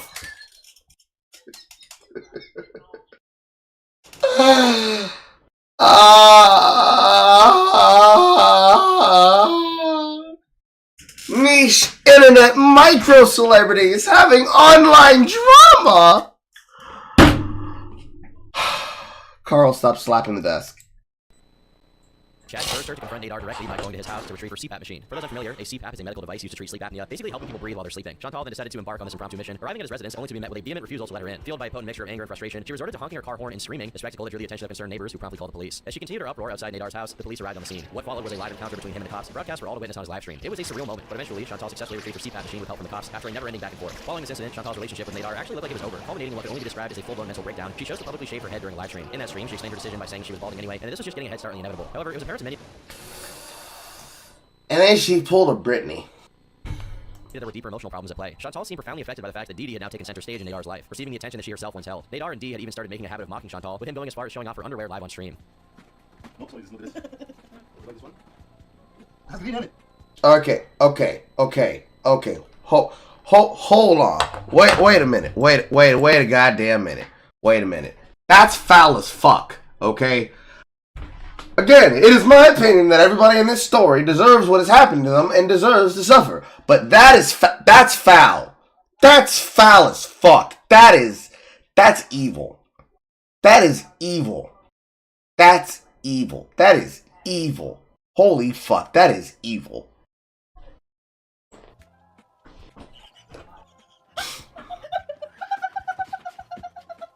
Hi guys.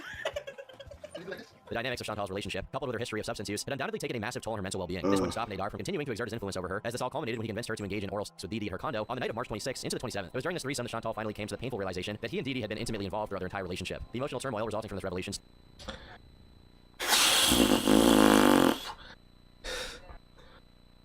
See, I would love to understand. I would love to understand why, after seeing this, you would then join the threesome with them. Why? Why? Why, girly?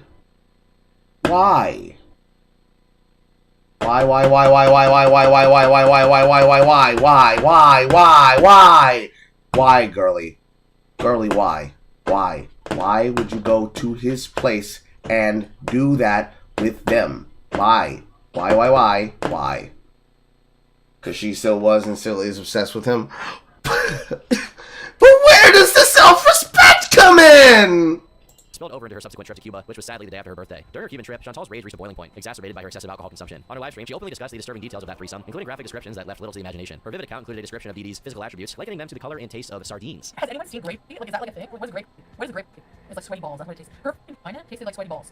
And you made me eat her out. I hope you're out. Once Chantal returned from Cuba, you can probably guess what happened next. Yes, that's correct. She again began seeing Nadar, but this time in a more low-key way. They began meeting at various hotels, with some instances where the accommodations were so peculiar that one may question whether they had stumbled upon a room with unconventional furniture, like a curious chair tucked away in the corner. Despite their efforts to keep their meetings discreet, a reaction channel dug deeper into the situation and went as far as calling a hotel where Nadar was seen streaming, confirming that Chantal was a registered guest at that hotel. Chantal didn't say anything for a bit, but by May 14th, she cracked and admitted it, not really surprising most. What did surprise the majority of people was what happened next. Dee and Nadar, who had been a consistent presence in Chantal's life by now, not only officially announced that Nadar was claiming Dee, but also that they were engaged in a BDSM relationship, and Dee had signed a contract. Obviously, Chantal was furious. Over the next few months, a recurring theme in her content became her relentless obsession with his relationship. Regardless of the clear indication that Nadar and Dee were committed to each other, or I guess more closely that Dee was committed to Nadar, Chantal found herself unable to break free from her fixation. It was almost as if she had created yet another miniature cycle. Throughout this period spanning several months, Chantal consistently reacted to and made jabs at the BDSM couple, frequently making videos where she asserted that she was done reacting to their content, only to later be caught still engaged in watching watching their videos, thus perpetuating the cycle. This would continue until miraculously she broke it in October. After almost a year and a half of constant torment and obsession, things finally looked like they were changing in a new direction. October can be described as the dawn of a fresh new era for Chantal enthusiasts. An era that is yet to be corrupted by illicit substance use or domestic abuse. An era of peace and prosperity. An era of Islam. Starting in early fall, Chantal had once again begun e-dating and presumably had found a man already. A man that apparently was very easy to find because people found him almost immediately after they got a hint that she was talking to someone. His name was Salah, and he was a dashing Arabic man from Kuwait with a killer smile. This Salah guy must have been quite the charm because it didn't take long into the month for Chantal to spill the beans that she was making changes to her wardrobe to better align with his cultural background. On October 5th, she announced that she'd started wearing a hijab. This move stirred up some commotion among her viewers, mostly because it sounded like she was just doing it to impress this guy she was talking to. But fans were still curious about this new man, Salah, and a day later, Chantal delivered an explanation in a stream titled Meeting My New Syrian Love. In it, Salah was in chat and could be seen interacting with people. Chantal goes on to explain that she's developed a new plan for her future. Originally, before meeting Salah, she had planned on... I mean, he's not that ugly.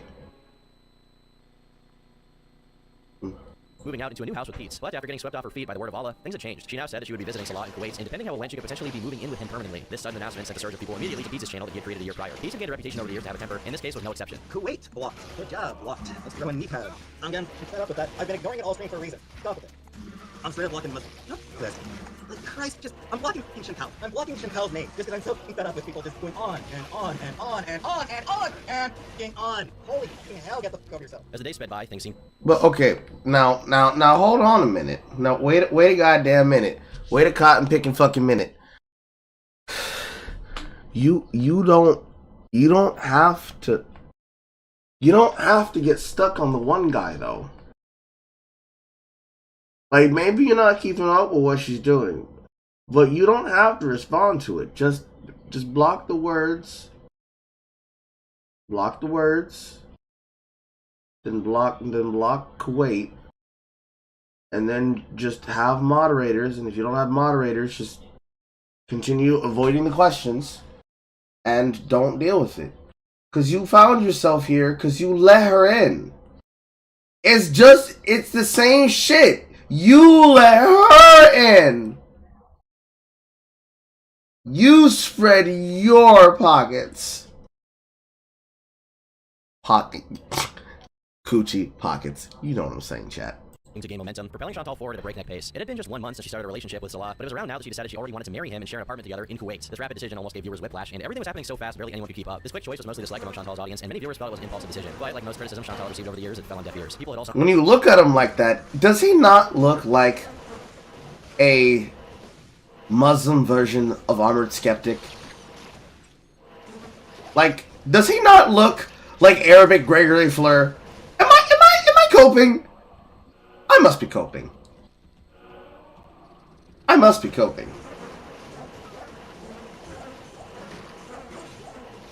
Maybe I'm out of line. I don't know.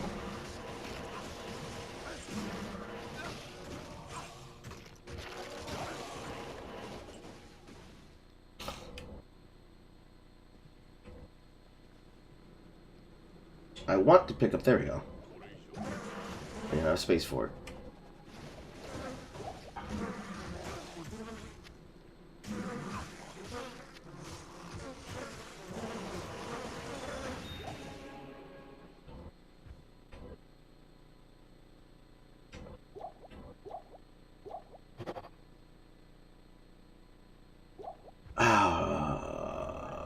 There you go.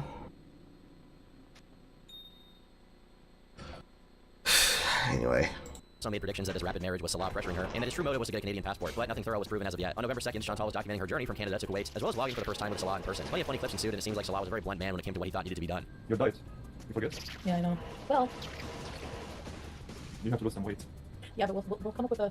No, guys, I really... Despite backlash from a portion of her audience, it seems like feeders enjoyed this change in location. Then again, it probably didn't matter where Chantal lived as long as she kept recording herself eating and burping on the daily. Hi, baby girl. Oh my goodness, everything looks so good. I'm full and my mouth is still watering. What the heck is wrong with me? Well, that warm bread looks so delicious. You got me eating pickled vegetables with every meal. The hummus looked divine. The meat between the 2 pieces of thin bread looks so good. I'm glad you and Salah went out to eat and enjoyed yourself. It seems like now that I don't drink, I'm enjoying my food much more. Love you, Chantal. Chantal then gave a tour of their new apartments, and by January, she'd already gotten married, as well as officially converting to Islam. At the end of the month, Chantal had to go back to Canada to get her things and officially move out. But there were just 2 main problems: Pete's and her cats. Pete's was, in many ways, the simpler of the 2 challenges. Salah's strict stance during Chantal's return meant that they couldn't even share the same room, so this rule effectively sent Pete's out of the condo soon after. He now had financial constraints and a past for joblessness, yet actually found a way to make it work, securing a room in Cornwall, and eventually even managing to get another work-from-home job to sustain himself for the time being. Even after almost 20 years of dedication and loyalty to Chantal, Pete still got ejected from her life in the end, serving as a tragic lesson on the legacy of a simp. The larger and more emotionally charged issue for Chantal revolved around her cat, BBJ. The idea of euthanizing it had been brought up before in the past, but in the end she couldn't bring herself to do it. Instead, she wanted to give away BBJ through a rehoming program. Hilariously enough, trolls somehow found a way to infiltrate this process. A popular foodie beauty commentary channel called French Fry Girl, or FFG, figured out where and what kind of program Chantal was giving away her cat in, so she had her brother claim the cat. I'm gonna miss you so much, but I'm gonna get updates all the time. Yeah, I'm gonna miss you. I love you so much.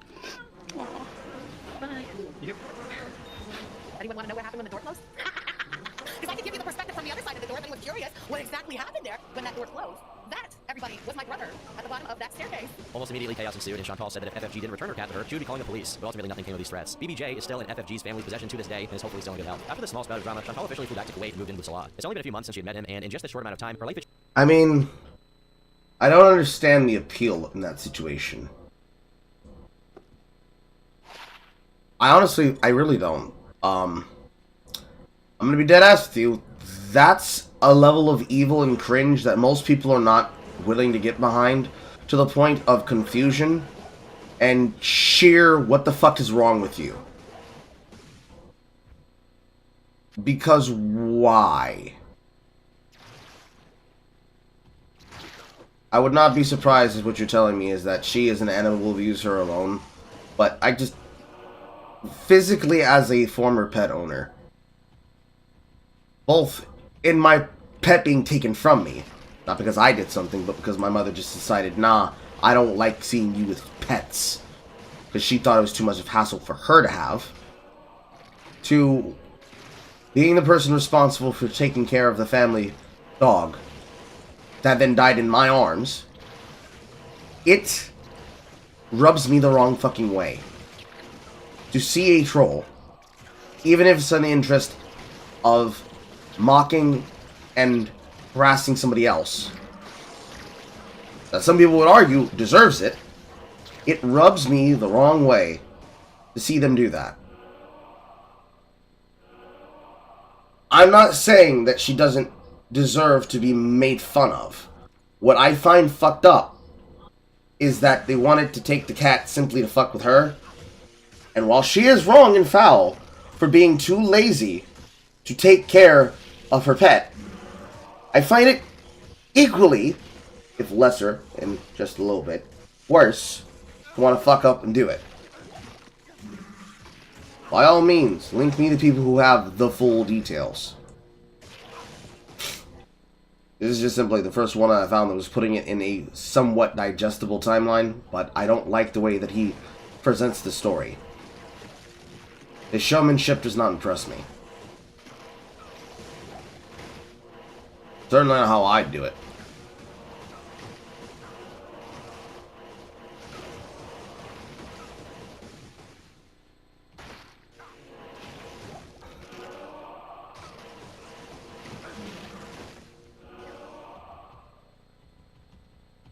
It is really rough fighting inside the maggot lair.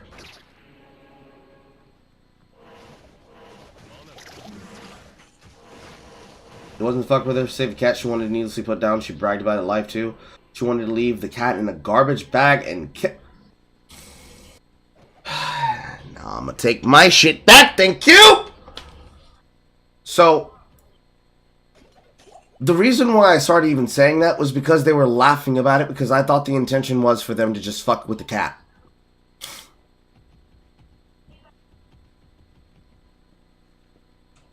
Why try to be nice about people on the internet, Carl? They're all evil individuals, and you should hate them.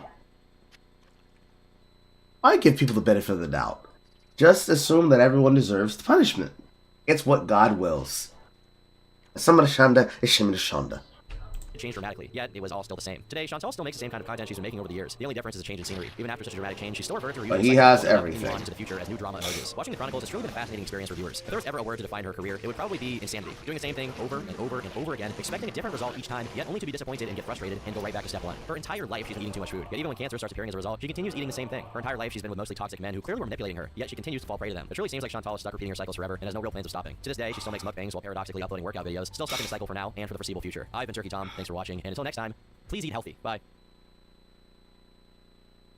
That's disappointing. Okay. I have on my screen right now the Foodie Beauty End of the Year Review 2023 and 2023 Part 2. Please remember to leave a like, a comment. Where, inside of his channel, is the titular Foodie Beauty Rundown. Or is every single arc in the cycle in a single video.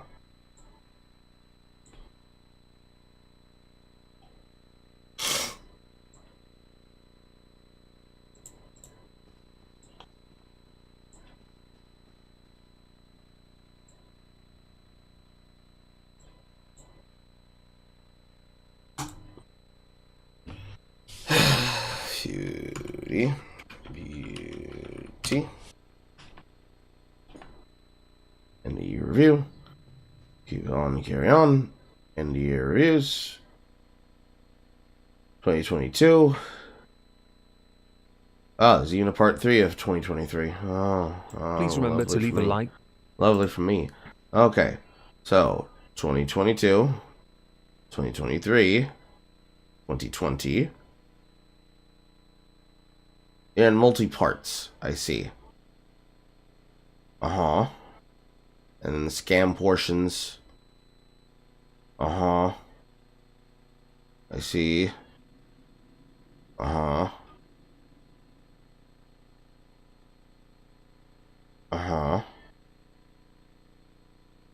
Okay.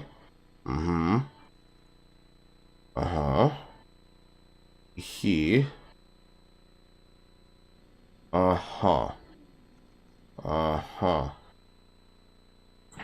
Let's see here. End of year. Certainly he'll sum up everything inside of the end of years. Yes, here we are.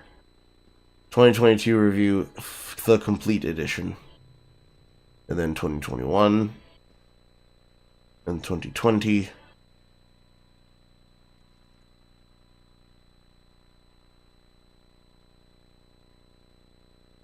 End of year Gorgle stream.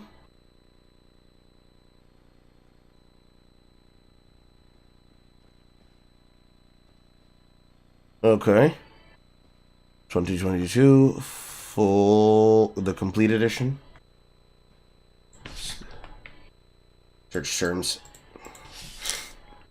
The complete edition. Okay. He has them for several different ones. Hello everyone. Before... Okay.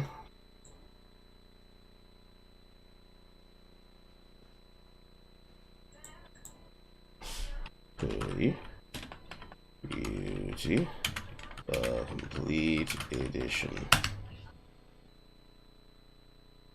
At least they're tagged with the complete edition, which kind of makes them easier to keep with. Let's just begin with Content Constable, I suppose. Hello everyone. I know this is a bit overdue, but I wanted to make sure I took my time to make sure that everything I say in this video is factually correct. I say this because the person we are going to address has a history of reporting on people somewhat overzealously. Is that a word? Wrong! Now I know many of you are thinking, but Megan, look at Amberlynn Reed. She's been involved in supposed flagging, and if her tweets were not protected, I would have asked her to simply go to youtube.com/report history, take a screenshot, and send it, or live stream it. But that's quite a lot to ask of her, and she is not the subject of today's video. But I would say the same should apply to the person we are going to be delving into. Many of you know her as Chantal, or Foodie Beauty. I know of her because of other people recommending her to me to do as a potential for another total rip-off of Content Carl. And I know, to those who see this and then say, this is nothing like Content Carl. I'm inserting this in early now, so you know, I know, and it is simply a play on words because I want the views. I know. Imagine my shock. Well, imagine my shock. Well, imagine my shock. Imagine my shock. Imagine my shock. Well, imagine my shock. As with the previous videos we did on Amberlynn Reed, or I did, or me, give me, shower me with attention and fuss. I'm a good boy. We are going to be breaking down the channel of Chantal Marie into a bunch of categories, the first being the dieting, the second being the excuses, The third being dealing with hate, as she calls it. I would simply call it a weak attempt at addressing criticism and trolling. These categories will make up the bulk of what today's video is all about. They are going to take some time dealing with, because I want to make sure every point I make is not hate. So I'm going to be as gentle, kind, and polite as I can possibly be with my remarkably poncy accent. And in doing so, ensure that when I inevitably have to counter, or simply put, appeal the inevitable copyright strike or community guideline strike, because what constitutes hate to you seems to be any criticism that is aimed at you. And I want to be clear, any point I make against you in this video is criticism with evidence to support my point. Oh, what are you cooking? The evidence being your videos. Your actions shall be my evidence to make my points. That does not mean hate, and I will of course now state it now as a disclaimer. All videos I use to make my points will be linked below. And also, to add to that, I will not simply take a 3-second clip, other than the occasional lol, if I'm going to use it to make a serious point, because I want context, which is key when making a good point. To either argue against something you have done or said, or to simply debunk something that you have pushed. Cough cough, any one of those diets you have pushed. Cough cough. So as I have mentioned dieting, let's dive into that. So to start on the subject of diets, perhaps it would be a good idea to mention the 5 diets that are mentioned on the Chantal Marie channel, which we will address before we go into why she went onto each of these diets in turn, and why each of them subsequently failed. The 5 include being a vegan, a vegetarian, keto, OMAD or 1 meal a day, and the more recent, water fast. Now I spoke to my doctor recently as a checkup, and he himself was actually partaking in a water fast, with water and green tea. He mentioned it's a fantastic way of cleansing the body to start anew. Now he is not obese, he's not overweight really, he was just doing it because it's a new year, so he wants to be a new him. He wants to be beach body ready, and look fabulous in a bikini. One of the fundamental errors that Chantal has made when approaching these diets is the same mistake Amberlynn Reid herself has made. In fact, I made this point when addressing Amberlynn's failings, in that you have taken each one of these, quotes, diets, and treated them as a diet. Now when you think about it, going vegan is not a diet, it is a lifestyle. Going vegetarian is also a lifestyle change. It is not a diet. One could certainly argue keto is not a diet either, as it is essentially a low-carb existence. I know someone can now point out I should have just said low-carb diet. However, you can live a relatively healthy life with low carbs. It doesn't have to be a diet. A water fast is a way of cleansing the body. We all know this. Some do it typically up to 72 hours. When I was recording a segment for this originally, you were on day 3 of that water fast. 3 days later, when I went to update that segment, I had been alerted that you had quit the water fast, as you were trying for 21 days and got to day 6. We will get to the reason why soon enough, but for now, I want to acknowledge that a water fast is not a diet. A water fast is a way of prepping your body for a diet, or a change in lifestyle, which is how you should approach any kind of alteration. And OMAD, as far as I'm concerned, is unhealthy, in extreme levels of unhealthy, because you can just cheat and pack 2,000 calories plus into one meal, if you have the capacity to devour that much pudding, cake, steak, whatever it is you enjoy eating the most. I've noticed a trend with people who do mukbangs. A lot of those people that do them have a bit of a fetish for rotisserie chicken. I have no idea why, but if you want to eat 2,000 calories of protein, go right ahead. Indigestion might be a problem, and constipation. So in the grand scheme of things, not a single one of those, quotes, diets is actually a diet. 3 are lifestyle choices, 1 is a cleanse, and OMAD is just unhealthy. And to those people that do 2 shakes, those protein shakes and 1 meal, you're basically doing this. It's not healthy. And someone's going to argue with me on that saying, what wonders for you, fantastic. There was a video I noticed, and it was quite popular on Twitter, of a young lady who had commented that she lost about 80 to 90 pounds with keto. She committed, and she lost the weight. Congratulations to you. You are a living example that a low-carb diet can work, or a low-carb lifestyle. Earlier I stated that Chantal Marie gave up on each of these diets in turn. Now would be a good time to address each of the reasons she gave as to why she felt she could no longer continue with each of those diets. Now with veganism, this one's quite interesting, because she lasted about a week. There's a video, a fantastic video done by Zachary Michael on Foodie Beauty returning to YouTube and not being a vegan anymore. I'm going to play a clip of this, because finding clips of her explaining why she quit being vegan are hard to find. Hi guys, this is very hard for me to do and will probably come as a surprise for some and some not so much. Me, not so much. Foodie Booty is back, and I decided I'm not ready to become vegan at this time. What do you mean, become? You were claiming you already were. What is to become? What? You called her Foodie Booty. I can only detect that it might be a bit of a homosexual flair in his voice, but it feels like that was on purpose. You either are or you are not. You don't become vegan. I apologize to my vegan foodies and followers. I'm not sure you actually had any. I admire the vegan lifestyle. Maybe one day I will convert. However, that time will not be now. Girl, I thought you were so sad. I thought you were so sad about all the animals. I would like to focus of my channel to be mukbangs and story times. I will find balance and continue at the gym and keep my promise to myself to keep losing weight and to do intermittent fasting. As always, thank you for watching. But one of the comments that stood out to me most is one thing at the top that says, she was never vegan, and Belinda did the same. She was vegan for not even a week. She had a video of her at Barnes & Noble reading a book about veganism, but was drinking a venti fully loaded frappuccino from Starbucks. In truth, this comment is quite sad and disappointing in the sense that you've admitted it is a good lifestyle to go with, but that you are not ready because you're putting your career before your health, but your career based on the word mukbang alone, and the popularity of it with girls of your size and larger. Self-destruction seems to be the key theme as opposed to career, although they are, in this instance, mutually exclusive. Part of me had wondered if perhaps it was because, to maintain the ability to do a mukbang, you would have to go over the top with cooking vegan-friendly foods, like go absolutely nuts on tofu. But in truth, this also looks a bit like one of those letters you get from a potential employer in the sense that they reject you and then give an excuse which is nothing more than a half-hearted, glorified, pandering blare. I know that sounded very technical, but I didn't want to give away too much about my disappointment at Chantal Marie's inability to commit to something, which does become a trend with all of her quotes, diets. The lack of conviction. She'd make the perfect movie villain. The next diet that you quit that I really want to talk about is OMAD, as there is a 5-minute clip of you talking about why you quit that diet, and I really want to respond to it. OMAD. So I just want to talk about this briefly. I've decided after this week's weigh-in and after I talk about this, I'm going to keep all diet talk, anything like that. I'm not going to announce what diets I'm doing. I'm going to keep it off my channel. That lasted less than a month because you did a water fast, which you summarily gave up within 3 videos. I wanted to try it. Guys, I didn't invent this diet, okay? Yes, technically this has existed for centuries, possibly millennia if you think about it. The poorest of the poor didn't have the luxury that we have now. The luxury to be able to pick and choose what we want to eat, when we want to eat, providing we have the money to buy the food, or grow it. There have been people who have had really good success with it. Yes, but that does not mean you should then try it. One must put their own health before others. You might not be in the same situation as the person you would then describe. In reality, your best option, and this is the obvious one really, Occam's razor, is to eat healthy and exercise. Now with OMAD, it is recommended, yes, you need to eat enough calories, but you need to eat enough calories and eat healthily. You are going to, in a moment, make a number of excuses on this very subject, and quite frankly, they are excuses. I don't know if it's going to be for me. I don't think it's going to be for me because, well, I've been doing it. Like today I'm going to be doing it. This is not the most nutritious thing to eat, I know. My problem with OMAD is that it's very hard for me to get all of the calories I need to eat in one day into one meal before feeling full. In this instance, might I recommend you never touch OMAD ever again until you are at a much lower weight, where getting the calories you need to keep the engine running is far easier. Because of your size, OMAD is bad. It is not something I would recommend for anyone of your size at all. 2 meals a day perhaps, if you still want to try 1 meal a day but actually 2 meals a day. How about that? Actually, you know what? Scratch that. Don't do OMAD, or any derivation of it. Now I know you're thinking, well, you're morbidly obese, you should be eating not many calories. You still need to eat a certain amount of calories for your body to function. It's not healthy to go on very low calorie diet. Some think it's okay, some don't. So I don't know. So here you are acknowledging that it isn't possible for you to do OMAD in the first place, and then you reference some saying yes, some saying no. Might I recommend you ignore all of them and talk to a doctor, somebody who understands this, or a nutritionalist. A lot of people have emailed me and said you don't need to do OMAD. I just wanted to give it a try, and I do believe there are benefits of fasting.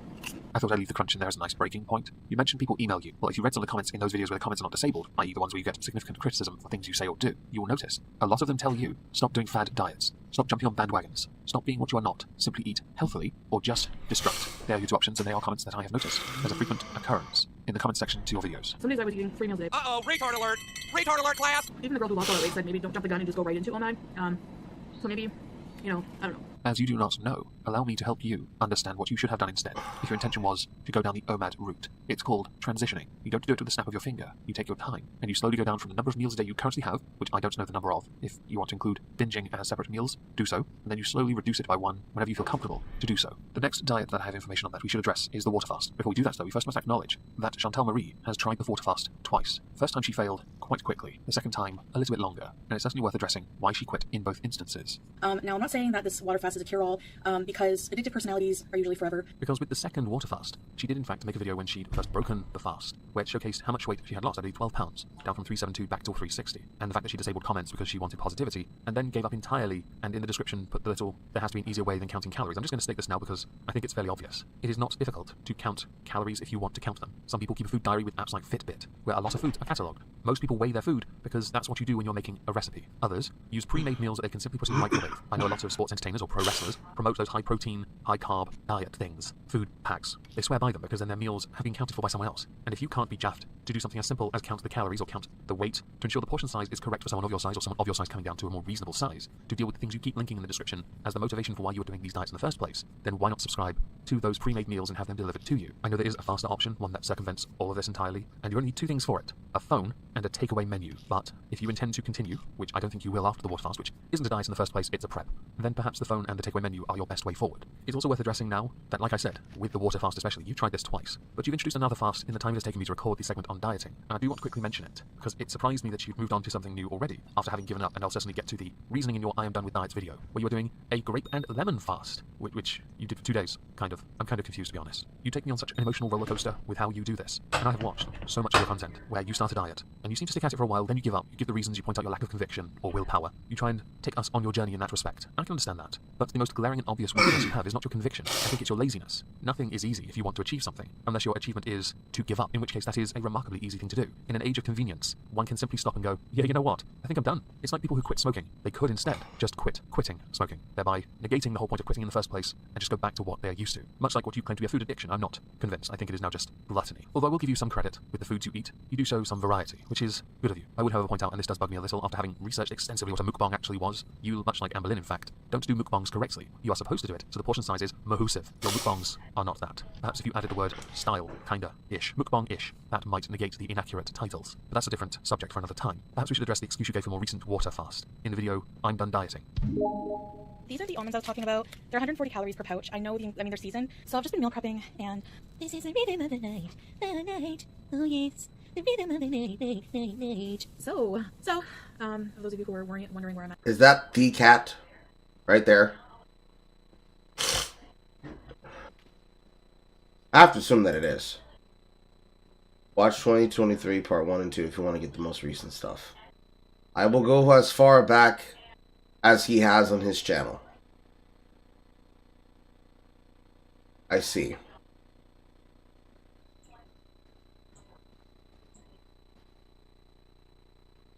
Oh.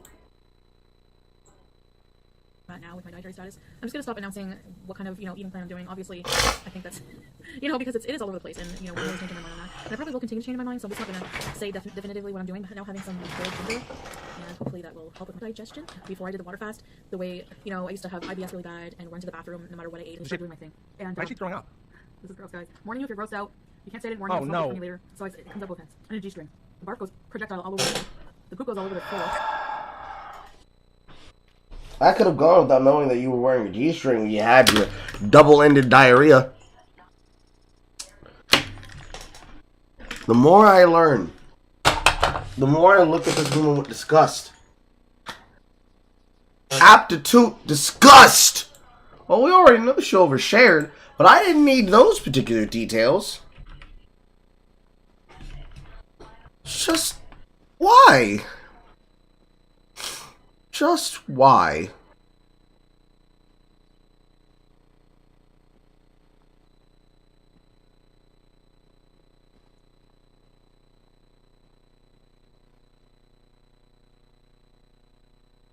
Ugh.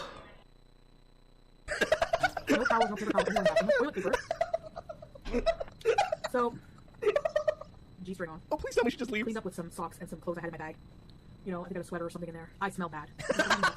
And I took it to my aunt's house. I'll give you some credit that while you are going to incorporate water fasting into your lifestyle as an intermittent dieting habit, as a way of ensuring your IBS doesn't return, might I recommend you don't if you want to tell glorious stories like that. It's not the most gruesome, but it is certainly entertaining. I know I played a rather long clip there, or series of clips with bits cut out to condense it into something more interesting. But I wanted to showcase, first of all, that you still meal prep anyway, but you're done counting calories, even though, realistically, you could do that easily anyway. It's not hard to math, bro. In the very vlog that I showed bits of with you saying you are done with dieting, you made a concerted effort in that video to talk about the calories you had taken out that day, even those lovely crunchy grapes you referenced. So laziness is, in fact, why you've given up on dieting. But you haven't given up on dieting because you also said that you were done putting it out there. So you kind of, in the same video, said you were going to quit, but weren't going to quit. Honestly, that roller coaster just keeps on getting windier. Is that a word? I'm not checking. You know what I mean?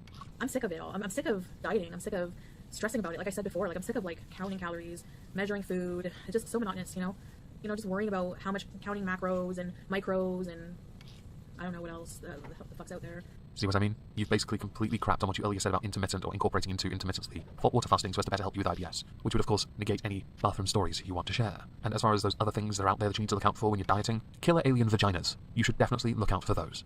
Okay, so in my haste to try and complete the dieting segment, I actually forgot that there was a diet she has done. But this is a bit of a different one. You see, this is one that has been attempted many times, but she has taken a more intermittent approach to it. And that would be the many smoothie diets she has attempted to do. Now, I can't myself fault smoothies, as I'm rather fond of them. When I was at university, I used to get the bus from the university into the city centre just to go to the castle mall, get a smoothie, get back on the bus and go back to my room and study. As many will know, the purpose of a smoothie is to lose weight or to have a snack. They're normally 150 to 350 calories. Pros include the fact that calorie limit. The cons, however, typically they have too much sugar, but also a complete lack of satiety. As they are a liquid meal, they don't help you deal with hunger. For someone of Chantel's size, this is inherently bad. But also when you compound that with the inconsistent use of diet and too much variety of smoothies, meaning someone who would either then use one that's too high in sugar and others that are too high in carbs isn't actually on a diet, and their snack is basically a liquid binge at best. This is why I haven't really covered smoothie diets as a whole, because I could shorten it down to roughly 1 additional minute and point out the major flaw in being satiety and sugar, of course. As I believe I sufficiently covered the failed attempts at dieting and the excuses given, most of which weren't really excuses, they were simply throwing-ins of the towel so as to not have to actually explain why that diet didn't work for her, even though they were all lifestyles really, and a cleanse. We're going to move on from that and focus on how Chantel handles criticism, and I guess this is the perfect topic to now say, please don't flag me, I'm not being hateful. I am criticizing what you have done, being overly critical, debunking areas I believe need debunking, and addressing failings in your character that must be called out, because you cannot behave certain ways towards people. And a perfect example of that, and a video we are going to base this entire segment on, will be the time you told someone that the only reason they were critical of you was because they wanted to have sex with you. We will certainly get to that soon enough, because you, with criticism, you're like magnets. What? You take the criticism and then you repel it, and fob it up with excuses, and so that's why you disable comments, you don't get much of it. Which is why if you do get anything in video form, and when you do address it, you normally delete the video, because the backlash is pretty resounding. Dear Simon Fit, here's a message to you. I saw your video about me. I thought it would be a good idea now to point out that I highly suspect you watch every single video done on you, and then you try and work out if you can DMCA them, which is why a number of people who have done videos responding to you have had to get very creative to get around it, or just pump out more and more videos on you to the point where you just end up giving up. I wasn't gonna make a reply video. People have asked me to, and I was like, nah. Like if I make a video for every person, to every fat hater out there, I just don't have the time, That's because you're far too busy eating and false DMCAing anyone that is critical of you. I'm going to name 3 people, and later on in the video, in this segment in particular, I'm going to address each individual instance where you have been involved in negotiations. The first, Null. The second, Zachary Michael. On the third, Spitting Drama Llama. I hope you remember those names, because while you didn't respond to them, you were involved in taking people's channels down, having DMCA fights with people because they were critical of you. You chose this person because he had a very small channel, and because you knew you would look, in your eyes, better than him, which failed miserably because you ended up, at the end of this video especially, looking like a bully. So, you know, I'm going to explain some things to you. I might be in vain because I bet you and all of your 400 subscribers. See what you did there? That's the bullying I mentioned earlier. There's in fact a fallacy name for this. I believe it might be appeal to popularity. I didn't even take the time to properly do my eyebrows for you. Number one, if you're going to expose anyone for being fat, maybe start with your face. Like, were you stung by a wasp's nest recently? Generally, when someone makes criticism of someone else, the response isn't going to be from the very person who doesn't have a leg to stand on. It needs to come from somebody that does have one. I know you have two, but I think you might understand this easier.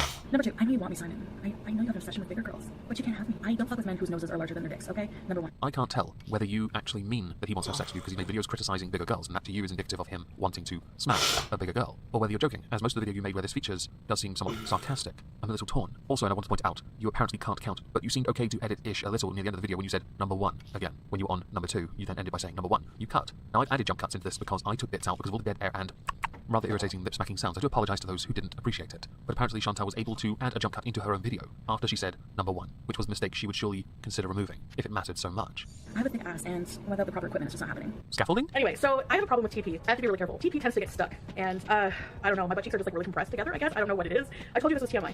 I hope you're all laughing at me. That's the point of this video.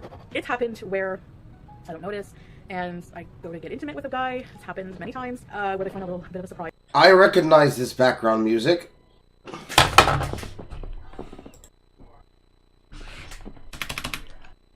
No copyright rap. Or is it, no copyright piano instrumental?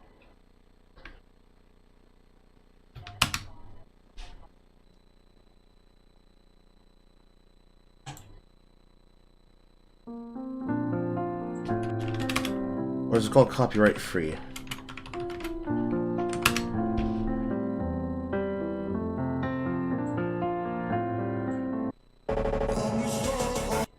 It's not that.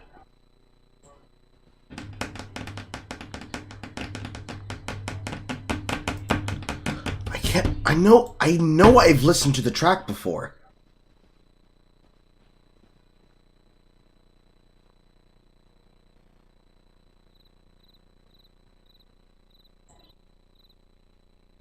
Do I still have it inside of one of my creation files? Probably not.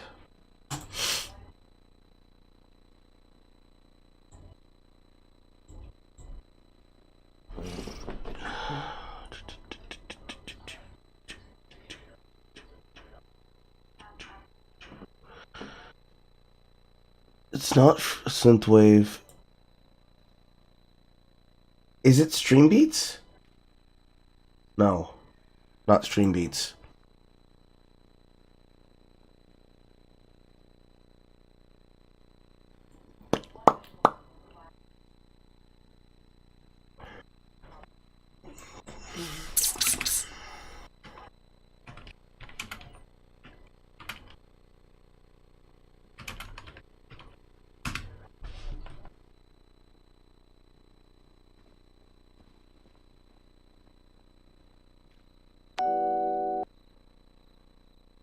That's not it. Damn it! This shit, that was gonna bug me. Fuck, man! I hate when I hear earworms. And like one guy just tried to be really nice about it and not say anything and just kind of picked it out, and I felt him pick it up. I was like,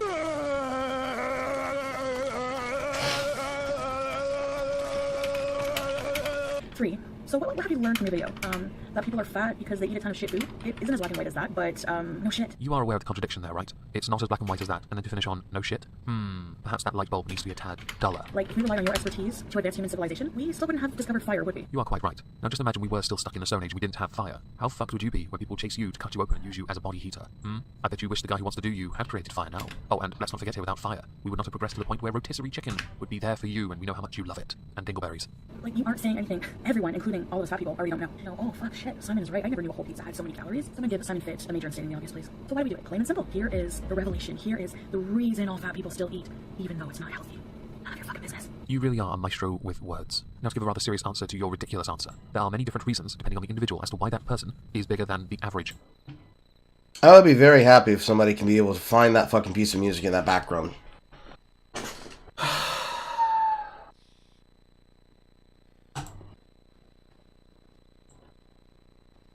See, here now my brain's gonna try to defend the rest of my brain from cringe by making me focus on finding that earworm.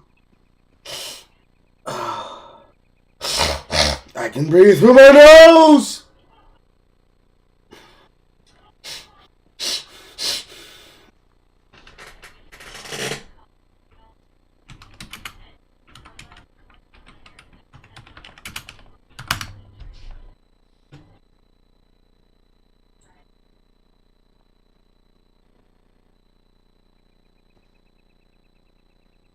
I'm getting a Shazam fucking link from Brave. Hopefully it doesn't require me to install anything.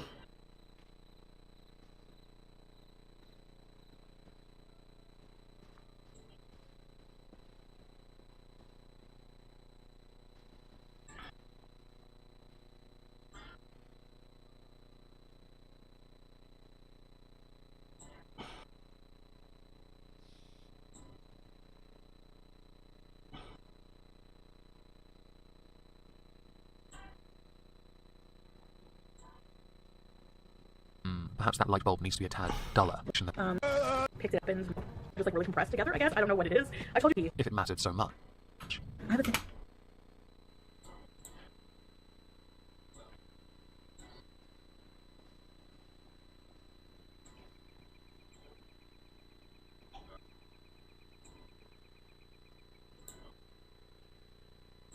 And without the proper equipment, it's just happening. Scaffolding? Anyway, so I have a problem with TP. I have to be really careful. TP tends to get stuck, and I don't know. My butt cheeks are just like really compressed together, I guess. I don't know what it is. I told you this was TMI. I hope you're all laughing at me. That's the point of this video. It's happened where I don't notice, and I go to get intimate with a guy. It's happened many times.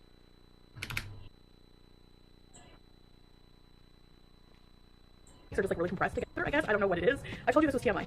I hope you're all laughing at me. That's the point of this video.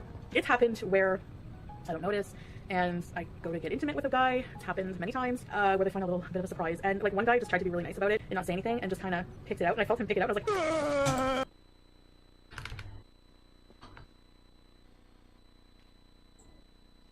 The second Zachary Michael. Food? I'll say, please don't flag me. I'm not. all fat people get food. It isn't a 3. Fuck me. I know I've heard it. I recognize the fucking strings in the piano lick. But I don't remember the name of it.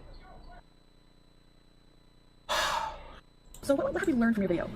That people are fat because they eat a ton of shit food? It isn't as black and white as that, but no shit. You are aware of the contradiction there, right? It's not as black and white as that, and then to finish on no shit?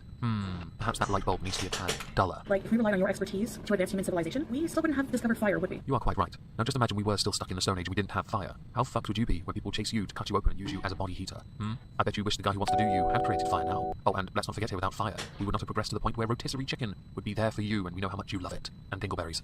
Like, you aren't saying anything. Everyone, including all those fat people, already don't know. No, oh, fuck, shit, Simon is right. I never knew a whole pizza had so many calories. So I'm gonna give Simon Fit a major and stating the obvious, please. So why do we do it? Plain and simple. Here is the revelation. Here is the reason all fat people still eat, even though it's not healthy.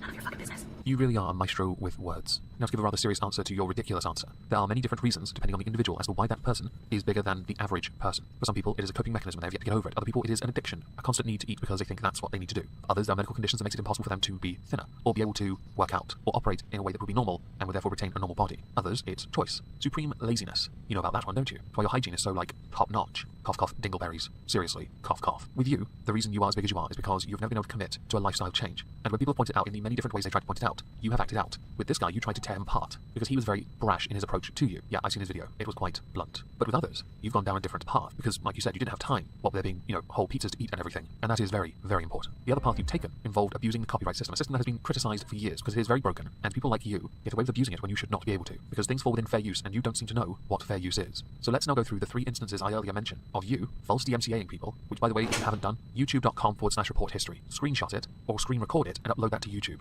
If you haven't reported anyone, your history will be squeaky clean, unlike your bottom. So to the first incident involving DMCAing and abusing the system because you couldn't handle the criticism, we're going to draw upon the incident concerning Zachary Michael. Zachary Michael is one of those channels that likes to talk about Amberlynn Reed and Foodie Beauty and other things, but they have become, he has become, and other channels have become synonymous with criticizing those particular channels. I'm hardly innocent. 4 of my top 5 videos are on bigger people, but it turns out people do like a good train wreck, and depending on how they approach covering the subject, depends on how well they are received within the communities that do not like those channels, the overeating and making excuse channels. Now Zachary Michael did a stream. In the stream, he talked about Foodie Beauty. He talked about a diet. Everything was fine. It was just a stream. I watched it back myself recently. I'll be honest, I can't see where the problem was, but at the time he was quite a small channel, so naturally one must punish. And so Foodie Beauty did just that. The only problem is Zachary Michael isn't too concerned with the DMCA system, in the sense that he will file a counter because he's not worried about getting doxxed. I can't imagine why Zachary Michael isn't concerned with that. It's not just because his video and stream, of course, fell within fair use, is it now? Now naturally, after a little bit of a back and forth, he won. Hallelujah. Think of the Holy Hand Grenade of Antioch when I say that. I would play the sound effect, but it would probably get a copyright claim, and this video is far too long for me to let them have all that precious non-existent ad revenue. Unsurprising, he covered this in a video. He covered the fact that he was being false DMCA'd, and he covered the fact that he won. Even more unsurprising, you didn't like that. We know this, because whenever a video is done on Zachary Michael, you're in the comments, criticizing his fashion sense. I would just say, I sometimes wear cardigans as well. They are quite nice, and I don't see what the fuss is about. And if you're going to rail on someone for their fashion sense, I'm not convinced you have much of a leg to stand on. You are, after all, the person who wore G-string and had diarrhea. So, and at that point, does it not just become cheese wire? And before you then try and fob this all off as people being haters, it's worth pointing out, me knowing these rather disgusting stories about you didn't take long to find. It wasn't hearsay on Kiwi Farms. No, it's because you, while saying it's no one's business what you do or why you're fat, simultaneously put your life out there in your TMI series, where you put far too much information out there. There are people who have become renowned because of one little story they told, whether it be the atheist gamer for admitting he crapped himself, or was it wearing adult nappies, to Krausen T admitting he once cut his dick off, or something to that effect. Then you have Monday Matt admitting to what could only be considered to be some kind of almost sexual violence. Seriously, the fact is, once you put something like that on the internet, no matter how hard you make it delete, you can't get rid of it. The internet never forgets. We know this, because while you've been deleting videos where you've been heavily bashed for criticizing other people, or for things you are ashamed of, which astonishes me, your Google Plus profile still keeps an imprint of the video. The title and obviously the thumbnail's not there, but we know the video still existed. And because other channels exist solely to archive your train wrecks, I'm pretty sure you flagged a few of those down as well, but that is a story for another time. And on the subject of stories, the second DMCA related event is going to be a dramatic retelling, but not by me. You see, I felt because this one was so precious, this one was so delicious, that I would share this with another person, and that person would do a retelling of this as a story. So please, buckle up, strap yourselves in, get your popcorn ready for irate Alex's telling of the spitting drama llama. Thank you very much for that, Omegon. Here's a nice moist. Just for you, buddy. Now, Omegon has asked me to show a couple of examples of Foodie Beauty Chantal false flagging people here on YouTube. You see, she doesn't like having response videos made to her. She doesn't like being criticized. She doesn't like being mocked. Now, there are certain types of people on the internet that, we as you viewers and content creators despise. People that dox, people that swat, and people that make false claims against others. So, for this intermission of this total rip-off of Content Cop on Chantal, aka Foodie Beauty, I'm going to show you a couple of screenshots of people complaining about false claims made against them by Foodie Beauty, aka Chantal. This story is going to take us all across the internet. Well, not really. It's going to be a couple of screenshots from Kiwi Farms, and it's also going to take us to Pornhub. Yeah.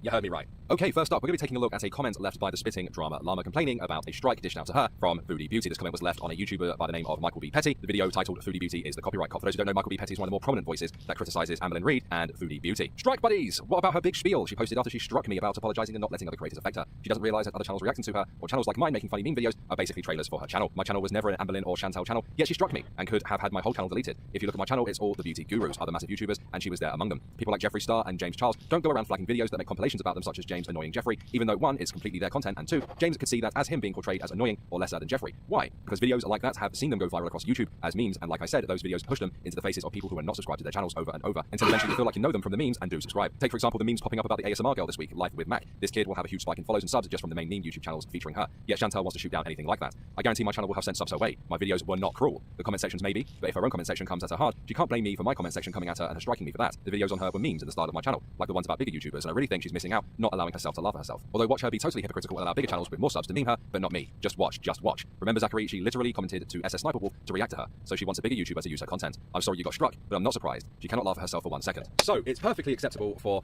much bigger YouTubers to make videos criticizing and reacting to your channel, but it's not okay for smaller YouTubers to do that because they just don't drive that traffic to your content. As Lord Bear would say, filthy peasant, disgusting cretin. I'm going to go get my blunderbuss. And as you can see here, here is the copyright takedown as manually detected and manually taken down by Foodie Beauty. So salty. Now, for those of you who are unaware, there is an entire community of people that dedicate some of their spare time to criticizing and talking regularly about Amberlynn Reed and Foodie Beauty. A lot of these people reside on Kiwi Farms. Now, one of these individuals created a Pornhub channel just for Chantal to upload some of the videos that she often takes down. Now, unfortunately, Chantal got wind of this channel on Pornhub and either flagged down the videos herself or sent her little army of minions to do so. But we're going to take a quick look at the Kiwi Farms thread. So starting off with the first screenshot from Kiwi Farms, we see her person here called Smutly, who created the Pornhub channel for Foodie Beauty to preserve some of her content. So my plan is finally in effect. Here's the newest channel of deleted content. Within 10 minutes of going live, Chantal already netted herself 20 plus chubby chasing friends, which is super impressive. These guys are all pathetic. And here's Foodie Beauty's Pornhub channel, and I find it really, really amusing that they have achievements on Pornhub. I wasn't aware of that, but if you take a look, she's got the Foodie Beauty achievement of launching the brand, the mugshot, and of course the Virgin, which is absolutely hilarious. Now moving on to the next screenshot, and of course this is where I believe Chantal has now got wind of her very own Pornhub channel. Oh my, so now her and her minions are A, aware of Pornhub vids, and B, are actively trying to take them down. But Smutly replied with, it's actually doubtful it's her or her followers because I haven't received any DMCA notices. Pornhub is really lenient on leaving up videos, but they take an incredibly hard stand against anything that references rape, murder, death, or kids. Since that video's original title was Terry Berry bullied to death or something like that, it's possible it was auto-flagged. I'll wait a bit and re-upload it. As for not viewable in your country, errors, I'll look into that since they're being uploaded from the US and shouldn't have a problem. As Smutly here believes that it wasn't actually Chantal, but it's very possible that it was. I believe that all these videos here were the videos that were uploaded to Pornhub, but if you go to Kiwi Farms and click on these links, none of them take you to any videos in particular, they just take you to absolutely horrifying segments of Pornhub. Now, we can't prove it either way really, whether it was Chantal or her followers, or whether it was Pornhub themselves who took down those re-uploads. I guess we never will find out. But based off everything we know about Chantal, you know, her false DMCAs, her false flagging, you know, it's quite likely. But I'm going to pass you back to the Moist Lord himself now. Thank you guys for having me. Peace. A big thank you to Irate there for that contribution. The final DMCA-related event we should talk about briefly would be the fact you took Null's stream down. As far as I was aware, Null's quite heavily involved in that Kiwi Farms site. I can imagine as a consequence, there being hundreds of pages on you. Them damn haters talking about... Null is a lot more than just involved in the site. Null is the site owner. Joshua Moon is Null.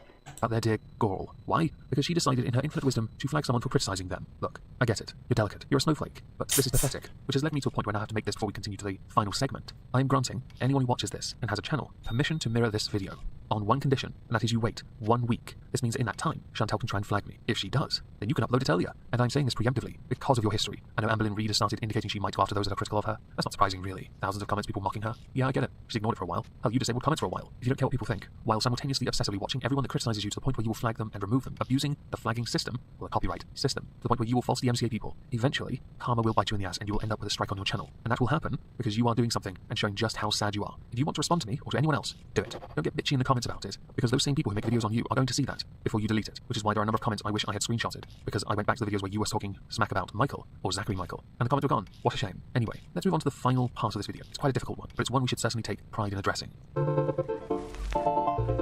As many of you will undoubtedly have noticed, I actually covered hate and criticism in the same section of criticism, because I think it's quite similar. So instead, I'm adding a new segment, and I'm just going to call it hygiene. The barf goes projectile all over the wall.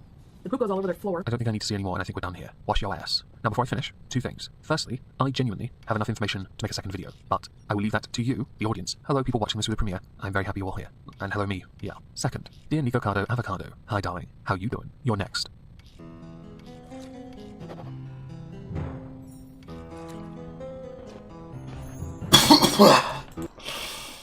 Okay.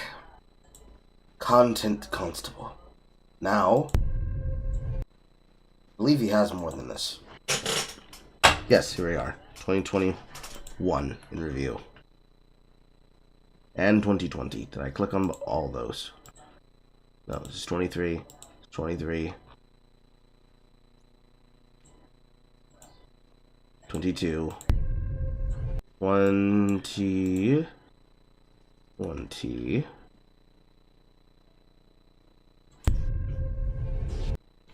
Right here.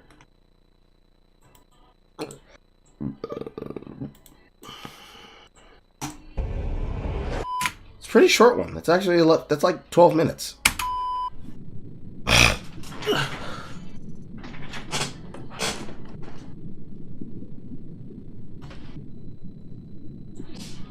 Well, isn't this just fantastic?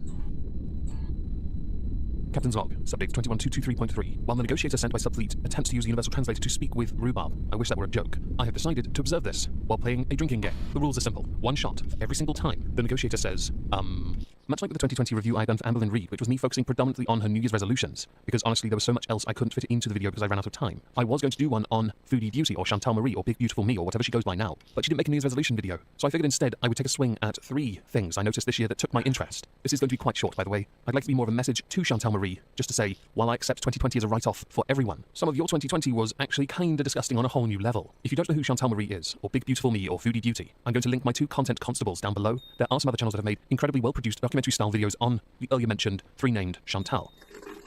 Sorry. I will see about linking as many of those as I can down below. I also want to insert this comment now. Just gonna be real and raw, like without a bra. Just because 2021 is 7 days away, 8 days away, however many days away it is, does not mean arbitrarily it's going to improve at the turn of a number. Change only starts when you choose to push it. Change only happens when you endure and strive to succeed on whatever mission it is you have chosen to put yourself on. When you continually set up targets and goals for yourself, only to then monumentally fail every single time, it starts to grate on everyone. You are the one in charge of cultivating, farming your own community, growing it. And if your community are mostly those that are detractors, then clearly your mission is not the one you would like it to be. That is a direct message from me to Chantal, and I mean it with all the kindness in the world. If you want to affect change in your own life, after this year especially, might I recommend a little change here and there. I also want to insert one last thing. I know many people who do videos reacting to Chantal are regularly named to me as potential content constable targets. I believe they're called the hater community. Yes, I'm not ruling it out, but we shall see. Early on in the existence of Foodie Beauty Chantal Marie, Big Beautiful Me's channel, I'm just going to call her Chantal going forward now. I can't be bothered with all the name changes. Early on in her channel's existence, her video description used to include a disclaimer, the intention being to help herself to get down to a weight that is not only manageable, but one that will allow her and help her deal with a few issues she had, medical issues, that would then allow her and her then partner BB to have children. Sadly, that is no longer an option for two reasons. The first being Chantal had to have a hysterectomy. I'm genuinely very sorry you had to have that. Truly. The other being that because of that, and I'm sure other issues which are not my business nor will I dwell on it, Chantal and BB are no longer together. While I will admit, for the most part, I can be a dick, I'm not going to be a dick on that. I will, however, say, this is one of those moments where the line had been crossed and there was no going back. And much like another person I have been critical of, who had to have similar surgery because of an issue they had, I believe it could well have been what could have then in turn been the straw that broke the camel's back, the taste of mortality that would then initiate some kind of effective long-term change. But it didn't work. And I get it. Some people would pin their hopes on it. Others would like to see the good in it. I personally am both. I believe it could well have affected the change for you to get your life on track.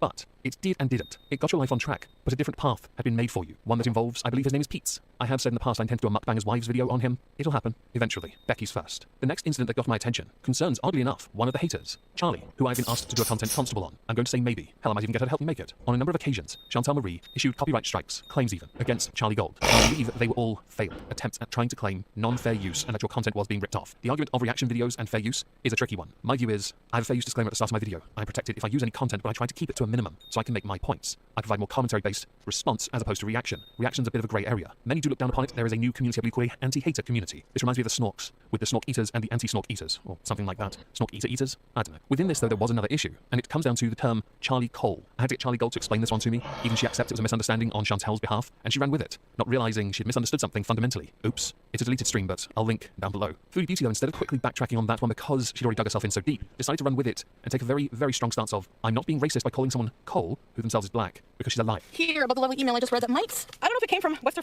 Face or somebody else. It could be posing as her. I knew she was a criminal. I knew it. I can tell. I'm a good judge of character, but it could be somebody else, like a fan. Anyway, I don't think it's her because there was a quote by Sun Tzu in it. She doxed my mom, like her address and her phone number. I knew she would play dirty like that. It's only a matter of time till her true colors because she's a piece of shit. So here's the thing, Charlie Cole. When I thought of Cole, I will admit, my first thought was like Santa Claus living coal for naughty kids. But then I remembered Chantal and Charlie have a bit of a history now, one that has gone on for quite some time, one that has actually benefited the pair of them because they can keep clapping back at one another and people will keep turning up for their videos. That's not saying all of this Charlie Gold is innocent, by the way. Again, maybe on Content Constable. I just want to highlight poorly handled, more reactionary, emotive responses from Foodie Beauty, which is what has happened as the years progressed. And they have, for the most part, escalated, which is unfortunate because I kind of hoped that Chantal would try and be a bit more like Amber and try and shove it to one side. But I guess that didn't work. The third and final thing that caught my attention, and was one of the reasons I set up an entire tab as the year progressed, was the fact that where Chantal kept trying to switch her diet, and then to fail, the moment she moved in with Pete's, it just went in the bin. And for those who are curious, yes, Pete's is in fact her ex-boyfriend. I try not to draw too much attention to it, because again, I'm not entirely sure what their current relationship is. What is clear though, based on the year, and the pictures I've seen of her from the start to now, there's a bit of a fetish going on here, enabling, make sure you don't fart, feeding, lots of feeding.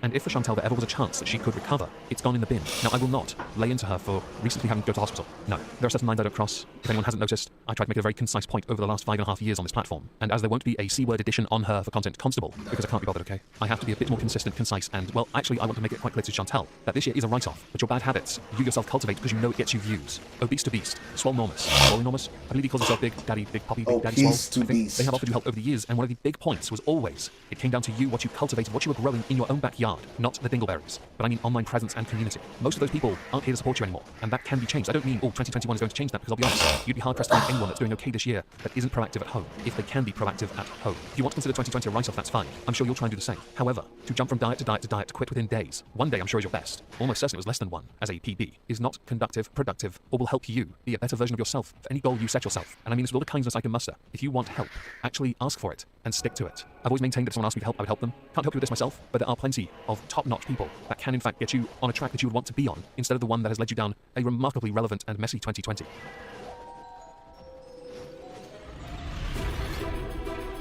Okay.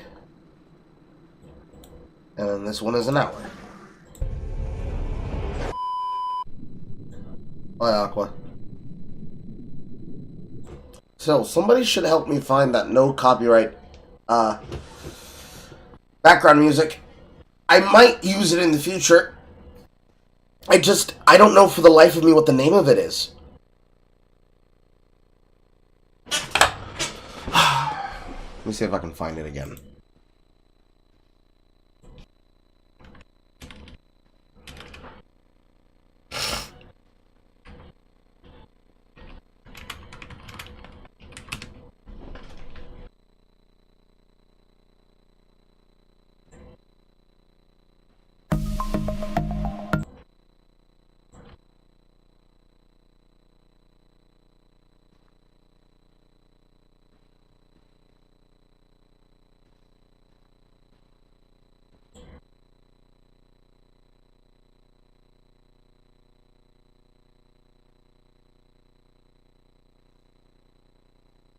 Why are my eyes watering up? What the fuck?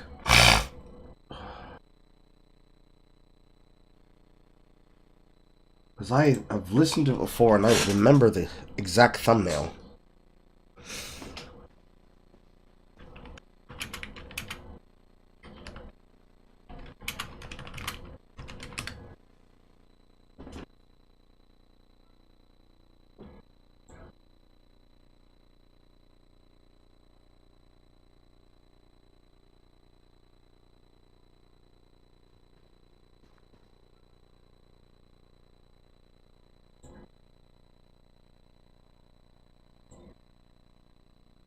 I could have even swore that I had it inside of a playlist, but I guess I was wrong.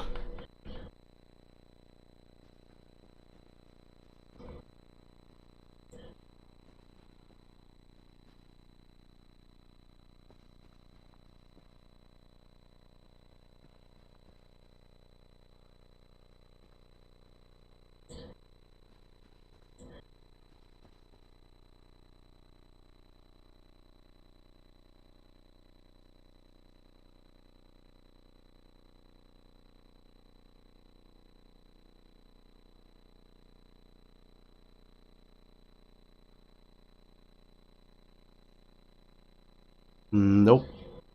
Nope. Nope. Nope. Nope. And nope. Not there. Fuck me. Oh well.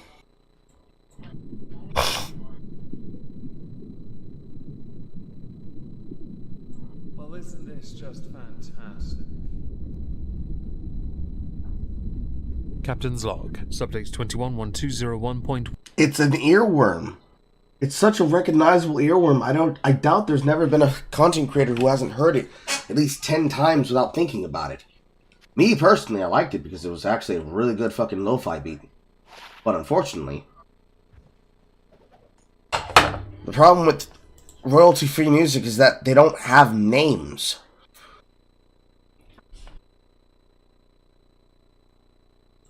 Moistmas has officially begun, and I am incredibly excited to be doing my bit to bring in some Moistmas cheer with some festive content, some mad bants, and a boatload of booze, because we always need booze. Chantal Marie, aka Foodie Beauty, aka Big Beautiful Me, has had one hell of a 2021. By comparison to her fellow peers, the other lolcows, she has had the more exciting year. She has tasted of forbidden fruits. She has committed acts that could be argued to be, in quite a number of instances, not legal. She has said some rather spicy things, gotten herself involved in even spicier things, like Only Fupa. In this video, I would like to dedicate some time to each individual month and address some of the more interesting aspects of what Chantel, Foodie Beauty, Big Beautiful Me, got up to, because I think you'd enjoy it. I'm hoping you will. So to start off this glorious month, and an opener to the year, Chantal Marie showed us her lovely, lovely Taj Mahal palace in all its infested, littered, messy, disgusting, borderline hazmat suit-worthy glory. And believe it or not, it was around this time she got herself into a bit of trouble. Dear God, what a pigsty. Because of comments she made concerning fat shamers, and Jewish people. If I'm anti-Semitic, they're fat-shaming bullies. Deflection. She has a tendency for opening her mouth, and rather than do what she normally does, and that's feed her addiction, as she calls it, but as she has addictive qualities elsewhere which we'll get to later, I'm inclined to believe it's not a food addiction, it's just an addiction to excess, which would be the more appropriate turn of phrase. Around this time also, though, she was involved in something else, which many of us were waiting for, a Pete's short film. This is when we found out Pete wrote fanfics. Some spicy fanfics, but that's for a different video on Mukbangers' Ex-Wives, coming soon. The best part of that entire absolute Oscar-worthy winning piece of magnificence was this scene.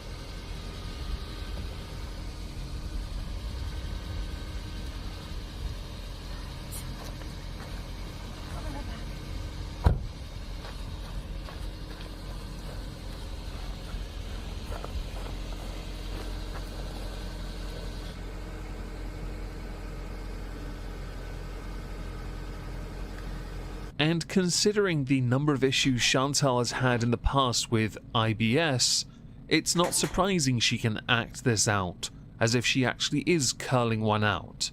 Not long after, Chantal also decided to change her channel name back to Foodie Beauty, because it has been the name of the channel for so long it feels weird using a different name. Regardless of the name, it will not affect her health journey, or lack thereof, unless the entire point of this health journey is to show us decline. She also has herself a new motto: never explain yourself to anyone because the person who likes, and I'm gonna stop there because she deleted the community post.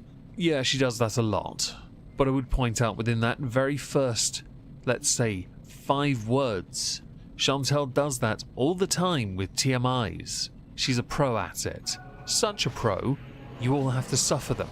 I'm very sorry to those that do.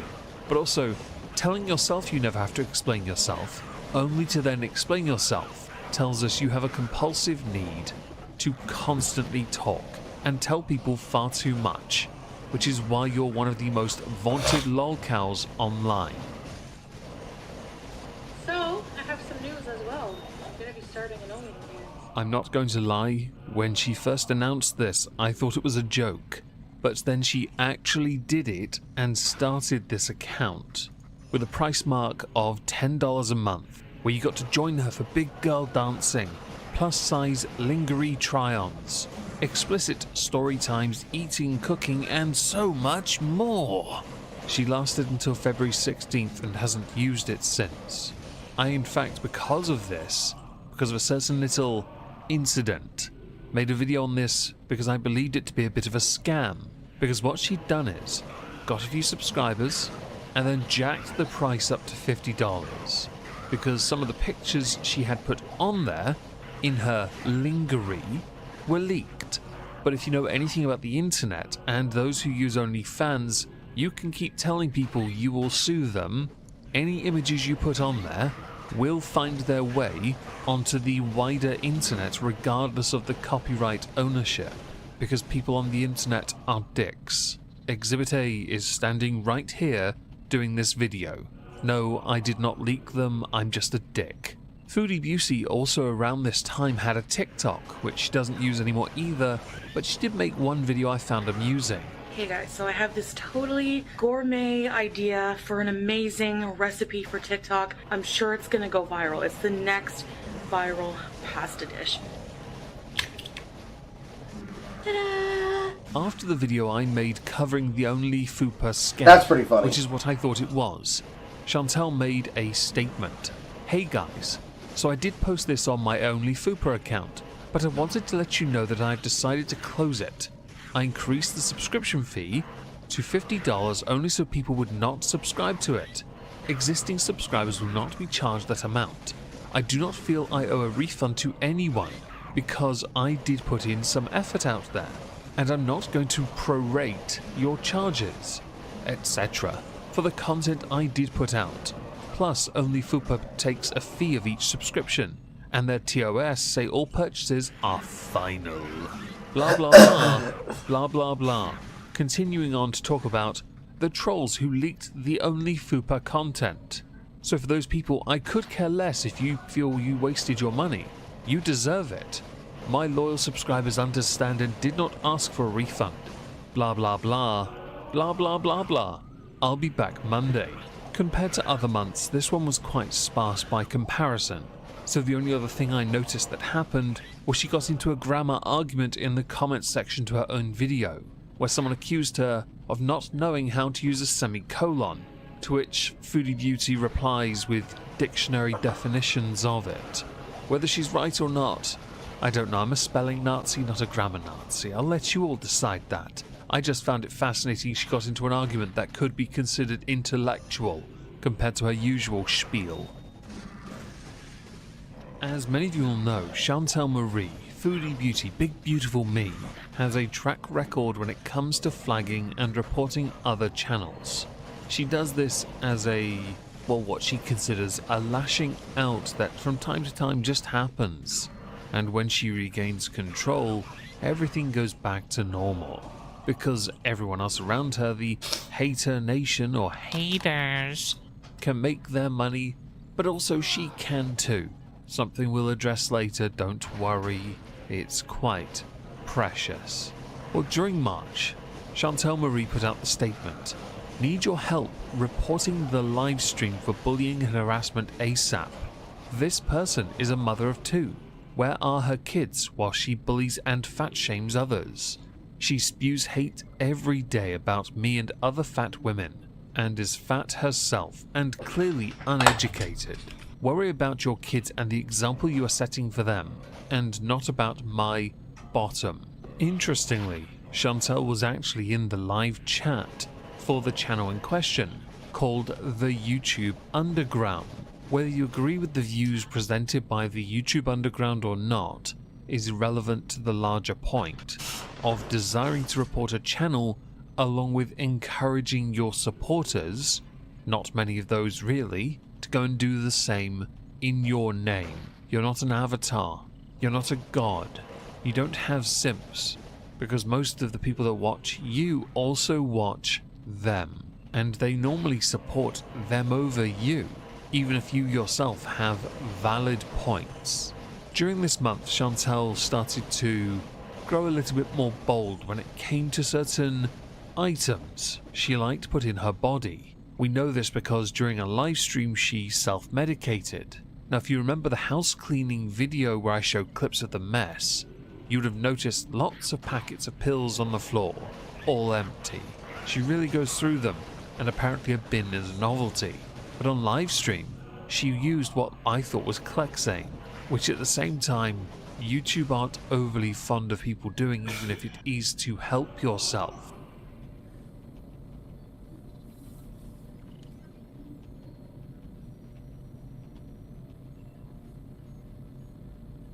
Now the next clip I'm going to show you comes courtesy of someone else, a part of Hater Nation in fact. I don't know where this clip came from, it just best demonstrates some of Chantel's TMI traits. The ones where she has to show you and tell you everything about her. It's why we know about the dingleberries. Well, now we know something else. Okay, that's not my pants, that's just stains. That's just skid marks. Yeah, Chantel, when was the last time you your pants? I'm kidding, he doesn't have skid marks. The last time I my pants was actually a little while ago, like maybe last month. It was also during the month Chantel started to struggle with her mental health, and she put out a statement talking about this, indicating that she and Pete enjoy doing live streams, and because of that they will continue to do so, i.e. Chantel using Pete's for views. Don't worry, Pete's doesn't have a channel because she thinks it's stupid, and that way she can still continue to make regular content, totally answer your questions, and also do her usual shtick to get in all that sweet revenue, to then put up a follow-up statement indicating that just because she says things, and with her diet changing, life being counterproductive to treatment, she is no longer, because she doesn't believe it to be healthy, going to have people pick apart and judge her choices, and that people need to respect this decision. Exhibit A here being the statement in question. If you need to read it all, which you really don't, it just gets really, really narcissistic. By all means, pause the video and read it.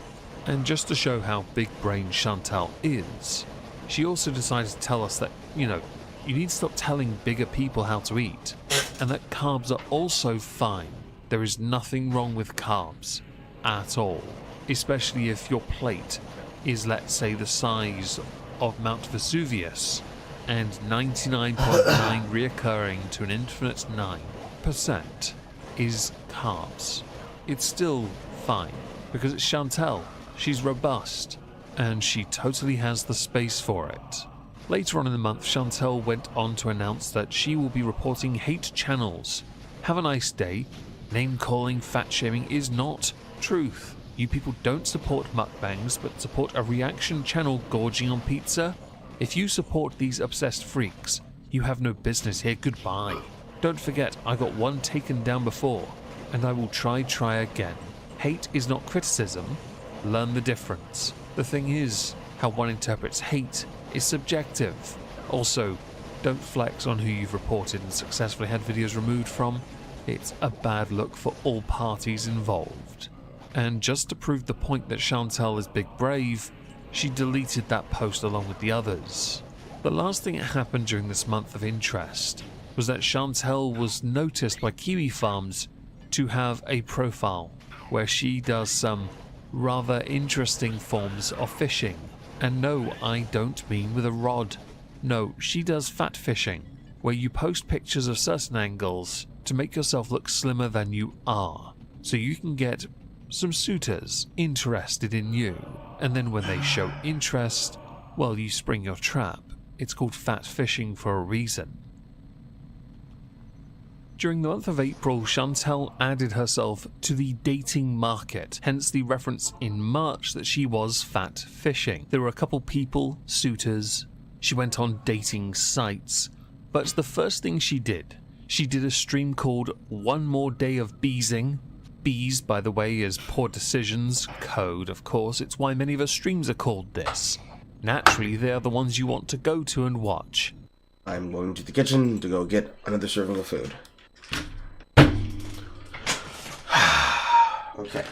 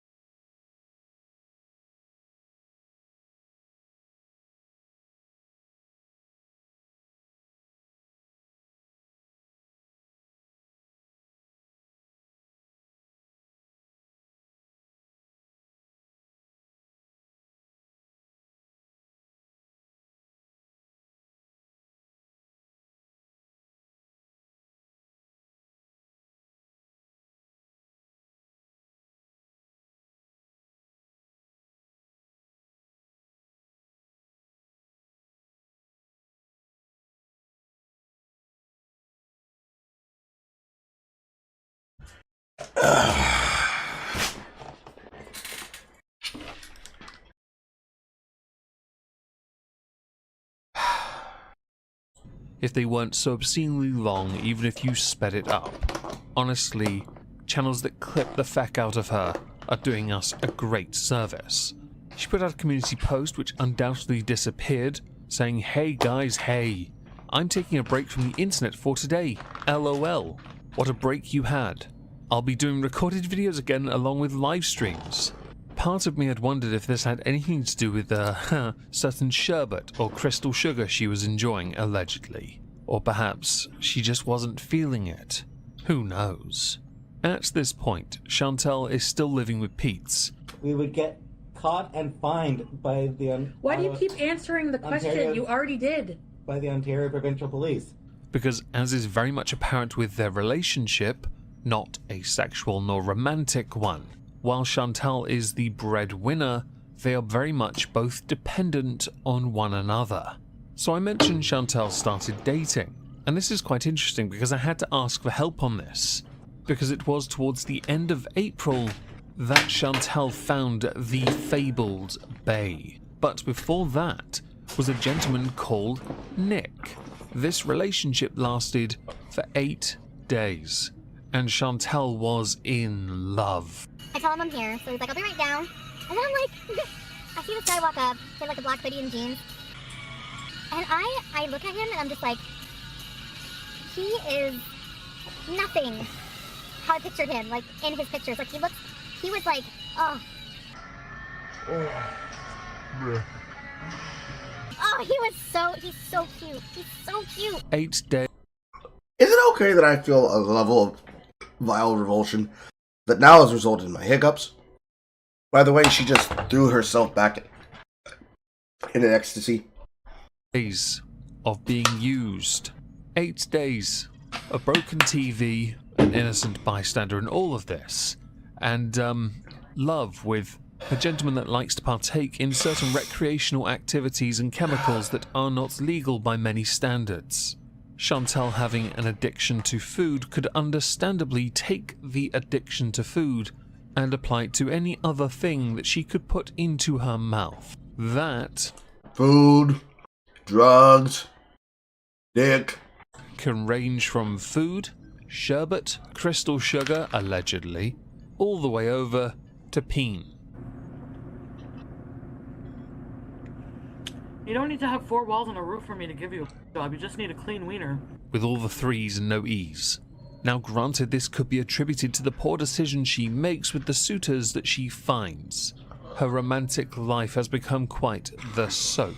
Eventually, Nick did in fact block Chantel, something which you find out within the first 3 minutes of a 1 hour 16-minute stream called He Blocked Me. I messaged him on the dating app and was like, I wish you would have just told me you weren't interested instead of stringing me along. And have a nice life. And if he like tries to message me, I don't know what he's like the weirdest guy I've ever talked to. I've never like encountered this before where it's like 1 minute you're acting like you're so into it and you just can't wait and you want to see me and you're talking nonstop, and then all of a sudden it's just like block. Chantel did also meet up with someone called Frank, allegedly for bubble tea in her car, where I believe he also rubbed her belly.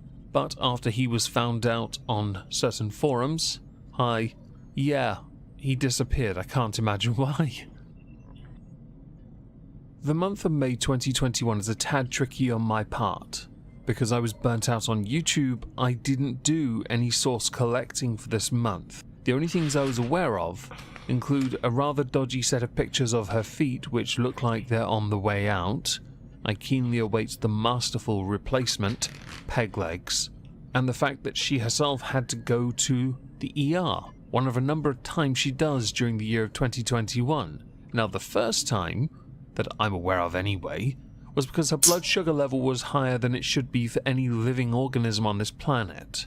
The remainder of May was actually taken up with her talking a lot about her very soap opera-esque relationship to the man known as Nader, or to others, Egyptian Fabio.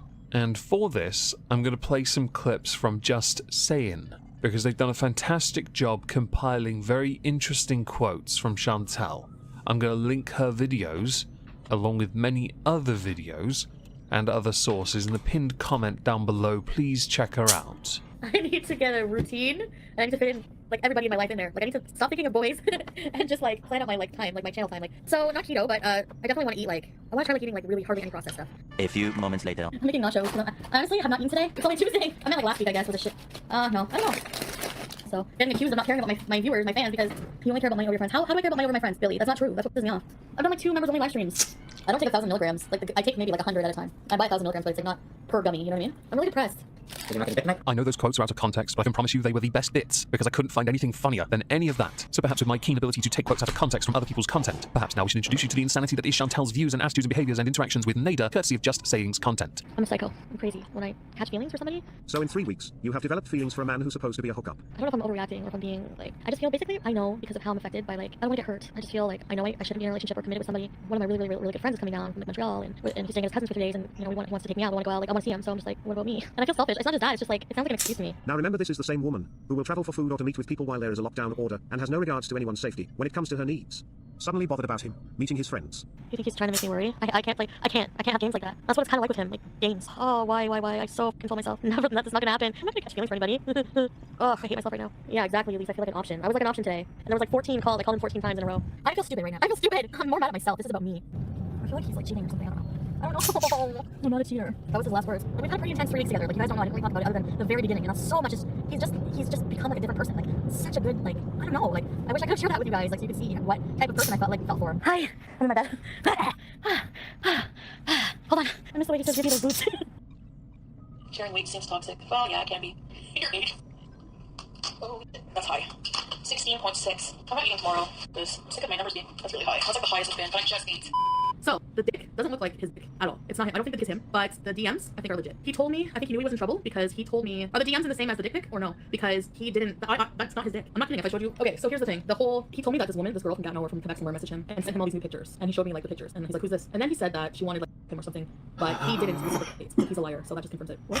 He's like, he said you cannot tell anyone about this conversation. Wow, I never lie. He says he never lies. Oh my god. What's the problem for not officially together? Because he lied to me. It's not okay. He's playing with my feelings. See, all these messages are from men. I'm mad at myself because I'm stupid, and this is all I'm talking about now. BB's on bad dude? He needs love too. He has a right. Everyone has a right to love except for fucking me, apparently.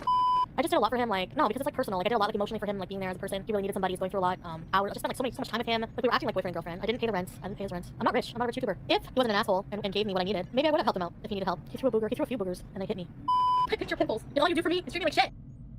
So after 2 months of being burnt out on YouTube, I actually bothered to do some research for the following months. I know, yay, you can stop stealing Just Saying's clips. And just before we get into the month of July, which is a busy month, thank you Just Saying for letting me use the videos you have, along with providing me additional information that I was struggling to locate. So after many months of activities, involving sherbet mostly, Chantel came clean in a 55-minute stream titled Trying, where she admits she might have a minor problem.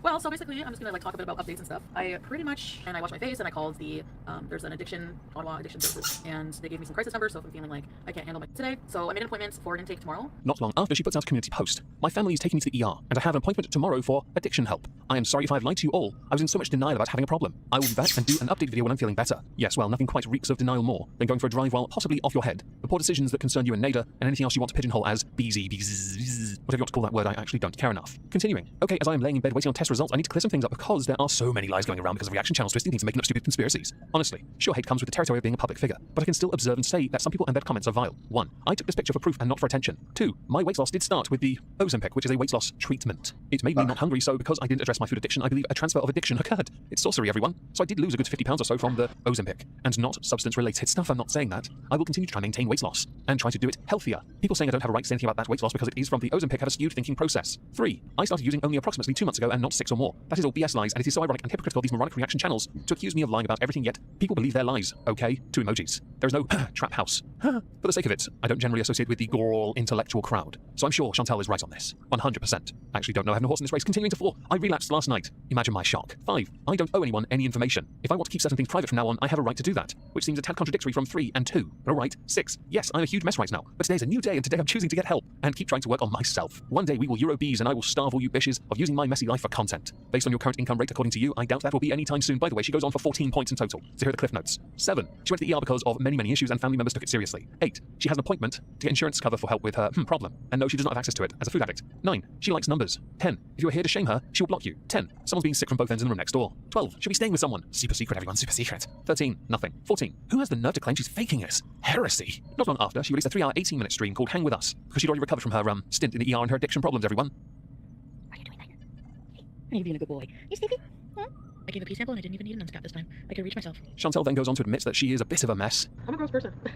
I am. I mean, sorry. Oh no. I don't know. Do you want me to apologize for being gross? What do you want? Let me be gross. Which then leads to others to accuse her of being unhygienic because of some pictures that surfaced. Now, I can't show the lower half of the picture because there's some areola, I think. It's too conveniently placed to be, dirt. And for the sake of flashing, that's a recurring thing that happens almost every month. 2 to 3 months ago, she flashed her entire rack, which was a disturbing image, I'll give you that. She, for some unknown reason, decided to show us her underwear. Don't know why she did that, but I'm sure it was because attention. Later on, you're going to see something very unique, because I edited it. But she does flash some other things as well. No, we don't see the dingleberries. You're all very welcome. Interestingly, when Pete was asked about what Chantel smells like, he said the following. What does Chantel smell like? Usually, like old cheese. Chantel then goes to flash everyone her underwear, which, by the way, separate date, but within July. I'm not showing you the video, don't worry. But I'll link a tweet, which comes from Vulgar Foodie Beauty Fan Club Prez. Towards the end of the month, Chantel yet again takes responsibility, which, by the way, at this point has watered down the very meaning of the word responsibility, for all her poor decisions in life. Yesterday my video changes, and I do that a lot, and I bring that on myself. I take full responsibility for the reception of how I kind of change my mind a lot about my content. Reddit noticed that Chantel might have had some bed bugs crawl out of her neck folds. Honestly, that's disturbing. And to finish off the month of July, the thing that took my interest the most, Chantel's reaction to finding out Pete might start a YouTube channel. I haven't been doing a good job.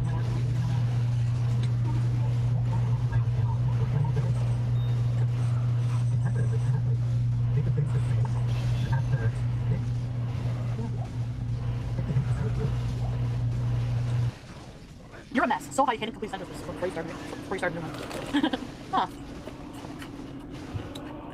I can honestly say with hand on heart, this month is where things start to get incredibly messy, as if it hasn't already within the first 30 minutes. So to start the month, we're going to highlight the fact that Pete has depression, or going through a depressive stage. I cannot remember if he was diagnosed. Now for this, we know that because Pete's been talking about it, but at the same time what we've noticed is, conveniently, the one person that he has supported through numerous surgeries, who is not there for him when he was there for her, is Chantel, because she's busy living it up, making that money, and having her fun with another bloke, who is clearly not interested in her, but interested in her money. Which is quite interesting because during this month we found out, courtesy of Shannon, Foodie Beauty's closest friend Shannon of nearly 20 years, had been on a live talking about Chantel's new man, Nader. And according to what Chantel had told Shannon, Nader is, well, hardly a pleasant individual to be around, to have inside, just generally to experience. Chantel, though, got a bit annoyed, and apparently she has Stockholm Syndrome, because she decided to out Shannon as a DV survivor, and then argued for her on the live, and then decided to unmod her. To demonstrate some of this, we're going to go with comments Shannon has made within another person's live stream called French Fried Girl. I wouldn't put it past her to somebody will reach out to her and be like, can I see your DMs? And she'll probably put the DMs on the farm or something. I don't know. At this point, I mean, I wouldn't think she would do that, but I don't know. Thanks for getting away. Yeah, thank you so much. Obviously, it's I'm like shocked. I'm not saying that I'm being abused. This is not an admission of abuse, but it's just to tell you. Everyone's entitled to their opinions, but at the end of the day, it's still my life, my choices, my emotions, and I get to live my life however I want to. Anyway, Shannon, I was hoping, like, I confided in you, and I don't really want to, like, bring it up and bring drama. Like, I don't want to talk about, like, what we talked about, and, you know what I mean? Like, I don't know, I just think, like, talking about it on here is just not good, and I was kind of hoping not to, so I hope you can respect that. I think I'm just not gonna, like, tell anybody anything anymore. That's all I have to say. Like, seriously, I don't know, like, true friends don't go and cause drama, like, in public. No, but you can care in private. I mean, the drama channel looks for sure, yeah, for sure. You don't really know him fully, though, just like, and I don't know, I just feel like, I maybe I shouldn't have said anything either. I don't feel like I'm my friends or family. I don't feel like it should be like a mirror that situation. It's not fair to do that to somebody, like. That's a great point to say, and that is a great fucking point. She just said, I didn't treat you like this when you were in your abusive relationship. But, okay, so it's fine for you. She's so petty. It's so tit for tat. With Chantel, she's like a fucking baby. I'm responsible for my life. I don't feel like I'm in any danger. I feel like it's a situation that, I don't know, anyway. I feel like I'm the type of friend that, like, I wouldn't be like, oh my fucking god, like, I wouldn't, like, I just let people live their life, and I'm there for you, and obviously if I don't feel really close to them, I can go. It was during this month also that we found out Foodie Beauty has a bit of a thing for Alex. And no, I don't mean Alex is shook. No, she thinks I rate Alex is gorgeous. Well, who's cute? Or reactor was cute. Alex. No, Alex is shook. I'm not saying you're not cute, Alex is shook. You are, okay. No, it's something else. Yeah, I know all you these are just like all the reaction channels. It's all your hair, isn't it? I rate Alex or something? Yeah, I think so. Is he cute or something? Or maybe someone else. Hello everybody. So Megan asked me to react to Chantal referring to me as cute, which is a nice compliment, I will admit. But I'd already been sent this video and had already initially reacted to it. And of course my initial reaction was to sing Billy the Fridge's song, Burger Queen. Of course if Chantal wants a slice of this caramel king over here, she's gonna have to pack in that super duper exciting lifestyle that she's got going on and get rid of that Nader fella. And I would humbly request that Chantal go back to doing her dumpster diving videos, as well as doing those skits like her horror clip, for example.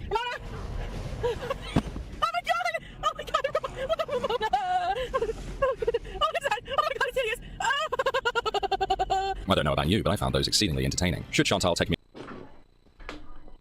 What fucking cringe did I just witness roll across my screen? Why? Why? Alex is half black. Interesting.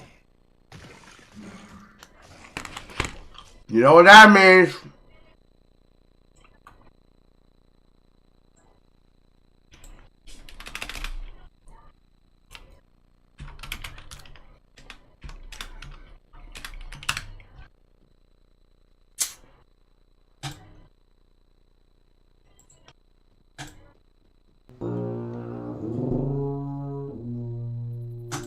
This one, I just need the first fucking few licks.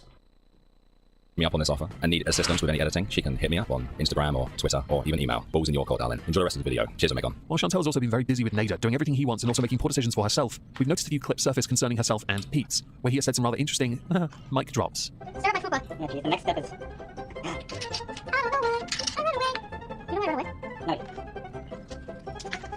Things we wished he'd said more often in such a harsh way that perhaps she'd take something on board and learn from it. But I believe we're now at a stage where she will no longer listen, because apparently she can't just settle for something good. She has to have something really bad, no matter how much it hurts her, it's being the person she's with, because apparently having that is worth more to her than having a single iota of dignity. And just because Jasmine's sequel is quite right, Chantal has for months been abusing sherbet and other related confectionaries, like chocolate cigarettes, but just replace the chocolate with something a bit more euphoric. If you have to be high on chocolate cigarettes to be a nice person, chances are... If the only way you are a pleasant, tolerable person to be around is when you are high off your mind, I think it's reasonable to assume that maybe you're just a bitch. And let's face it, truer words have never been spoken. If anything, at this point especially, we now know for certain many of your very negative traits are being brought out by your relationship. Because you are blindly going full protection mode of Nader, because you think just because they're being critical of Nader, they're haters and therefore must be disregarded. Generally speaking, when it comes to things like DV, even the haters have rules. And as much as they dislike you, they would not want you with someone that will do that to you. And there are many issues concerning Nader, enough as it is, including the rather criminal allegation that I refuse to touch, because at the moment it has not amounted to anything legal. Now I do want to add, because this is certainly within Chantal's MO, she has been accused of doxing French fried Goral, and also giving Nader French fried Goral's number. I don't know if that's true or not, but I'm going to say for the sake of it, doxing is bad, no one should do it. You certainly shouldn't be giving over private information to other people cause there are no optics where that ever looks good. And for those who have then said, maybe that person shouldn't have stuck her nose where it didn't belong, when you post things online, everyone else is free to view it and criticize it, which is what a lot of the points many of these channels make. Some yes do nitpick, many do nitpick, so I don't watch them. I don't know anything about French fried Goral, to be honest, beyond the 1 or 2 streams popped up in my recommended, and I only know they existed. I've yet to actually watch one all the way through. I think I commented on one a few times. During a live stream, Chantal said some rather interesting things that I honestly can't quite decipher, so I obviously encourage you all to do this for me because I'm too lazy now. Wait, you cried? Chantal, you cried on a lie. I went to ER, said you're a coke addict, and said Dawn is abusive in every way. You are the source. So, okay. I'm just trying to I'm really burnt. I'm trying to understand. What do you think that means? Chantal flashed us yet again, but I've altered the image to something a bit more ad-friendly. And the final thing that happened during the month of August that interested me was Chantal dancing, because of course it's adorable. And then she decides to take it to another level.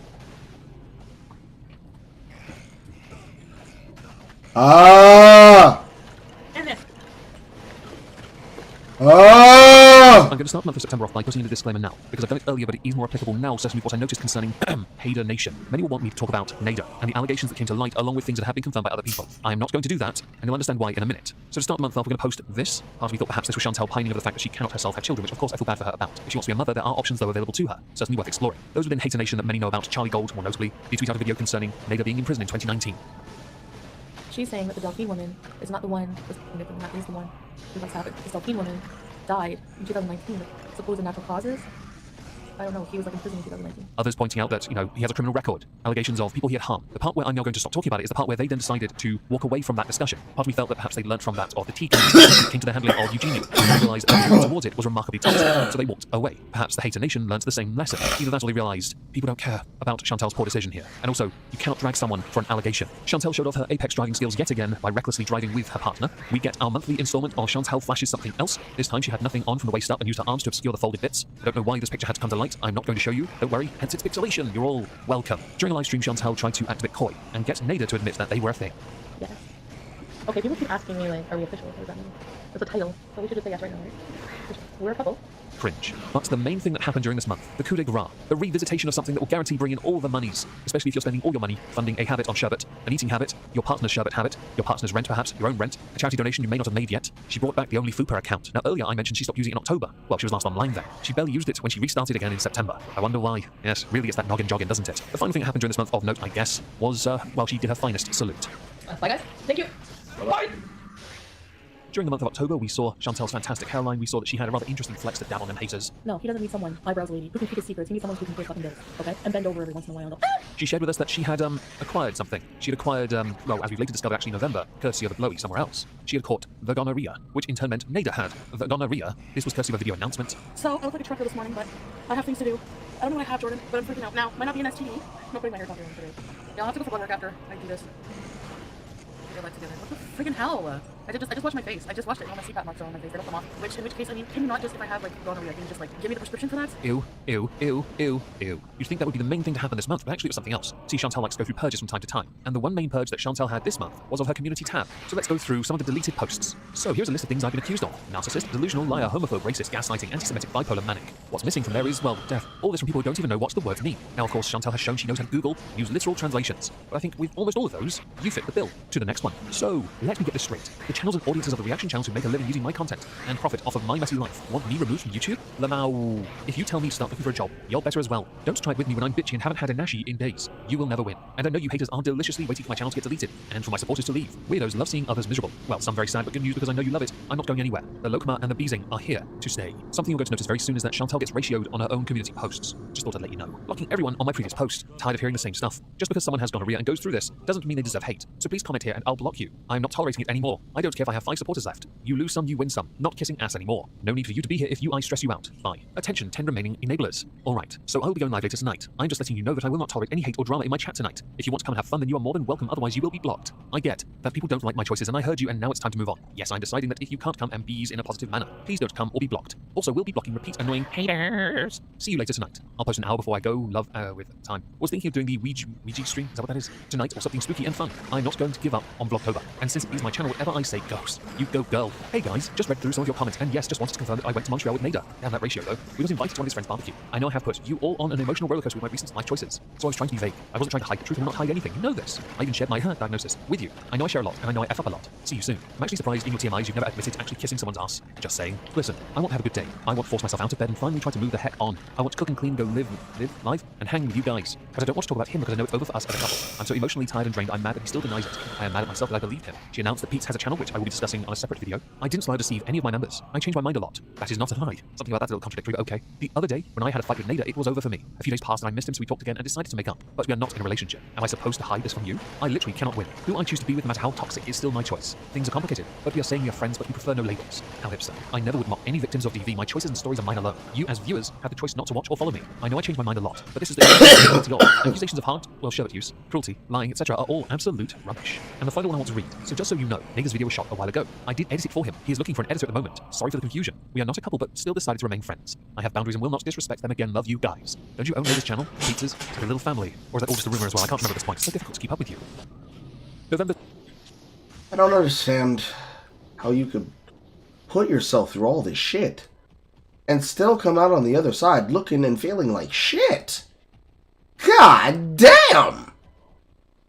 You would have to hate yourself at that point, no? It's a bit murky for me, so do forgive me on this one. But I have a sneaky feeling Chantel either broke up with Nada, got engaged to Nada, kicked Pete's out, moved out with Pete, still lives with Pete's. Does anyone get why I really struggle with this one? So I guess we'll move on to a conclusion. To sum up the year of Chantel, Foodie Duty, Big Beautiful Me. Chantel has had one of the wildest years I've ever come across. She has done things I never thought she would do. She has crossed lines many of us had worried she would cross, taking her addictive personality and applying it to other areas. She has not got her life under control. If anything, her life is further out of control, which is why many people thoroughly enjoy the content she makes, in the sense that they can then roll their eyes and see their brains because of it. It's a great way of seeing if there's a tumor eyes or not. I know I would have left a fair bit out of this, a lot of receipts. Many of you will want more information, more data, but I really don't have enough time. I am not Gino Samuel, and this is not a Chris Chan documentary. So thank you very much for watching this. If you've made it to the end, again, thank you. I do hope next year yields a better year for Chantel. I really want her, like anyone else I cover, to succeed and do better. But I guess once they get stuck in a certain loop, it's impossible for them to break out of it. She is no exception because she's been building up to this for years.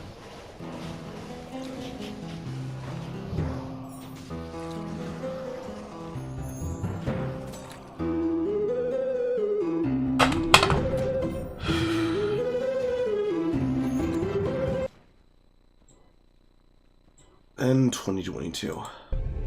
This one is 4 hours!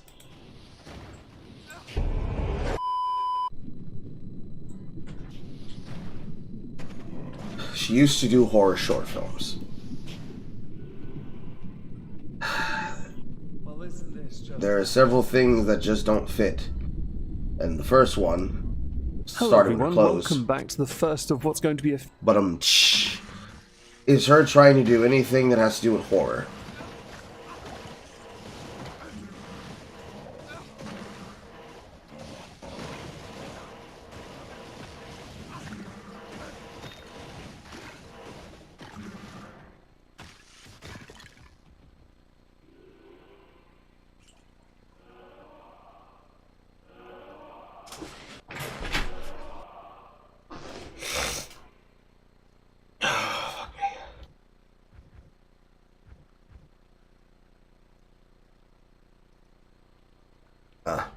Quest objective.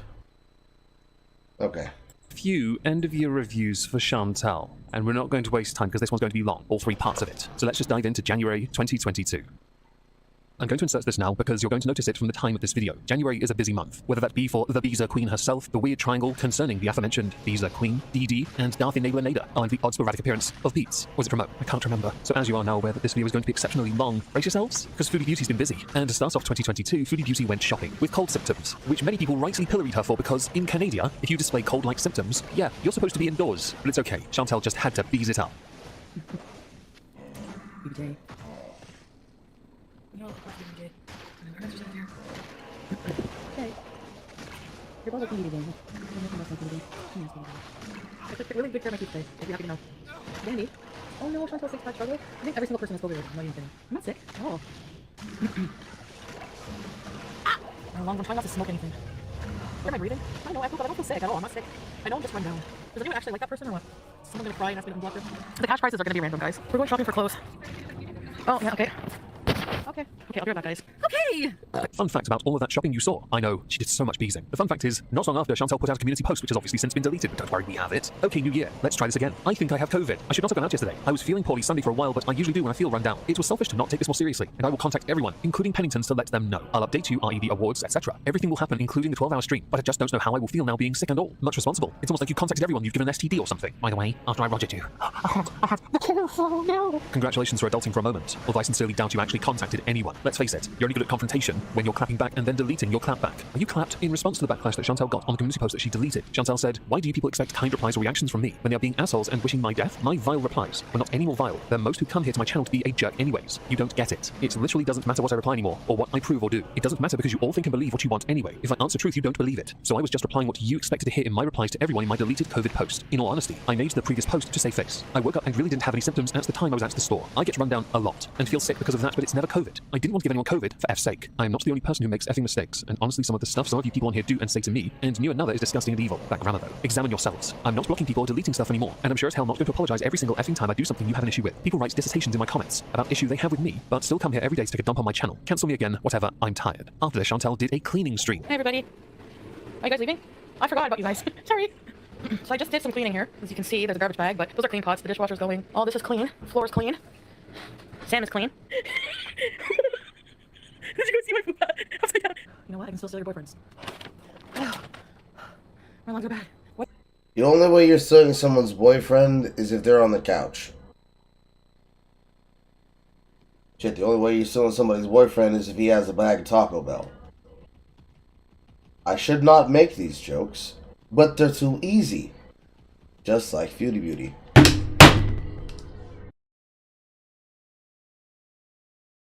Too hard, Carl.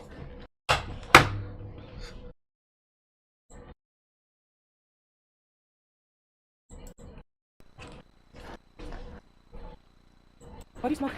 When your lungs are bad. That's what inhalers are for. So there is a considerable amount to unpack from that. We can start with the fact there's a stroller in the back. That's interesting. The fact that you smoke, you know you have damaged lungs, but you rely on an inhaler because you believe that is the only way to make it better. Okay. But I guess the fun fact for me is, it was only a few days later, maybe one, that I saw this image on Twitter. I see that cleaning really lasted. Or am I about to find out this is someone else's apartment? You just happened to coincidentally be in there, beezing it up no doubt. There was one other thing I could have attached to the first clip we went through, courtesy of Mary Cab MC. Masks are 8 inches across. There is a 4-inch gap on either side, which means that Chantal has a 16-inch wide face. Isn't that 2 inches shy of Hulk Hogan's pythons? Now you're going to notice throughout the year a lot of deleted community posts, and to support that we have this community community post, which I'm going to give you the cliff notes of. Chantel be mad at French fried. Why? Because of Shannon. You know, her former friend from last year's review. Neither seem overly fond of the other, and well, it appears Chantel is losing a little control. If you've paused the video to read these, well done. They're now disappearing. As the month progressed, concerns arose for the cat BBJ, but Chantel missed the virtual appointment, confusing it with one of her own appointments, meaning that BBJ's health got second fiddle to Chantel, who had to reschedule the appointment. How on earth did you manage to forget it? You have so many appointments, surely at this point it would just be routine. I'm sure many of you at this point have been paying attention to the on-off relationship, mostly on, kind of off, but bitter, vile, poisonous, almost kind of yes, relationship, almost symbiotic at this point, concerning Foodie Beauty and Darth Enabler Nader. This was something I alluded to at the end of the last end-of-year review in 2021, where I had believed at the end of November, or beginning even, they had broken up. Yet over the course of November, December, and January, I think they were still together. They were most certainly hooking up. But because things were not going the way Chantel wanted, and I doubt Nader helped in any way, shape, or form, she decided to lash out because she had access to his channel. She kind of deleted a live stream, I believe, while he was live, in fact. Oh, and Nader had her stuff, which included her CPAP machine. You know, that oinker thing that helps her breathe at night. Something which Nader had addressed in a 5-minute clip that many people have seen that was shared on Twitter from a live stream on his channel.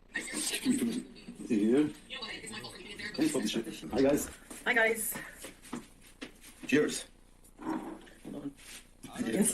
Cheers. I tell you I'm coming. No, you say you're coming. I tell you I never saw you take the thing. Yes, I never take the thing. But not after you go on my channel, read my name, and keep pushing your luck for me to be injured. No, I'm not injured anymore. I act like normal people. I hear like normal people. I get mad like normal people. Everything like normal people. Normal people who doesn't. A lot of people are just saying give her her stuff back. What about my video? What about she goes live my live stream and she ended up deleted. 2 times one before and one now today.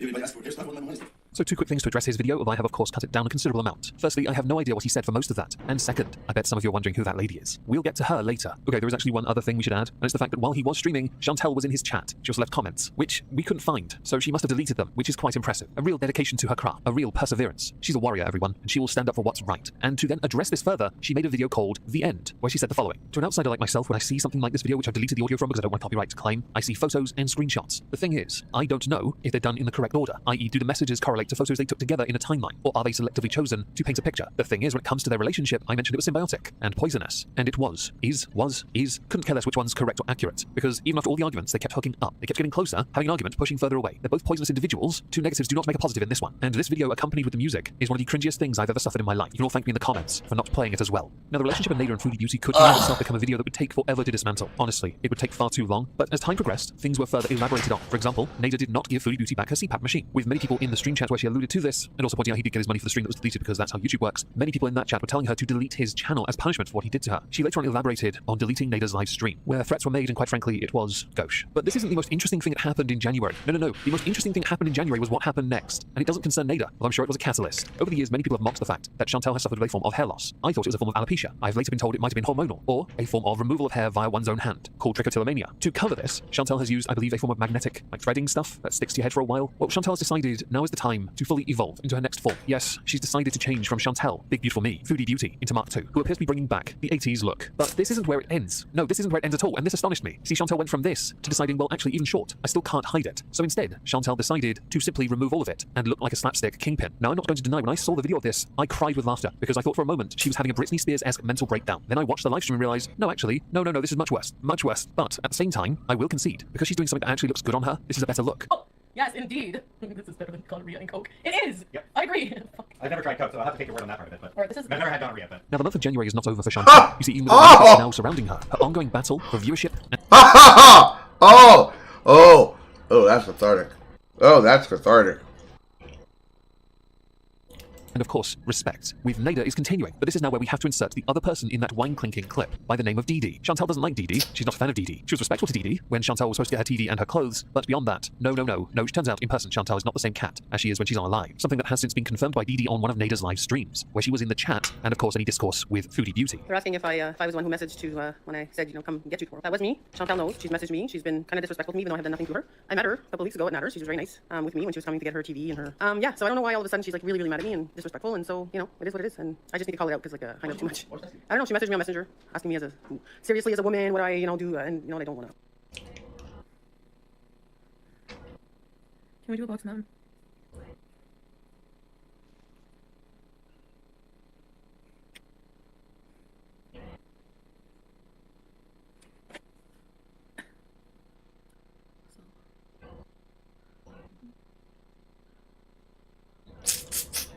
That's not the real DD. That's not the fucking real DD. You have to be kidding me. You As we're nearing the tail end of January, yes, and this segment is considerably long already, Foodie Beauty may have accidentally doxed somebody on a live stream, a person's home she was at, but then I believe there was also a community post tied in shortly after saying, there is literally no proof I was at his house, I wasn't, referencing Nader, not the friend. I don't want to talk about him anymore, I'll see you guys later for Beezing. Tomorrow is 90,000 subscriber celebration 12-hour stream. Also unsub if you want. As I always say, this is my channel, so I will talk openly about what I feel like. You know the drill, I appreciate your support, but if you are to conditionally support me, I may disappoint you. Kisses. There were two other ones before that I find interesting. One is BBJ's appointment, so you got that sorted, nice, before a 12-hour Beez stream, and also you were considering getting a condo for yourself and Pete's. It's always nice to see that codependency living on. Chantel also shared via community post that she had received a new CPAP machine. Congratulations. You can now breathe in your sleep. To then go on, and I believe, I don't know if this actually happened, but rage quit on a 12-hour Beez stream. Hi! So, okay, Chantel Summers at Niners, you can hear coffee. Casey. Well, maybe, I don't know. Maybe the roommate, I don't know. You're ashamed of me? Why? Actually, vegan poop. I checked the farms, there's no fucking proof on there. What proof? I need to see this. The fact that I was like on a certain street at a certain time. So I get my cat food over there too. So Natter's not supposed to eat from now on. Like I don't want to explain things all day about Natter. Like, this is not what the fucking stream I want to be about. Do you know what I'm saying? Or what? Harry Booger! Welcome to More Bees Recipes! This is welcome to More Bees Recipes. I can't bees properly. Like, I have to do your arm wiggle after. No big lots of the blocking, right, Lambo? I'm trying to understand what beezing is. Is beezing what she calls her streams? I really don't understand.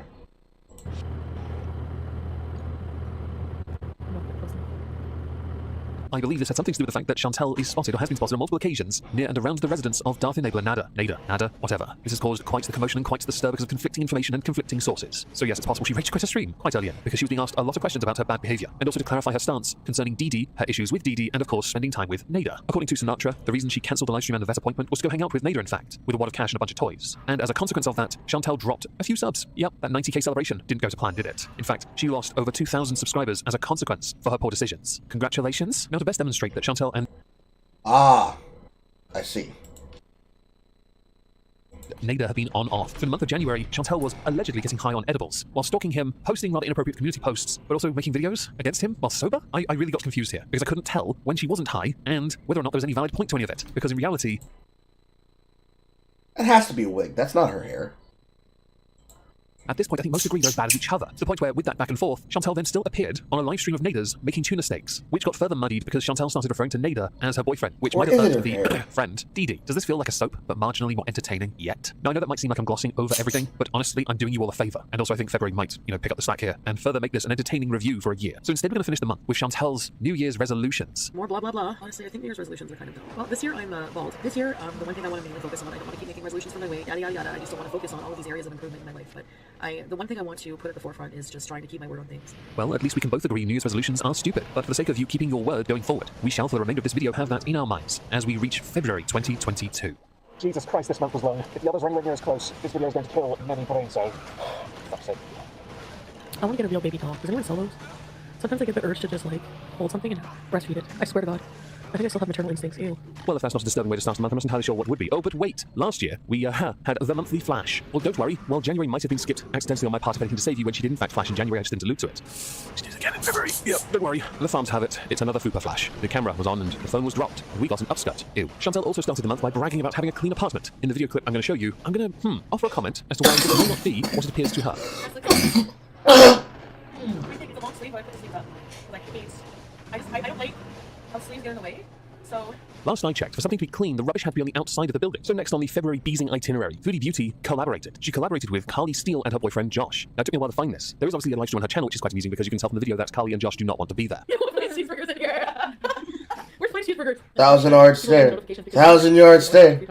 This man has a fucking 1,000-yard stare. So you don't get notifications for somebody if they go from 3 times in a day, 24 hours, oh no, yeah. There was also a subsequent video later on Carly and Josh's vlog channel, just them two, where they did a mukbang with Foodie Beauty. Yay, that wasn't awkward in the slightest. That's very good. That is very good. Babe, I can't see you eating. There we go, yeah. Sorry. You're on the very edge. We're going to fit 3 people in here. 4 people.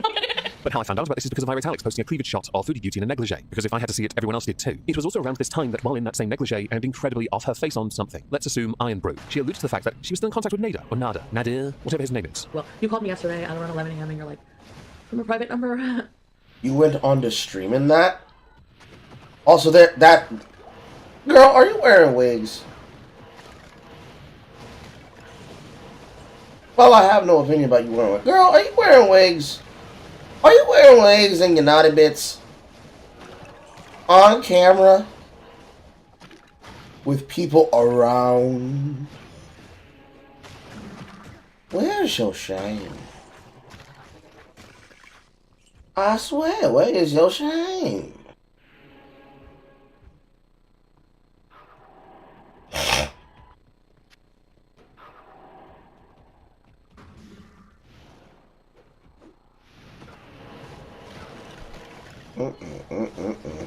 And you're like, you know, it was me. No, I answered him like, hello. He's like, hello. And I'm not gonna say all our private shit, don't worry. Just give me a chance. And he was like, you know, guys. And he was like, you know, it's me. And then she face planted a wall. So next on the agenda was an announcement from Foodie Beauty and Carly Steele concerning Only Fupa. And thanks for making them laugh. It'll be out soon on Thursday. You'll have the collaboration. I can't wait to see it. Oh my god. It'll be fun. It's a good one. Yeah, it's pretty fun. You might notice some of these are a bit jumbled as far as release dates go. I do apologise for that. But piecing together a timeline between February 6th and February 11th is quite frustrating. It is not assisting when Chantal deletes some of her Beezing streams. But it's okay. Just Saying has them. Sorry, Little Dumpling Just Say. And I can kind of understand why Chantal deleted them, because when incredibly inebriated, she'll say things that are quite flippant, but let's face it, simultaneously honest in her head, which leads to, quite frankly, a car crash stream, which at the same time is not a car crash, because it's very interesting to watch. Gotta be in Hammerdin. Used to have a girl day. I want you to stay. I cannot believe my food. I didn't see it. I cannot believe I did OnlyFans. Oh my god. I did OnlyFans content with girls. Did my whole food show? Like, what's going on? I'm gonna throw out your lingerie. I'm gonna keep it and snip it. Peace, and Caitlin looking around. Peace, really sent these. Honestly, I like the wig. I feel comfortable in the wig, honestly. I am collabing with Carly on OnlyFans Dollars Hormones. We did a collab tonight. It's gonna be just to get me started, like to, I guess, what I have to pay for it, because like we just like had like both matching lingeries and we're like, boob out. I don't really care. I mean, it's a body. It's a human body. Underneath the boob is a regular vagina, just like everyone else. I talk so much shit about him, and like you guys know him. Like I put him as an Arabic male. I don't know. Is that racist? Don't be his friend. You don't have to. Oh, I'm fat. Oh, right, because FFG is watching me. FFG is taking all my viewers. I drank a whole bottle. With the clip that you saw, I think we can all agree it was a little all over the place. Thank you, Just Saying, for letting me use it. There are a few comments that are worth making now. Carly doing any work or collaborations with Foodie Beauty, if anything, look like someone taking advantage of another person who is quite frankly vulnerable from their own abuses. Substance, food, the list does go on. But Foodie Beauty did do some collabing with Carly regardless, and pictures of that were shared about. I'm not going to show them, but if anything was learned from these particular images, it was that Foodie Beauty was bringing back for another renaissance the catfish. Was it the fatfish? I think the correct answer to both of those is yes. So how does her month continue? I'm just gonna go to the bathroom, guys.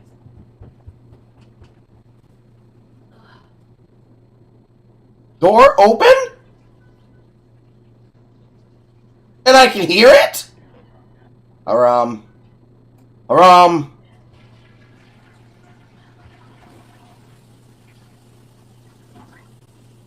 Did you guys see my butt? I was about to scream, bitch, wash your hands, but she washed her hands at least.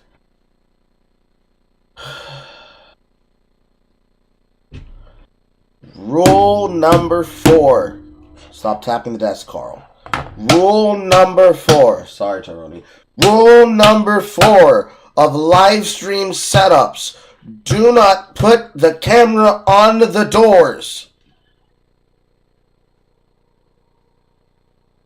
No one needs to see me walk in and out of my bathroom. No one needs to see that. No one needs to know. People should technically not know the geometry of your home. But unfortunately, over time, people begin to at least learn the geometry of your room. If you're going to stream from it, at least make it a place that you're comfortable with being seen live on the internet. That's why the most iconic piece of my bedroom is the Taco Belmont poster. Hit the desk too hard, Carl.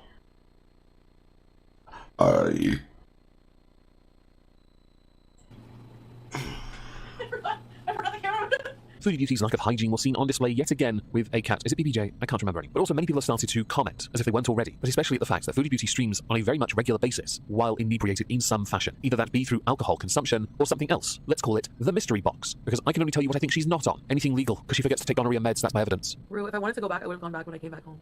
I would have taken him with me, imagine. Like, I couldn't, it used to be like I wouldn't want to even be without him for like a few hours. And now I'm just like, I don't really want to even be around him at all. I really just want to focus on myself. And I feel like right now I'm just... With Chantal's fortunes changing with regards to her subscriber growth, Chantal naturally has to say something colossally stupid to really drive up that interest. Shut up, Beanie, just shut up. How do you make your great mint green water smoothie? Like rosemary. There's a fake plain cheeseburgers. His pudding is milk water. Chantal's baked lasagna. Ready to say peace? Welcome to Pete's. No, you're not gonna make fun of Pete's anymore, okay? Like, your friend is, oh my god, you're gonna make fun of Pete's? Look at your friend. Look at your friend. Pete's is more of a man than you'll ever be. Pete's is a man, period. You're not. No. Your anger and aggression don't make you a man. It makes you less of a man. Too warm? You look like a fucking giraffe. On crack with AIDS. You look like a camel, fucking giraffe camel with AIDS. Okay. Silkworm. Is she making fun of Nadir when she's saying this? Now, I can fully understand and appreciate that the situation is quite difficult. Who is she talking to? Also, the irony of Pete is more of a man than you'll ever be. But Pete isn't even a man. He's a simp! He's a simp!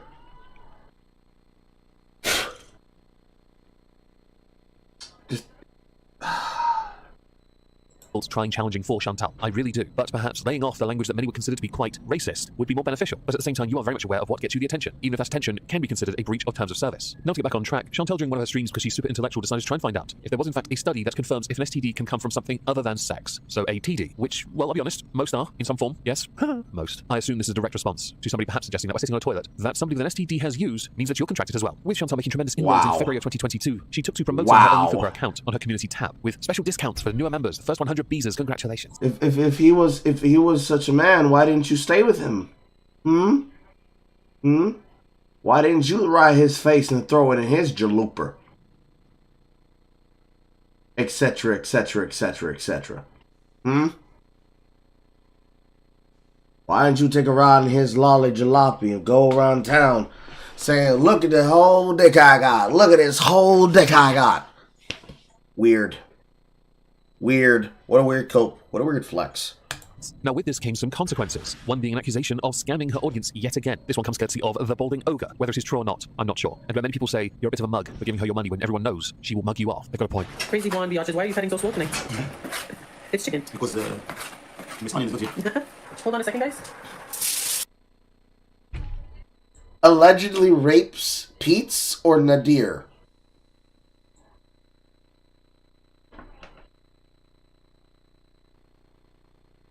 I mean, he says y'all watching reaction channels now, y'all funny. Did she just sniff the fucking cutting board? Interesting. Well, they send them to him, so yeah, then we get to know and we'll watch them. I really like Cheyenne, so it's really funny. Sophia Maserati, Didi, why are you so obsessed with Chantal? I don't know if that's, maybe the question should be asked the other way around. Because I'm definitely not. Mystery Mia, dude, I don't accept Chantal's actions either. At least Chantal apologizes sometimes about fat shaming. Didi doesn't.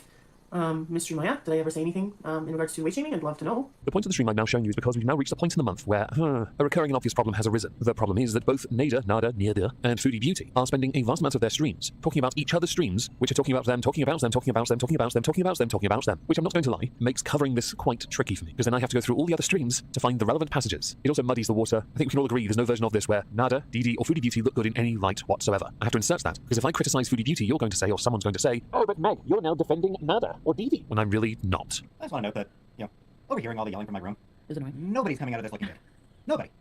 I know. Honestly, everyone involved looks like assholes here. You would be far, far better off just turning this off, blocking him, and saying goodbye, and just forgetting that he existed. Like, you'd be better off both you'd be better off emotionally, and you'd be better off in terms of just how you look to people. Like, seriously, just fucking turn him off. That is all you need to do. Foodie Beauty and her non-fake boyfriend in her head. Or, considering she said you are such a man, you walk over to her camera, you unplug the camera, you turn the stream off, and go take it to the boom boom room. Take one, which is kind of like 10, for the rest of us. We will salute your sacrifice.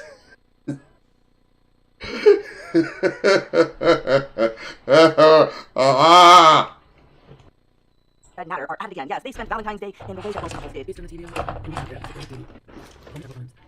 Please, I work alone. Anyways, in this corner we have Foodie Booty doxing herself, doxing Didi, and in this corner we have a dueling live stream from Didi and Natter, in which Natter is actually trying to make us think that he is a better person than Foodie Booty. Both of you behave in terrible ways, and you both need to stop. Natter has been fat shaming her. He's been wearing her dirty underwear or showing off, or so to say, and then Foodie Booty has told us that some people that she hangs out with peanut days. Why does Nada have Foodie Beauty's clothes? Also, aren't you two supposed to be done with your weird symbiotic relationship? Codependency 101. He wants your fupa, and you want someone to find your no-no square. Around the time of Nada trying on your clothing, or Foodie Beauty's clothing for the audience, there was somebody appearing in Foodie Beauty's comments called Roman. I have no earthly idea if this is supposed to be some kind of replacement to Nada, or, and I'm basing this on comments on other people's content, if this is just a parody account of some kind. But I guess based on the fact that I checked some of your channel shorts, you went to the vets with BBJ and Foodie Beauty, not as fake as I thought you were. That's interesting.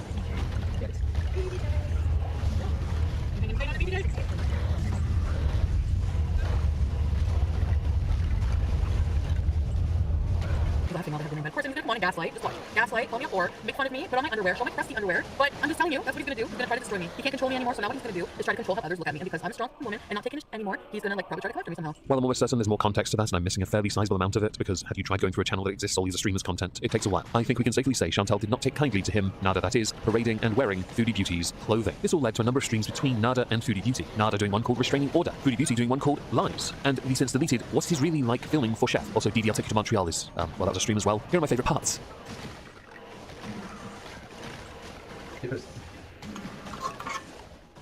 Actually, looks pretty good. This children.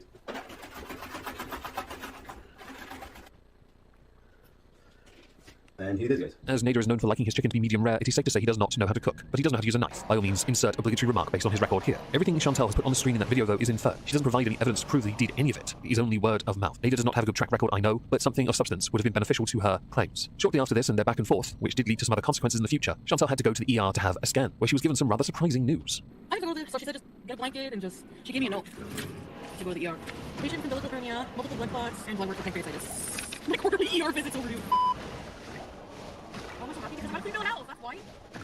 I think I speak for everyone when I say, congratulations on your clean bill of health. Now, tensions between Nader, Foodie Beauty, Dee Dee have been escalating for some time, and this led to a, let's call it, head, where Foodie Beauty went to the police, more notably to Nader's parole officer, because of accusations. Now, I cannot, in this video, talk about those accusations. There are other accusations levied at Nader. They are not good, of course not. These accusations involve S.A. You know what that stands for. It sounds like grapefruit, minus the fruit and the G. Engaged. Can you imagine what welfare wedding that will be? They do. And if they don't, I will make them leave me alone. Legally. And I have more money than you, so I can afford to. So shut your mouth.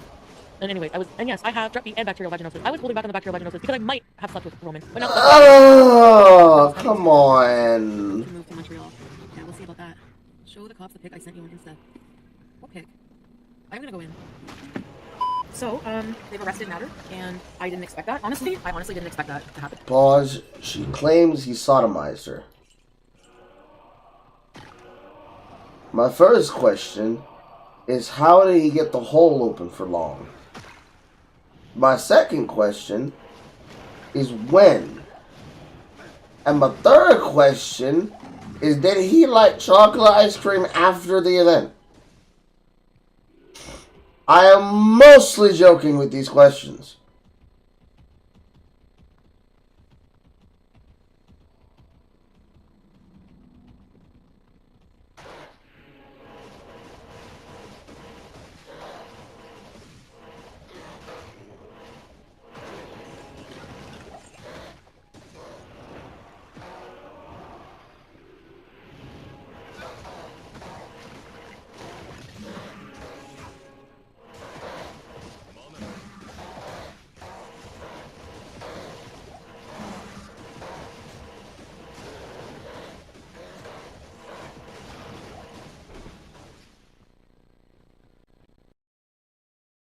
"100% murder in the hate category. He was alleged to have raped a female fan before this, and Chantal lied to leave him alive while knowingly." Yes, you were telling me about that earlier. That's horrible. I don't know what I expected to happen. I gave my side of the story on what charges, physical assault or whatever, confinement and sexual assault. Yeah, I had a hard time remembering things. And I think my short-term memory is affected because of all the cannabis use. So you're right, I need to stay sharp, but I had a hard time. I'm like, I don't really remember. Like, they would ask me stuff like, what are you wearing and stuff? And like, what were you wearing? I'm like, oh, I don't remember. Like, I know I started with other things that weren't really connected to the accusations and the arrest and the fallout, but I just wanted to add vaginosis because it tickled me. As far as accusations go, since Chantal made them to the parole officer since Nader was arrested, Chantal has shown a level of regret that has bled into March, which is where we will then continue that story. The what were you wearing question, though, is quite interesting, for a whole plethora of reasons, along with the fact that she admits to being baked, which, I'll be honest, at this point is beyond levels for medicinal purposes. That whole, I'm literally addicted to everything once I get into it. So I guess now, we should end February. There are a few other little things with Roman, don't really care enough, and instead head on into March, because boy oh boy, does that take an absolute dunk, dab, and shit on what we had planned to do this year. The month of March is where things start to get a bit tricky, because there are multiple different story arcs to go through, and I don't want to be accused of glossing over things. I did make some videos relevant to this month, and I'm going to use those clips when relevant, for one particular moment that many of you will know about that I had believed would be what killed this end-of-year review. So to start the month of March off, Foodie Beauty went to New York. Why? Because she wanted American McDonald's. But, being the rather precious person that she is, she did not realize, because she doesn't prepare, practice, and perform, that she had to have a negative COVID test to get back into Canada. So she was stuck in America until she got a test result of negative. sorry guys, I can't look at the chat. I'm just trying to see if I like these menthols. Probably not the smartest idea when you have asthma. So, I feel homeless in America. Today is the day where all the rules change. Canada, I'm mad at you. Let me just say, okay? You are making it ridiculous for people to come into Canada, especially your own citizens. Knock it off. Like, seriously, I'm double vaxxed, or I'm vaxxed. I've been in the US for 2 fucking hours, and you're not gonna let me back home? That's ridiculous. During a stream later on this day or a separate day, I cannot remember which, Foodie Beauty is alleged to have doxed one of her exes named Paul, giving his full name and telling her chat to go find him on Facebook. Foodie Beauty also deleted the stream. I'm not entirely sure if it's because of the dox or because she was singing along to the radio. This led many people to realize that the Paul in question could have been the Paul from a 2017 storytime titled Crunchy Spring Rolls and Vermicelli Noodles. Mukbang. Hello, Foodie Beauties. Hi, Foodie Beauties! I'm jealous. I think mukbangers are so wholesome. Beauty bite. So I started going out more. When we were together, I was pretty, I stopped really going out with my friends as much. I think I have a picture of that night I met this guy. We're all having a girls' night. We're going out to a club. As I'm going in, I feel a guy grab my waist, put his arms kind of around me, like kind of jumped and turned around, and I was just, tall guy. I like attention. There was a stream done not long after this all came to light, titled Coward. In that stream, Foodie Beauty raged quite a bit, but as you can see here, it has since been deleted, lost to the internet and ether, like that of almost every single community post where she dunks on another person. I don't even smoke, and I'm smoking cigarettes.